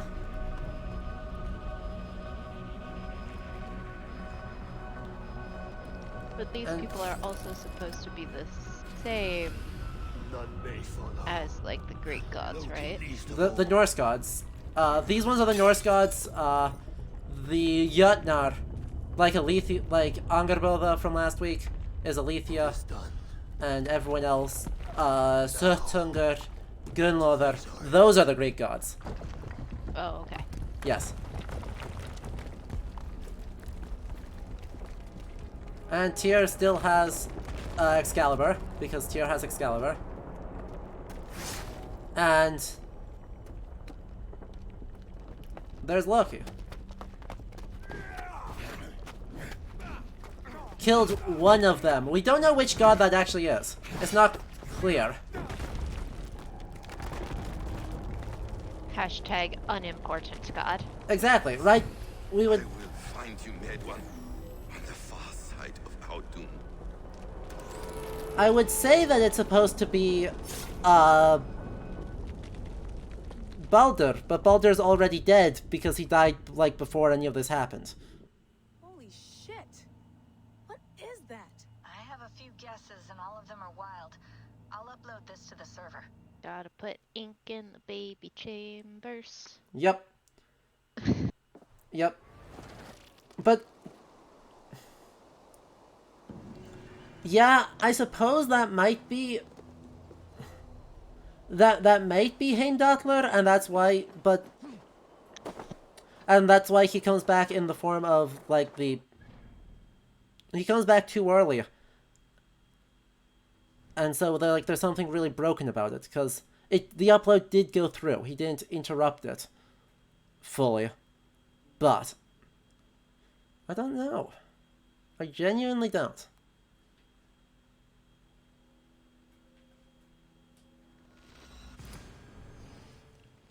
So, yeah, because the next thing we're picking up is actually the last page of the Rig Saga, which is a made-up narrative for the game about a guy who can, like, talk to a skull and has other sorts of mystical abilities. Hamlet? A little bit. But, like, it's not subtle as to who that is, because at one point it just straight up mentions, like, Heimdallr's Hall as, like, a place he's supposed to go to. And also, Rigur, the guy's name, according to the poem Rigsthula from the 10th century, probably, I mean, Heimdallr went in disguise under the name Rigur. It's just, it's not subtle. So, that is the Isu Sage for... which, sage is the word they use problematically for just like... nope, can't get in that way. I can break in the roof here, though. Ow. Is that above us? Or is that... yeah, it's up there. Okay. You broke the fancy stained glass. Yeah, the fancy stained glass is dumb, though, so... It deserves to be broken. Exactly, I mean, take a look at it. Right, it looks good. But it looks like modern abstract... like, Protestant stained glass. I mean, yeah, it does. What it super doesn't look like is, yay. An actually, like, good reference. What it does... Respectful squirrel. yeah, what it doesn't look like is any sort of early English, like, stained glass designs. So. We'll read all of these later. I have all of the saga pages. Do I get any reward for this? No. More cobwebs. Yeah. By the way, so Augustine, the first Archbishop of Canterbury, is correct, and the claim that Pope Gregory the Great sent Augustine as a missionary to Kent, and King Ethelbert was converted by him, and that's why Canterbury is the center of Christianity in England, is all totally legitimate. That is how the medieval sources all think of it. So, right, that... as I said, right, this game makes a bunch of bizarre choices, but then also they throw in references like that, which are right, and the style that's written in. If that's at There's the... a lit candle in this hidden room. I don't know. Yeah, I mean, Why is there this I hidden... totally see it. Like, good choices right next to weird choices all over the place with the text, with the everything. I mean, it's like there's just someone on the team who, like, knew a thing about that bit of history in particular and thought it was cool, so put it in. And then everything else, they're like, we don't have time to look up anything more than, like, Wikipedia on this, so good enough. Throw it in. Also, perfect example of that. This is Canterbury Cathedral. Like Canterbury Tales? Canterbury? Like that one, yeah. That one. Admittedly, this cathedral burns down and gets rebuilt. This particular instance, but yeah, that Canterbury. Okay. What the hell? This is the center of Christianity in England. Why the hell is there like a broken pile of bricks that came from nowhere and go nowhere, and that are covered in mold? This is not made of brick, so I'm not really sure. I mean, what's these are the there. same size bricks as the wall, so it's just like there's no collapsed section, Right. and there's no obviously repaired section. And why is it covered in mold? This is and like cobwebs all over it. This is They would've Canterbury. kept this clean. This is Canterbury. Yeah, no, this should be spotless. Especially this upstairs. Like, I could see maybe some cobwebs in the, like, hidden room and stuff. But, like, this upstairs area has, like, perfectly preserved scrolls and cobwebs. And there's, like, people down here. Like, there's a bunch of monks down here. They would go upstairs and dust. It is a thing. They would do. Yeah, yeah, it is. Yeah. So, here we are again on the questionable decisions. Yeah. Right Are the next. cliffs of Dover in here? Like, can you go to Yeah, Dover? that's where we're going right now. Oh, heck yeah. They put the Gothic castle of Dover right there. Like they screw up the modern castle, but right, the castle that still is standing at Dover, that I have been to, they have in this video game. But yeah, we're gonna head down like this way to get down to the cliffs and to look at some of the stuff. Because, you know, like- the southern half of England has very different geology than the northern half. That it does. It's super Like- different. The cliffs of Dover are, like, kind of super important in paleontology. Yeah. You should tell us about them while we ride, and then there will be a reveal. Excellent. I am sure I will not be happy about this reveal. But yeah, the cliffs of Dover are a really important paleontological site. I believe that is where Mary Anning did a lot of her work, really describing a bunch of invertebrate fossil species and starting to get a really good sense of how we can do relative dating, which is how we basically can sort out how old things are without an ash layer or something, that we're able to do radiometric dating too. So she did a ton of foundational work. She doesn't get nearly enough credit. Please read up everything you can about Mary Anning. She is, in fact, the one that She Sells Seashells by the Seashore that is about Mary Anning. She did really, really cool work and got no credit for it. So it is very cool. And she also described a few vertebrate species as well. And it's all very cool. And I love the cliffs of Dover. And they're very white and very tall and very pretty. Yep, geologically they're like these big, like, what, limestone with flint layers in them? Yep. Right, is it limestone or is it chalk based? Or is there a meaningful difference there? It is chalk. Yeah. Okay, well, the cliffs are in fact white, so you were off Yep, to an but okay start. There's no flint in them. Right, the big bands of flint that are regularly spaced along the cliffs are nowhere to be found. They are just white. Go, my eyes. Let us fly out and take a look at them. Well, except that the bird gets confused and turns itself around sometimes. Yeah. So, voila, there are the cliffs. Yep. They feel just so impressive. Yeah, these could be better. I wonder if there's a point where it'll say, hey, you're too far away from your person. Go back. Because I want to fly around the corner here. Because, yeah, they have a generic... So, right, this is... The space here on Dover Castle is kind of sort of Dover, but not actually. Right? Because they're saying that this is a Roman lighthouse that is in ruined state, which is true. There is a Roman lighthouse on the Dover Castle complex. That is a really big deal.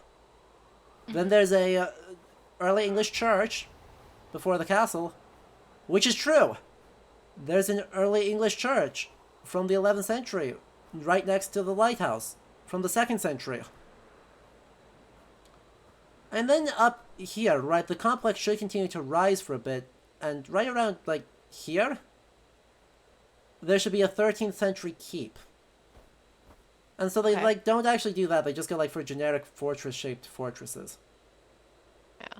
Like, vaguely Roman fortress thing. Yeah. Can Vaguely you do another loop around and go back to the ocean side of the fortress? here? Absolutely. There's something I think I saw, but I want to verify.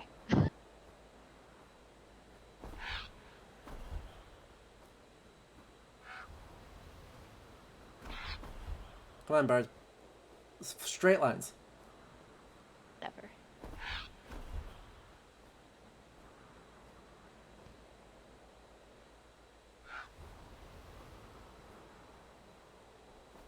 Yeah. So this is all chalk with little bits of flint. All Cretaceous age, so 70 million years ish. Okay. And fly to the cave, but under the fort. Yep. Because I have a problem with the fact that there's a big sea cave there. Correct. Totally reasonable. And the problem with this big sea cave is the fact that while things do erode out like this in chalk, that part is fine. My problem with it is that it leads to some pretty significant structural instability. Like, if there is a sea cave there, in this kind of rock, it will collapse in very short order, which means that whole pretty fort we were just looking at is kind of hosed. Yeah, it super is. Also, notice the This nice pretty placement fort of inside. Yeah, also that really questionable choice. These caves are very unstable. They do an okay job with stalagmites and stalactites. Those would occur in this kind of rock. Because it is all calcium carbonate, effectively. It's teeny tiny algae shells all smooshed together over a very long period of time. So those could form. You can form stalactites and stalagmites, but I don't know that the cave would be stable enough to form ones of that size, because those are pretty big over the amount of time that this cave would be stable. So Yeah. they can form in this type of a rock, but typically it's less chalk and more true lime. Yeah, so based off the material here, this is a Roman construction, but with crenellations. Crenellations are a 13th century thing, so the Roman forts shouldn't have these, but it's the same type of construction as used in the lighthouse, which means this should be 600 or 700 years old at this point. Probably looking at like 2nd to early 3rd century as our time period of construction for this. So yeah, the cave has been, based off the material culture inside the cave has been stable for 700 years. Well, 600 years? Given that at this time the rate of erosion on these cliffs was between 3/4 to 2.5 inches yearly, I Problem. don't think so. Big problem. That's actually been, the rate of erosion is actually increasing as sea levels rise, sea acidification occurs, and sea temperatures increase. Right now, the rate of erosion on the cliffs of Dover is between 8.7 inches to just under a foot yearly. So Ooh, these that's cliffs bad. are eroding very quickly. The fact that they look very similar to how they do in modern times is actually kind of a problem. They should jut out significantly more. Back, what are we, like 1,000 years? Yeah. 2,000 years? Yeah, 870s, so Yeah. 1200. So like we should have several like meters more cliff get to this this cliff line is about where it is in modern day, which isn't correct. We should have a lot more land than we do. Yeah. Chalk is not very robust. Like, the cliffs of Dover are in part really good for fossils because they're eroding really fast. They're ocean sediment. And you just have to look and you'll find cool stuff. Now, what do you think the odds are that this game will remember that the entire south of England is primarily chalk? 0. That we're back to our vaguely granite boulders and stuff up here. Granite.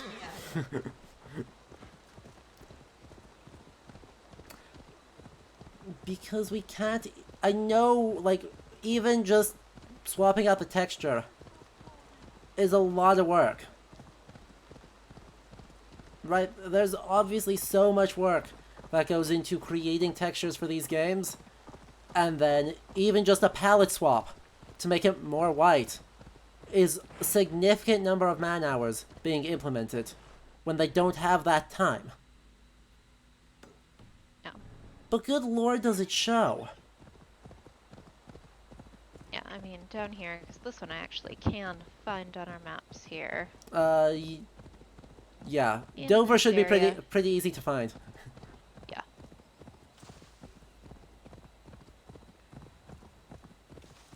So, lots of chalk. Lots of siltstones. Yeah, it should all be sedimentary and all Cretaceous period. So, a lot of it is saying, the geologic map is saying, about 125 to 150 million years ago. Okay, yeah, this is the exact same. Right, this is obviously granite because you got the black and white speckling with And little those bits are of quartz in some there. nice high mountain wildflowers you've got going on there. Yeah, dandelions. Right, the dandelions are fine. The rest of it is less fine. Yeah, it's the little purple one. Yeah, Looks to me like a high mountain. lupine. I think these are the lupins.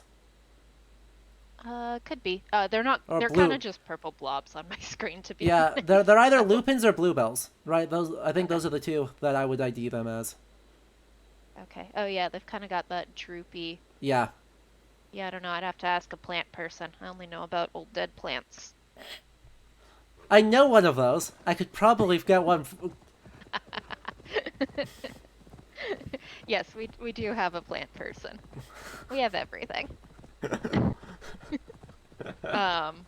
So So a question I saw pop up in the chat was, what are the wacky theories about what all the dinosaur bones were before we figured out they were dinosaurs? There are apocryphal stories that, like, mammoth and mastodon skulls led to cyclops myths. There are a lot of, attestations that, like, Not good.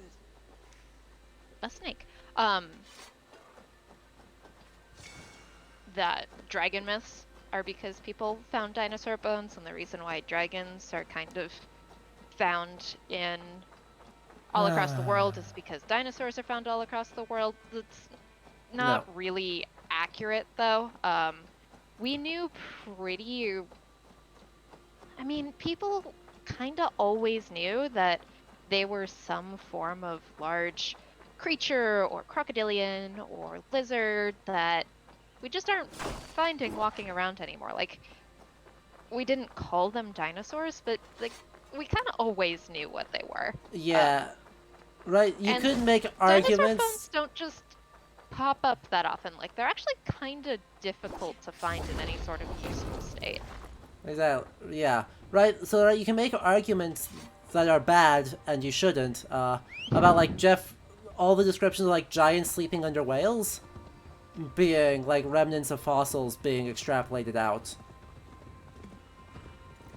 Like, I'm trying to think. As opposed to, just weird lumps of ground. Yeah. Because it's actually a, it's hard to actually find fossils, especially like dinosaur bones or any large creature bones, and recognize them as something that is other than just a weird boulder, because without fairly specific tools and a good idea of what you're looking for, you could absolutely just like mine out the fossil and not notice. I mean, this happens even with smaller fossils, like I forget where I was in Greece, but when I studied abroad in Greece, we went to this set of temples, and I stopped at one point and said, "Hey guys, take a look. This whole thing is built out of fossiliferous limestone. The whole thing was just rocks full of shells, and there was obviously no attention to preserving or respecting these shells. That's just what the rock looked like." And it was only later, you know, as someone who knew what I was looking for, that I went, "Oh look, shells."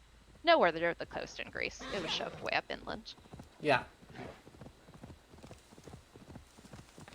Right, so the whole idea of them being straightforwardly XYZ thing just doesn't revolves around assumptions that, one, people didn't have the ways to explain things that we do, and in fact had just generally really unsophisticated ways of interpreting the world around them.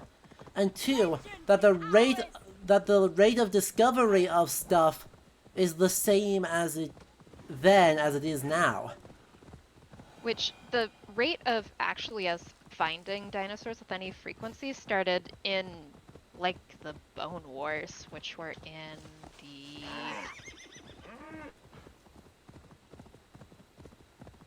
when were the Bone Wars? 1877 to 1892, when Edward Drinker Cope and Othanel Charles Marsh just like got in a paleo fight.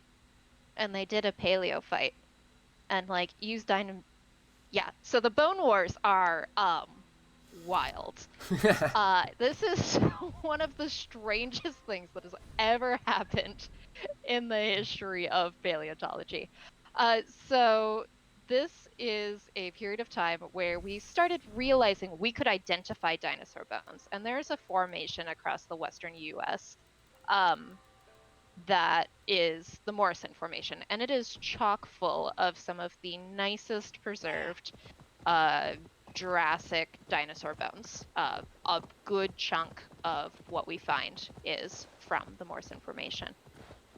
And so they just wanted to publish and find the most dinosaurs, and specifically to screw the other guy. To the point that they'd like sneak into each other's quarries and blow it up with dynamite. It was completely wild. It's why Apatosaurus and Brontosaurus are the same thing. It is because one found a bit of this dinosaur and the other found a bit of this dinosaur, and Apatosaurus is the true name, or is the accepted scientific name because it was published first. But the Brontosaurus was the more complete fossil, and it's wild.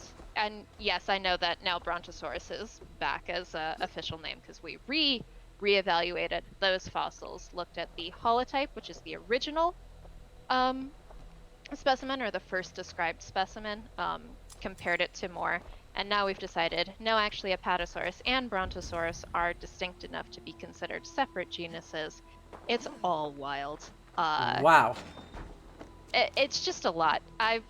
I don't have time to get into all of the details of the Bone Wars, but I highly recommend reading up on them, because it's completely silly.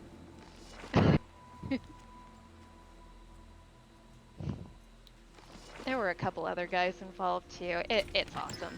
It's a strange time in academia, and we are still trying to clean up just everything. Like, I can't even go to the American Museum because that was the patron museum of, or no, sorry, the Peabody Museum at Yale, because that was the one that patroned Charles Marsh. And like, they just talk him up like he's the best person ever, and Cope was just this absolute crank. It's so funny. That's incredible, and not in a good way. It's so funny. So yeah, but that is really, yeah, well, Neutrina, I wish we weren't, but those are the founders of modern paleontology. That is when we started actually identifying dinosaur bones as their own thing. Before that, people were aware that there were prehistoric creatures, like Thomas Jefferson, the Lewis and Clark expedition. Their whole goal was go find a mammoth. Well, not their whole goal, but that was part of their goal, was go find a mammoth. They didn't. They in fact did not go do that. But so like we knew that, but like we didn't really know that dinosaur bones were distinct from like mammoths and some of the large mammals. We just didn't have an understanding quite of how old stuff was yet. People knew it was old, but we just didn't really have a good way of figuring out how old. The Bone Wars helped us start that, and then more recent techniques that have been developed have given us much more precise ages of rocks and fossils and big events, and have allowed us to reconstruct plate tectonics. And but paleontology, despite being a field about old stuff, is a very new field in a lot of ways. Yes. Yes, it is. There is just... There's so much all the time. Edward Drinker can't drop. Good job. So anyway, we're riding through Wessex, which again continues to not understand how, like, the geology of the area works. Also, though, on the historical side, they also screw up the environment here again. Because, look at all these nice, neatly partitioned fields. These are like straight up terraces in places too. On this Yeah, and terracing exists, but this isn't how fields were divided. These terraces aren't going the right way. Like, they're a terrace structure without actually being attached to the slight elevation of this hill. Yeah. Yeah. And right, they're all neatly surrounded by these low stone walls. Low stone walls. This is modern. This is super modern. You'd have... Throughout the Middle Ages, the big, like, style of things is sort of common land, and so, right, each farm would probably have 3 fields that then they would rotate through, utilizing, like, 2 in any given year. Actually, no, I think it's 1 in every year, and the other 2 lay fallow. And then there's a big swath of land in between all the farms that is for common use.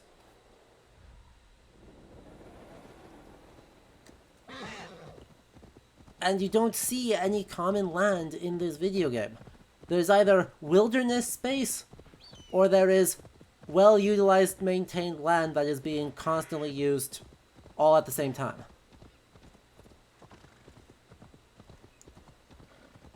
On a basic level, they just don't understand what the Middle Ages look like and what the land around the Middle Ages looks like.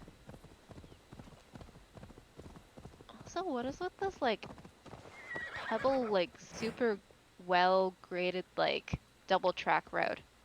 I feel like wagon wheels don't tend to clear them out quite that nicely. Yeah, right, this on the looks like one... a ranger road in a national park. Oh, god damn it. I was about to defend it, saying, on the one hand, I don't hate it because, you know, you clear out the land pretty quick, you'll get through the topsoil, and then you're just on chalk. But that's not on chalk, you're right, that's graded. Yeah. That's like gravel. road. That's not chalk. No, that's gravel. They've paved this road.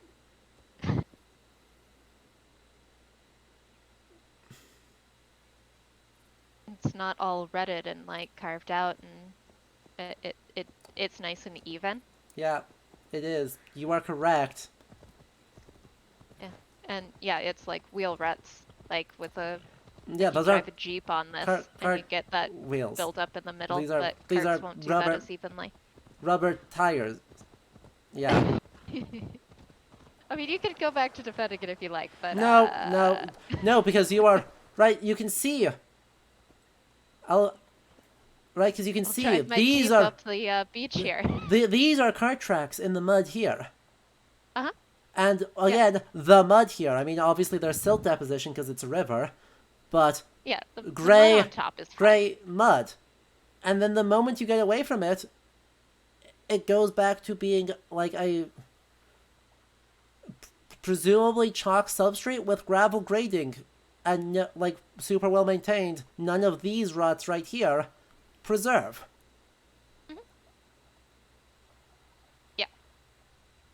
So I've seen these roads. I've driven on lots of these roads. They're for cars. They're So for cars. They're doing some pretty preemptive infrastructure here. Like, I'm proud of them. 9th century England apparently knew what cars were. Like, fair play to them. If they know what cars are, that's their prerogative. But Jesus Christ, the most basic thing. It's so weird, right? This game occasionally gets really obscure stuff right. Or has actually thoughtful ideas of, like, mentality and what do rituals look and act like. And then everywhere else, they get the most basic of details wrong. And you have to be an expert in each thing to identify how they get it wrong.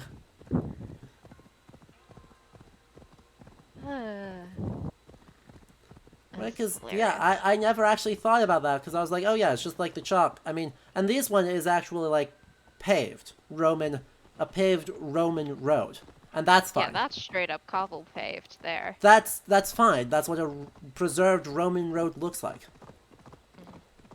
But yeah, the car dirt road is pretty funny. Uh-huh. And then there's this little teeny tiny...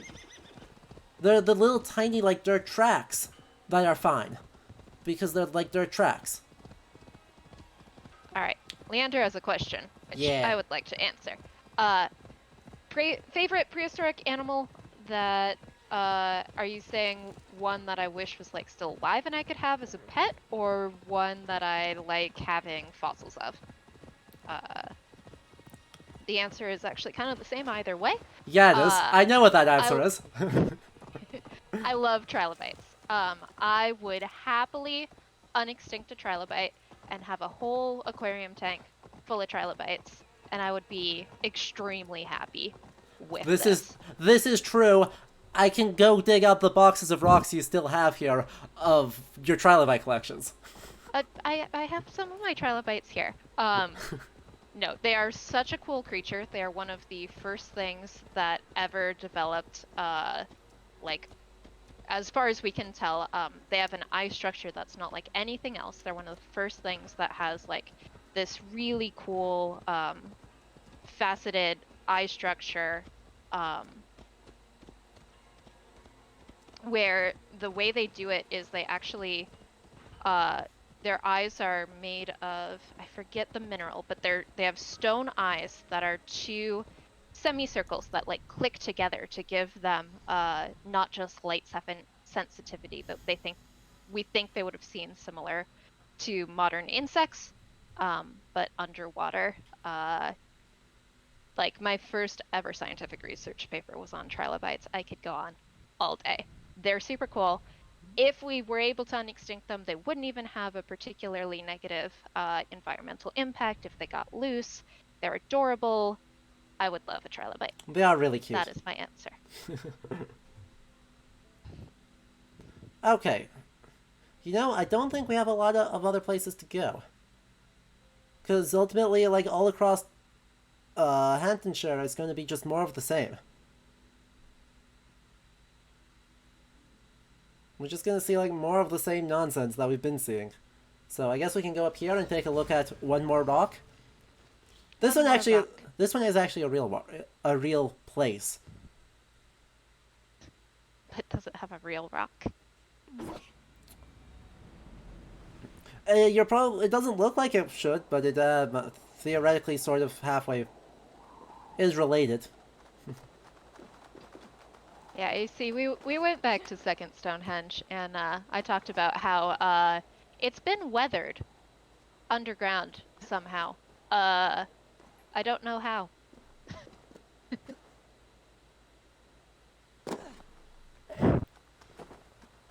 My ankles are indestructible. Indestructible ankles. I dropped a long ways there. Show me. So, the spires are, actually a real place in Shropshire.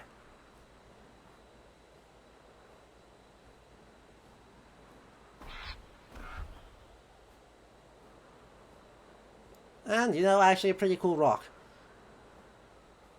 Right, a really weird... These are big. These do feel big to me, too.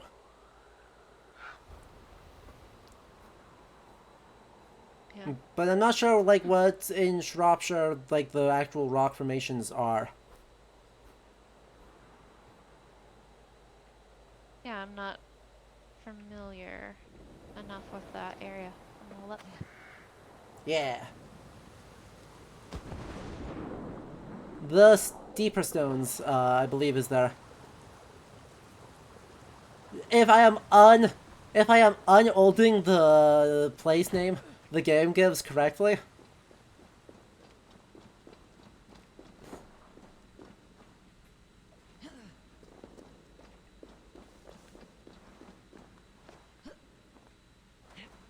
Yeah, I'm not sure where this is. I mean, those rocks seem particularly spirey. Yeah, the actual place is pretty wild. Steeper stones. Stiffer stones, there we go. Yeah. Oh, okay. So 500 million year old quartzite, apparently. That would make sense. Quartzite will do that. I mean, it seems like they've embellished them a little bit, but on some level, like, the fact that the rocks are more pointy does kind of work. Mm-hmm. Because erosion does happen, and they should be a little bit taller 1,000 years ago than they are today. Yeah.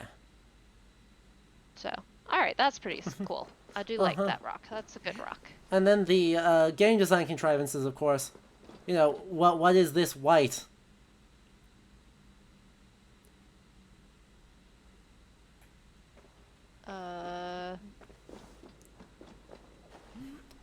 The whole big white. Just some sort of weird mineralization reaction, I would Exactly. assume. Rocks I do would that sometimes. I would probably agree with that. Right. It's the gameplay contrivance to know you can walk through here. Well, right. But if we take everything like- literally in universe. If there was a sulfur vent, you'd get sort of crystal buildup similar to that. Call this obsidian or whatever the heck it is. Yep. This is not a volcanic area. There should be none of this. No obsidian from a quartzite. But yeah, this is a good rock. I like this hill. Good. We have one good rock. It's a I don't little bit think embellished, we'll pointy. Johnny, help us out here. Roundhouse? I'm like 90% sure there aren't roundhouses built into the rock face at Steeper Stones.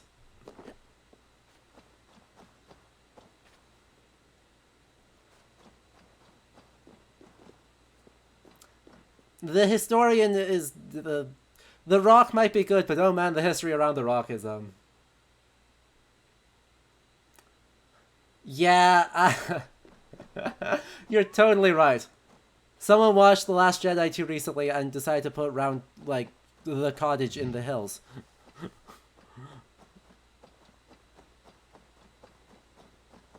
Cause it is truly like unmortared stone, which is fine. That's really old. That goes 2/3 of the way fine, and then buries itself into the quartzite. Which is extremely difficult to, like, Do? quartzite is a very hard rock. It is difficult to shape. Yeah, whoa, this is wild. Wait, this gets more wild the more you look at it, because the way the bricks are laying, right? It's not like they just built up around the courtside and just used that as the formation. No, like No, it's they cut. hollowed it out and then perfectly fit the roundhouse into the courtside. So they mined And that shit. You can see there's a color differentiation between the quartzite and the Yeah. stone, which Yeah. means they heckin' carried this other rock from someplace else to stick it here. Which is, silly. Uh-huh. I mean, they did move things a very long way for, not entirely transparent reasons, you know. Okay, As but as the conversation was going, you know, the bluestones at Stonehenge being from Wales. yeah, no, and there are But- reasons why, like, rocks being moved way out of situ, away from where they would have initially been, like, that happens. Wait, That's fine. holy You shit. could even have it happen naturally with glaciation. Glaciers will pick up big boulders of stuff and move it way far away from where it originally formed. And we later find these boulders of like quartzite and a bunch of limestone, and we're like, the heck is this? Yup. It does happen, but that's not what's happening here. Correct. Also, I can make it worse. Due to the power of clipping, because that's all. I mean, that is what it is. We can imply that this thing existed, was ruined, and then the quartzite grew over the lip. That's not how quartzite works. Exactly. but what other right? If we take this literally, Yep, no, that is Which that is is- how the rules of superposition and original horizontality and like that is, you're correct. That is what this implies. But also quartzite is a metamorphic rock. This is Cambrian quartzite, so this rock should be 455 million years old. 500 million. Or 500 million years old. Right, Unlikely. that is me being pedantic and nitpicky as hell. But also, Jesus Christ, if you're going to make it so obvious, just move it 6 inches out. Nature is healing. Yes, exactly. This is how rocks work.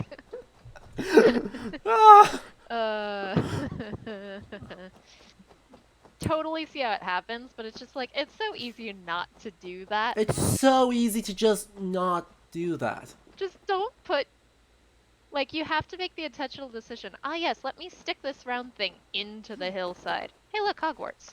Oh, yeah. Yeah.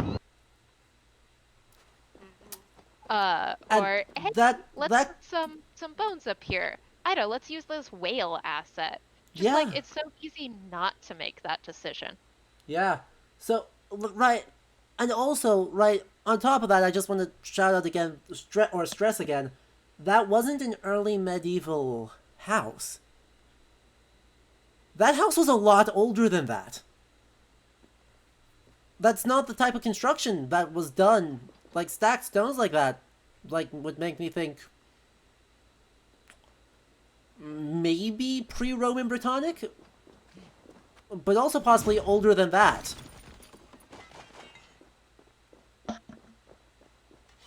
And so, right, they're not just using a house asset.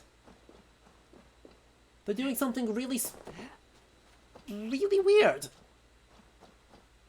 Also, another lodgepole pine. Just vibing. Vibin'. Those are definitely here. Also, Singular lodgepole pine just chilling by itself. also this castle, which uses like vaguely Roman outer walls with 13th century crenellations. It's a nice bridge. Look at that bridge. Uh-huh. I don't think that goes in this time period, but that's a nice bridge. Nah. Not on that scale. With, you know, properly, like, probably 11th, 12th century cranes. So, wrong, but less wrong. With roundhouses. Frickin', like, Kelp? Okay. Right. stereotypically, lots of air quotes here, Celtic house design with a keep that dates to, at best, the back half of the 13th century, and given this sort of scale and exaggerance, is like a dumb nonsense version of a mid-14th century keep. And still this weird interplay between it, like, obviously having to be new construction. Like, obviously. There's still cranes here. Yeah. But at the same time, it looks really weathered, and, like, the stones aren't cut super precisely, and that just doesn't jive. The towers like, are weathering literally... happens later. The castle? Right, this ruination isn't this is still being built ruination. This is it Right, was built and fell broke. down. Right. I see we are having pre-weathered castles to go with our pre-weathered second underground Stonehenge. Exactly. Apparently we're just dipping everything in the acid rain ahead of time. Wait, also, it looks there are... If these are what I think they are, I'm gonna... Yeah, they totally are. So, storage granaries? That's what these two buildings are. Why is there a granary? On the one hand, yeah, you need to store things, too, but you don't store things like this in this building. You would have an entire outbuilding for it, or you would store them in the keep. That place that is very easily isolatable from the rest of the fortification. Also, don't do this. Right? Congratulations. Oh, look. You get attacked. You get attacked. You get pushed. The first layer breaks. The second layer breaks. You retreat. You are now twice under siege, and they have a fortification so you can't actually attack them. Double siege. You can't make a sortie from this keep. No. If you get pushed back from this keep, or into this keep, you starve to death. Oh yeah, you don't have anywhere else to go. 7 people could besiege this castle. 1, 2, 3, 4, 5, 6, 7. You give them a bow and maybe a ballista. You have now besieged the entire castle. 1 elephant. 1 elephant would break this everything. Yeah, we escaped through the passages in the basement through the... Once again, wait. They didn't. They didn't do it again, did they? They did it again. What did they do? They mined out the quartzite to drop the tower in. You can't mine the quartzite. It's very hard. You need explosives. They mined out the quartzite to drop the tower in and perfectly shape it to be flush. Generally, people will use the natural rock formations in these cases to, like, yeah. make things strong. Yeah, you do. And you also set your castle places on top of the flat part of the rock formation. If the rock formation is truly not flat, it is totally useless. I would have put the castle on this hill, right here. Because what does this frickin' piece of quartzite... Or, you know, put the keep inside of this? And then you could build a tower going down the outside of the cliff. That's just, like, braced up against the quartzite. And that can be a way out. But put the keep here. So, I think we've given this particular keep 0 out of 10 dumb design. Like, can we give it a negative score? I don't know. It's your stream, you make the rules. Chat, does this merit a sheep?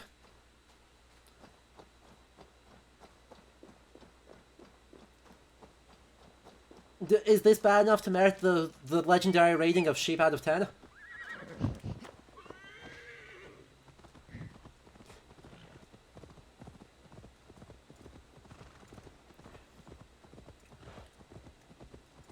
Sorry, so... An American bighorn sheep out of 10. So, to anyone who doesn't get that, on the Discord some time ago, there was an event of me being subjected to the designs from Fate's Day Night for Norse entities.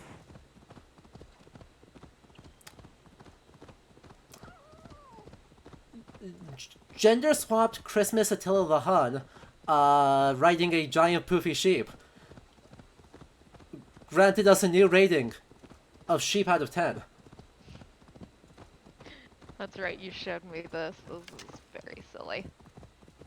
And our good friend Sark, being subjected to the Greek designs for, has a sniper rifle Paris of Trojan War fame with a sheep on top of its head that is Apollo, confirmed that sheep out of 10 was a valid rating for everything. So we truly save it for the most incoherent of all ratings. But I'm afraid, I think the next emote, which by the way, we are 3 subscribers away from a new emote slot. We'll have 2 options for that. Option 1, the devil getting punched in the face. Option 2, the most cursed looking sheep I can find out of the medieval marginalia. It'll be one of those 2. So, you know, if you wish to rate things sheep, make sure to subscribe.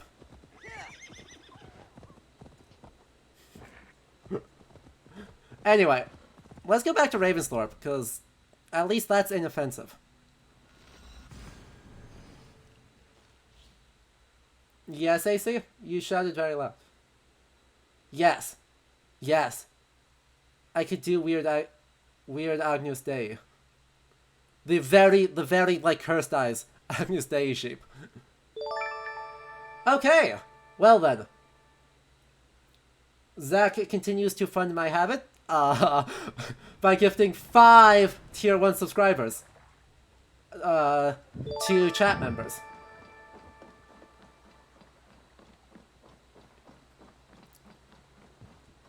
So, new subscribers, if you got the things, spam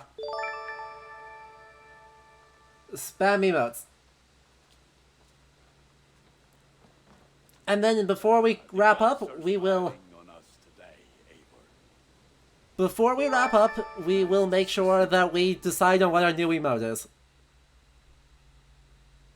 But first, I want to upgrade some stuff, because we can go for some real pain. Because we have enough... Grill some swords. Grill some swords. Firstly, upgrade the Oaken Kite Shield.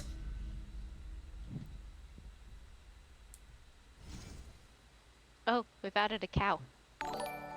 It's a lion, though. What? It still is a lion head. It's got cow horns. Yeah? Your point being? Cow. Fair. You like the looks of that one? But you gotta use your charcoal briquettes and grill your weapons to make Yes. them better. That's how that works, right? Yep, that is exactly. This doesn't change appearance. That's dumb. What things are going to look the most worst? Because I don't think I have any use for carbon at this point. I think I've upgraded everything past the point that carbon cares. Yeah, I absolutely have. Chad, I need suggestions. What are the most... What's your predictions for the most cursed upgrades that I can get?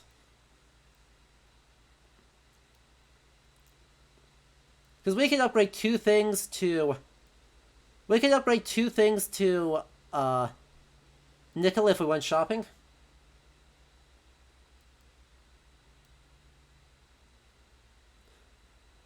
Thor's helmet does not change shape. It has no new appearances. It is just its own final appearance. And while that is a good claim, it is not painful, because it is already painful. The hammer's upgrade oh, that might be egregious.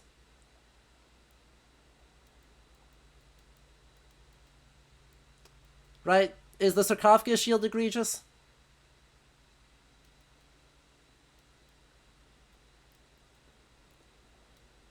The sarcophagus shield is egregious. Oh! That did not disappoint. I can get you that one. We added another skull. It never fails to disappoint. And we dunked them in metal. They're shiny now. Shiny double skull. Uh-huh. So the Warhammer, well, apart from having too short of a handle, that one actually doesn't look, and too large of a head, that could be way worse. You have a keen That was eye sad. for quality. But we can also upgrade armor.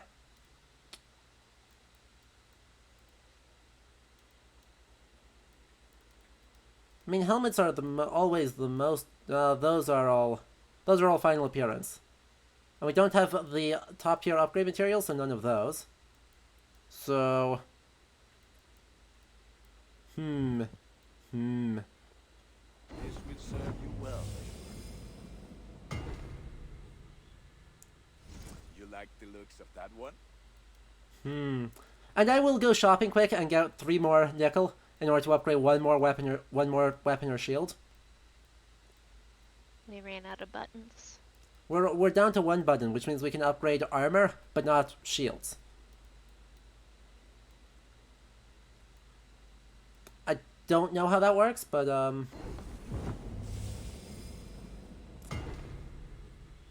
Ah, well that made them way worse. Okay. Nothing else. So, I must say, quick shopping. Quite well. And yeah. Right, it's a lion. But also a cow. Because both of these things make perfect sense in the place where we are set. Yes. Right, lions, cows, and Mjolnir should all be on a shield used by Oh no, you have use for Essex. Soldiers from Essex, according to the info page for the weapon. use it wisely.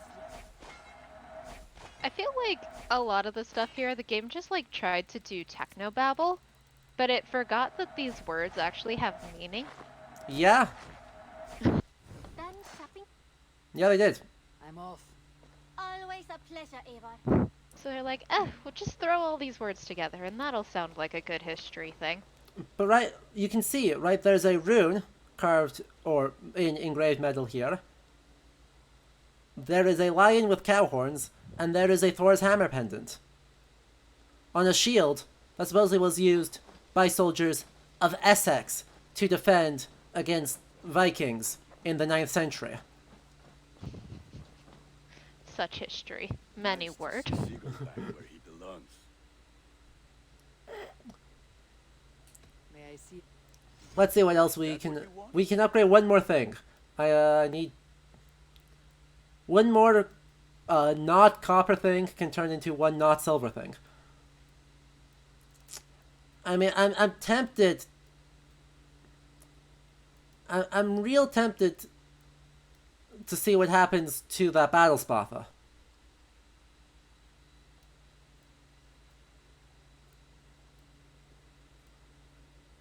Right, that's already a brick of iron. Eye for quality. What's going to happen to it? It remains a brick. Well, that was underwhelming.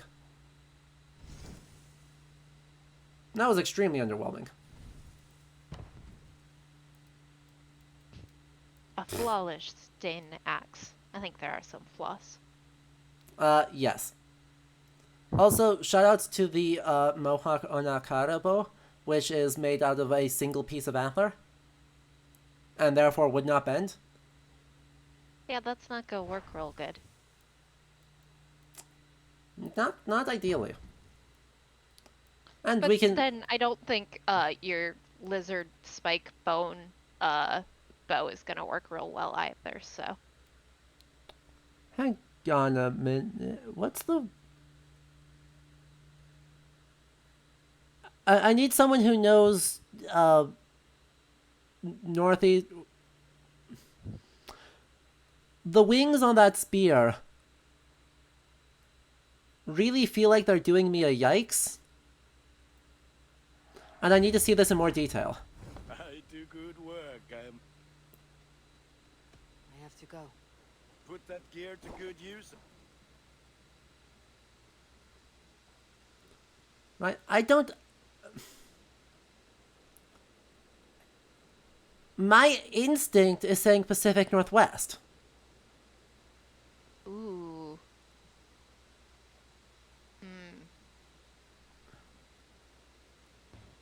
Right?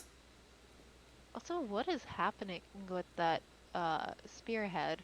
It's weird. the world's largest piece of flint that's just like strapped on awkwardly. No, so it looks like it's strapped on, but that's carved. That's not Yeah. twine attaching it, because the asset whole just thing like is carved as one Yeah. thing. So they intentionally carved in binding as if they tied it to, but that's not string. Yeah. They are capable of modeling, and right, I would actually no, I think that's a resolution problem, because that's not those are a separate piece. That's not carved in a unitary. I mean, the asset like, does it, but right, you can see that it's layered. It technically layers on top, like the wrapping right, but there's down no here end does. to that string. Oh yeah. Right. Oh yeah. Like, I mean, that is dumb. Yep, I know. It is a flat texture, but right, that is a bird head, then a carved person below that, with wings across. This is a Pacific Northwest totem pole, isn't it? or at least it has similarities there too. Oh boy. But, Right? like, the color scheme is kind of Is wrong. not right. The color scheme's almost giving me, and you would know this better, so please correct me if I'm wrong, but like Central America, like Aztec or Mayan almost. Yeah, almost. I don't disagree with that. I don't think it's 100% on the money. I think it's just right. Everything is too faded. Everything is too dark. Though, It is that might be weird. because it's like sunrise. Point is, the Assassin's Creed team in 3 was praised for their respectful portrayal of Mohawk material culture and actual culture, like living culture. And so now when they take the spear that were traded to us by the Mohawk 800 years before the Mohawk exist, they're doing a generic quote-unquote Native American spear that is doing a mega cultural appropriation. Yay. Out there? Not yay. The opposite of that. This piece of shit game. To see Sigurd back where he belongs. That's the, like, What have you got for me? I can laugh at a bunch of dumb things this game does. Things like that make me genuinely mad.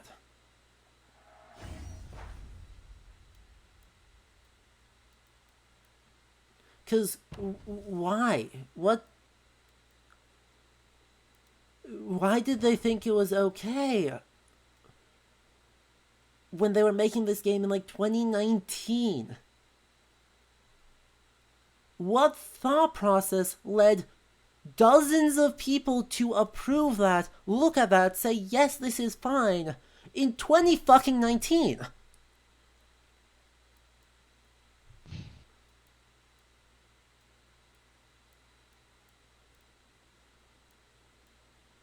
Yep. I got nothing. I got nothing either. The best interpretation I have is just they didn't think about it. I agree with you, and that's insanely, unbelievably not acceptable.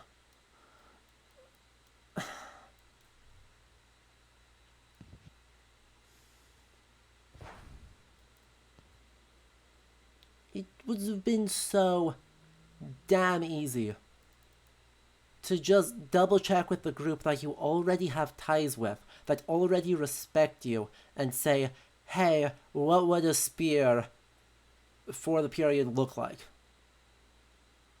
and do that. It would Or have if been... you're not sure, just don't put it in. Uh-huh. It would have been so easy to just double check, right? The thing is, right, they have ties to the Mohawk tribe from AC3 that they've preserved. I know they have. And they consulted with experts, with elders of the tribe, and did tried so hard to make it right. And since then, Assassin's Creed appears to have stopped giving a shit about the people it is just yoinking things from, with no regard for sanity or respect.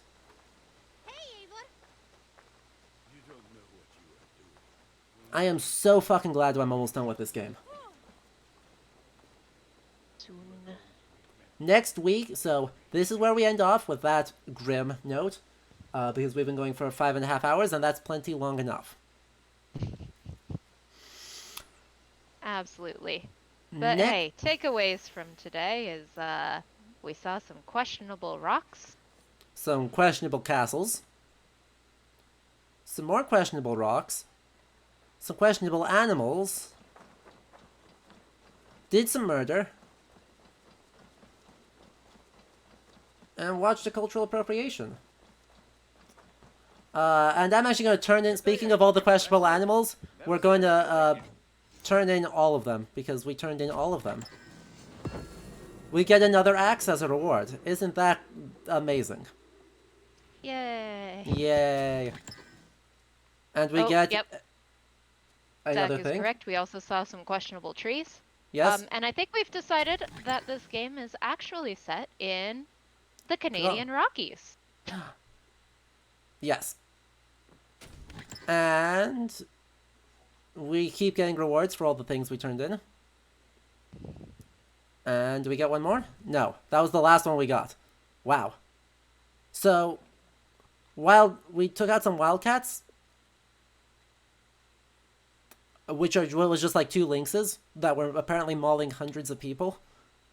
2 lynxes. A polar bear. Sorry? This bear was made with ice itself, I say, and born from Thor and Freya's affair. Run that one by me again?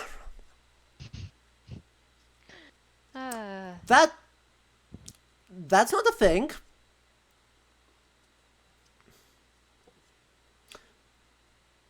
This beast has killed 7 bishops, all attacked during their sermons. I don't know. He's just really mad about sermons that go on too long. That's all that was actually happening. Right, this is a thing that early modern Icelandic folktales say happens with trolls. That troll women will cause priests to go crazy during their sermon, and they will rush out of the churchyard and then be murdered. Not a war, though, because God forbid we actually just have a troll in this game. That wouldn't be realistic. Right. Alfred is so desperate to say he has real... by the way, don't use have here. Don't just try and sound old-timey by saying he hath realized. Just say has. Jesus Christ. The calves have supped upon blood instead of milk. So, that is a reference, I think, to RPG Saga, which has a demon cow that does gore someone and then drink the blood and then rush into the sea. But not Alfred the Great. Not... What? Right, fucking Christian... super Christian Alfred the Great. Did translations of Christian sermons, personally. Gifted ludicrous amounts of money to churches. Alfred the Great is going to create, demon cows a la Sibylla. That is a pagan thing. That is a saga reference to things pagans do. Oh, sorry. Yeah, it's much more Sibylla. It's the King of Sweden's demon cow that has the same name as the Roman seeress, who was sacrificed to and grew huge, and whose bellow was so loud it would paralyze entire armies, who Ivar the Boneless, the son of Ragnar Lothbrok, according to his saga, sword was thrown at it because he has no bones. Right, his name is Boneless, obviously this is because he has no bones. So he's carrying around on a shield everywhere. And goes there and Sybil bellows. And he's like, throw me. And his warriors are all like, what? He's like, throw me. I've got my bow here. It's got a huge ass arrow in it. He fires one shot. They will fling him at it. He flies through the air. Then gives the demon cow Sybil the people's elbow. And kills it instantly.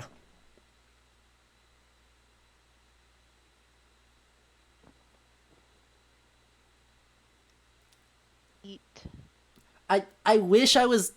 I mean, I'm very glad I'm not making any of that up, because it's freaking glorious. But also, that is almost verbatim what the saga says.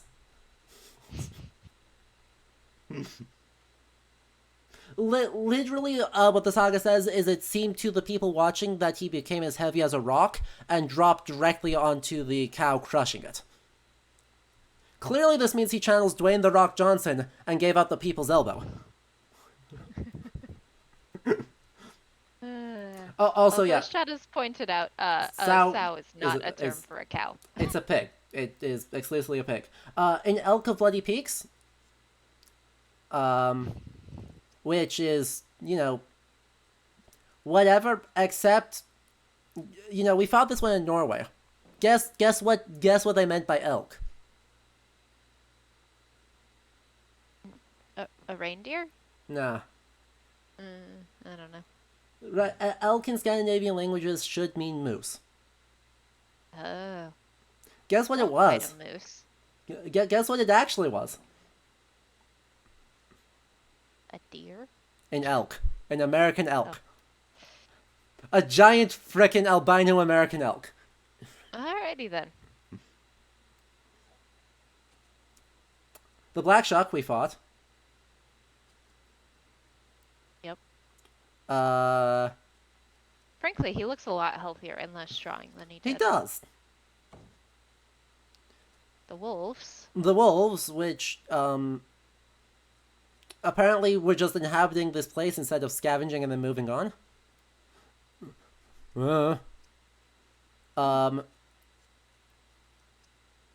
A very drunken bear. We found him in a Roman ruin that he could not have possibly gotten into or out of, and he was very drunk. Okay. Uh-huh. And, a hyena, I think. Right, Cool. yeah, Mad Wolf, literally just Mad Wolf, but, I think it's supposed to be just like I wonder if they're actually on the walls here. I wonder if they actually have put that in the game yet. They have.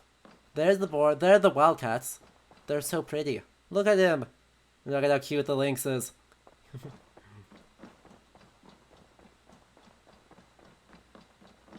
Yeah, that looks good. I don't understand. Was it this? Maybe it was that one. No, that should be the aled wolf of the corpse eaters. Was it this one? This one must have been the mad wolf. Although it is just a wolf. It's a wolf flavored wolf. Oh, there's the that elk. In Scandinavia, where elk refers to a different word. Or a different animal. Yeah, that's not a moose. So yeah. Yeah, it is an elk, it's just not a Scandinavian elk. It's terrible. We also got a new axe, because apparently, right, a whole bunch of... I thought I was going to do one quick thing, and then it spiraled out of control. Like normal. That is... Wait, that's just... Stop putting Warhammer fanfic in my video game.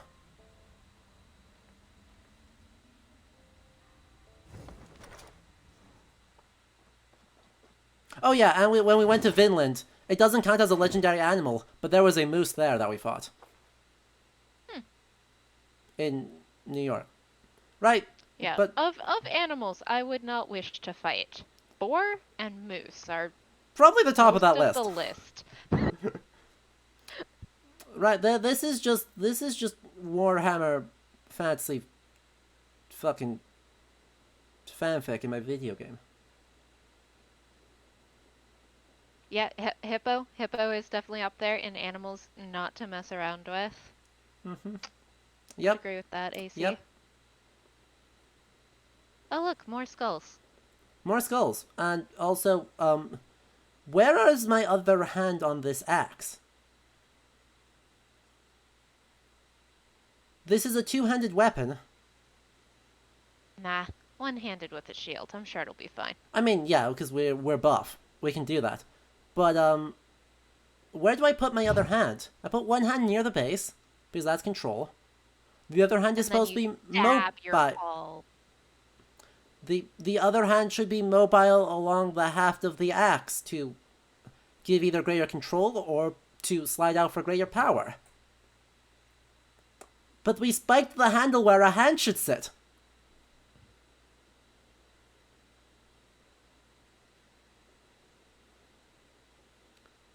I think my hand, right, if I was holding that, my hand would be right where these lower set of spikes are. I think that is true. Who needs a palm? Why would you do this? You don't need that part of... Well, they're just like super non-functional, because even where it's sitting on your shoulder, right, it's like, yes, allow me to stab myself in the neck. Uh-huh. With my spiky spikes of ridiculousness. Yeah, and then, right, uneven axe head bits, which looks cool, but also not, as far as I know, not a thing. Neorum, correct me if I'm wrong. I should just quick two-hand this to see what happens.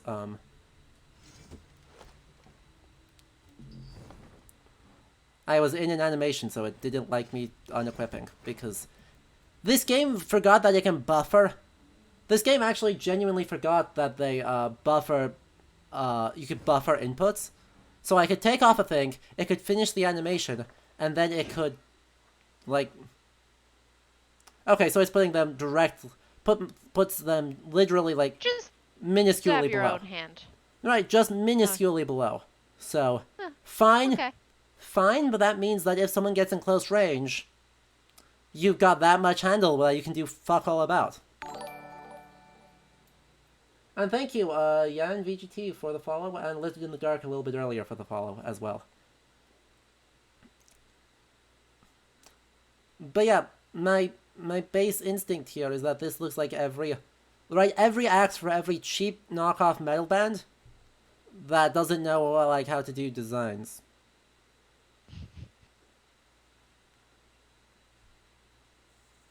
Because this is just like an extra bit of cutting bit that will hurt you. What does this do besides be less effective than this have?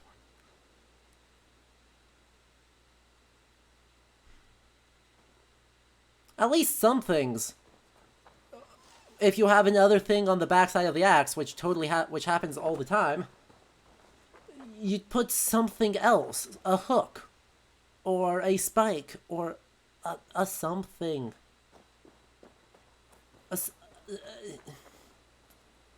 Who needs physics? Right, it's got the design of a polearm. Right, Johnny? I agree with you.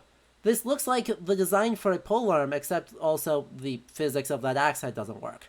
But right, you got a spear, you could have like a smaller axe head here, and then a third thing as a polearm. Hammerhead, yeah, that's a common choice. A spike happens, a hook happens, all sorts of weird stuff happens. I've never seen an axe head and then a slightly smaller axe head.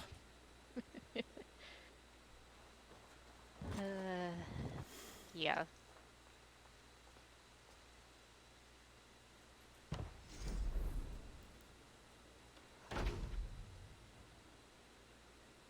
Decorative element. A decorative element. We can just, like, plop stuff down.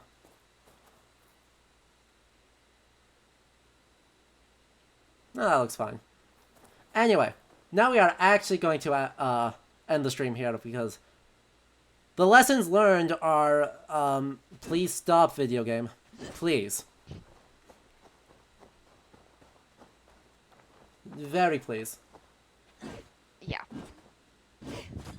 Well, this has been some wonderful nonsense. Thank you so much for having me on. And thank you for coming on, Alicia. Absolutely. My pleasure. If you play other games in the future with equally weird rocks or gasp, maybe even a good rock, I would be happy to join you sometime in the future. Absolutely, absolutely. Anyway, I hope you all enjoyed this. On Wednesday, we're going to have our next stream, which will be the second half of Greece, for a lovely chill time to help recover from this monstrosity. And then next weekend, so, what is that, the 24th, is the finale of the main story of Assassin's Creed Valhalla. We're not going to be doing Hamptonshire because fuck it, I don't care. But we will finish the main story and see what happens to Sigurd and Eivor and Basim and the rest of the gang. So, spread the news, join that. It's going to be a trip. It's going to be a really big trip. And then we'll be free of this game and able to do other things for a while after that, before sometime in May, the DLC launches. Dun dun dun. That's gonna be a special stream, so start spreading the word. We're still trying to figure out scheduling, I'll be fully honest. Scheduling is a nightmare for 4 people, but there are 4 people. I'm getting a crack team of historians to go up against Ireland and see what happens. So, stay tuned, join the Discord to know when that'll happen, and start spreading the word, because I want a huge crowd for that, because it's worth it. It's gonna be an absolute chaos, and it's gonna be the best time. Anyway, sanity. Leisha, how's your sanity doing? 1 dome carved into quartzite out of 10. Reasonable. That's about where mine's at. This has been a lot. And I was doing okay until the very end, but then I had to actually, observe what the game was doing. Yep. And every time I stop to observe and think about what the game is actually doing, I get angry at it. So we're going to recover. And until then, I hope you all have a lovely rest of your weekend. And I hope this is the low point of it. So, yeah. I will catch you all next time. Bye. Bye.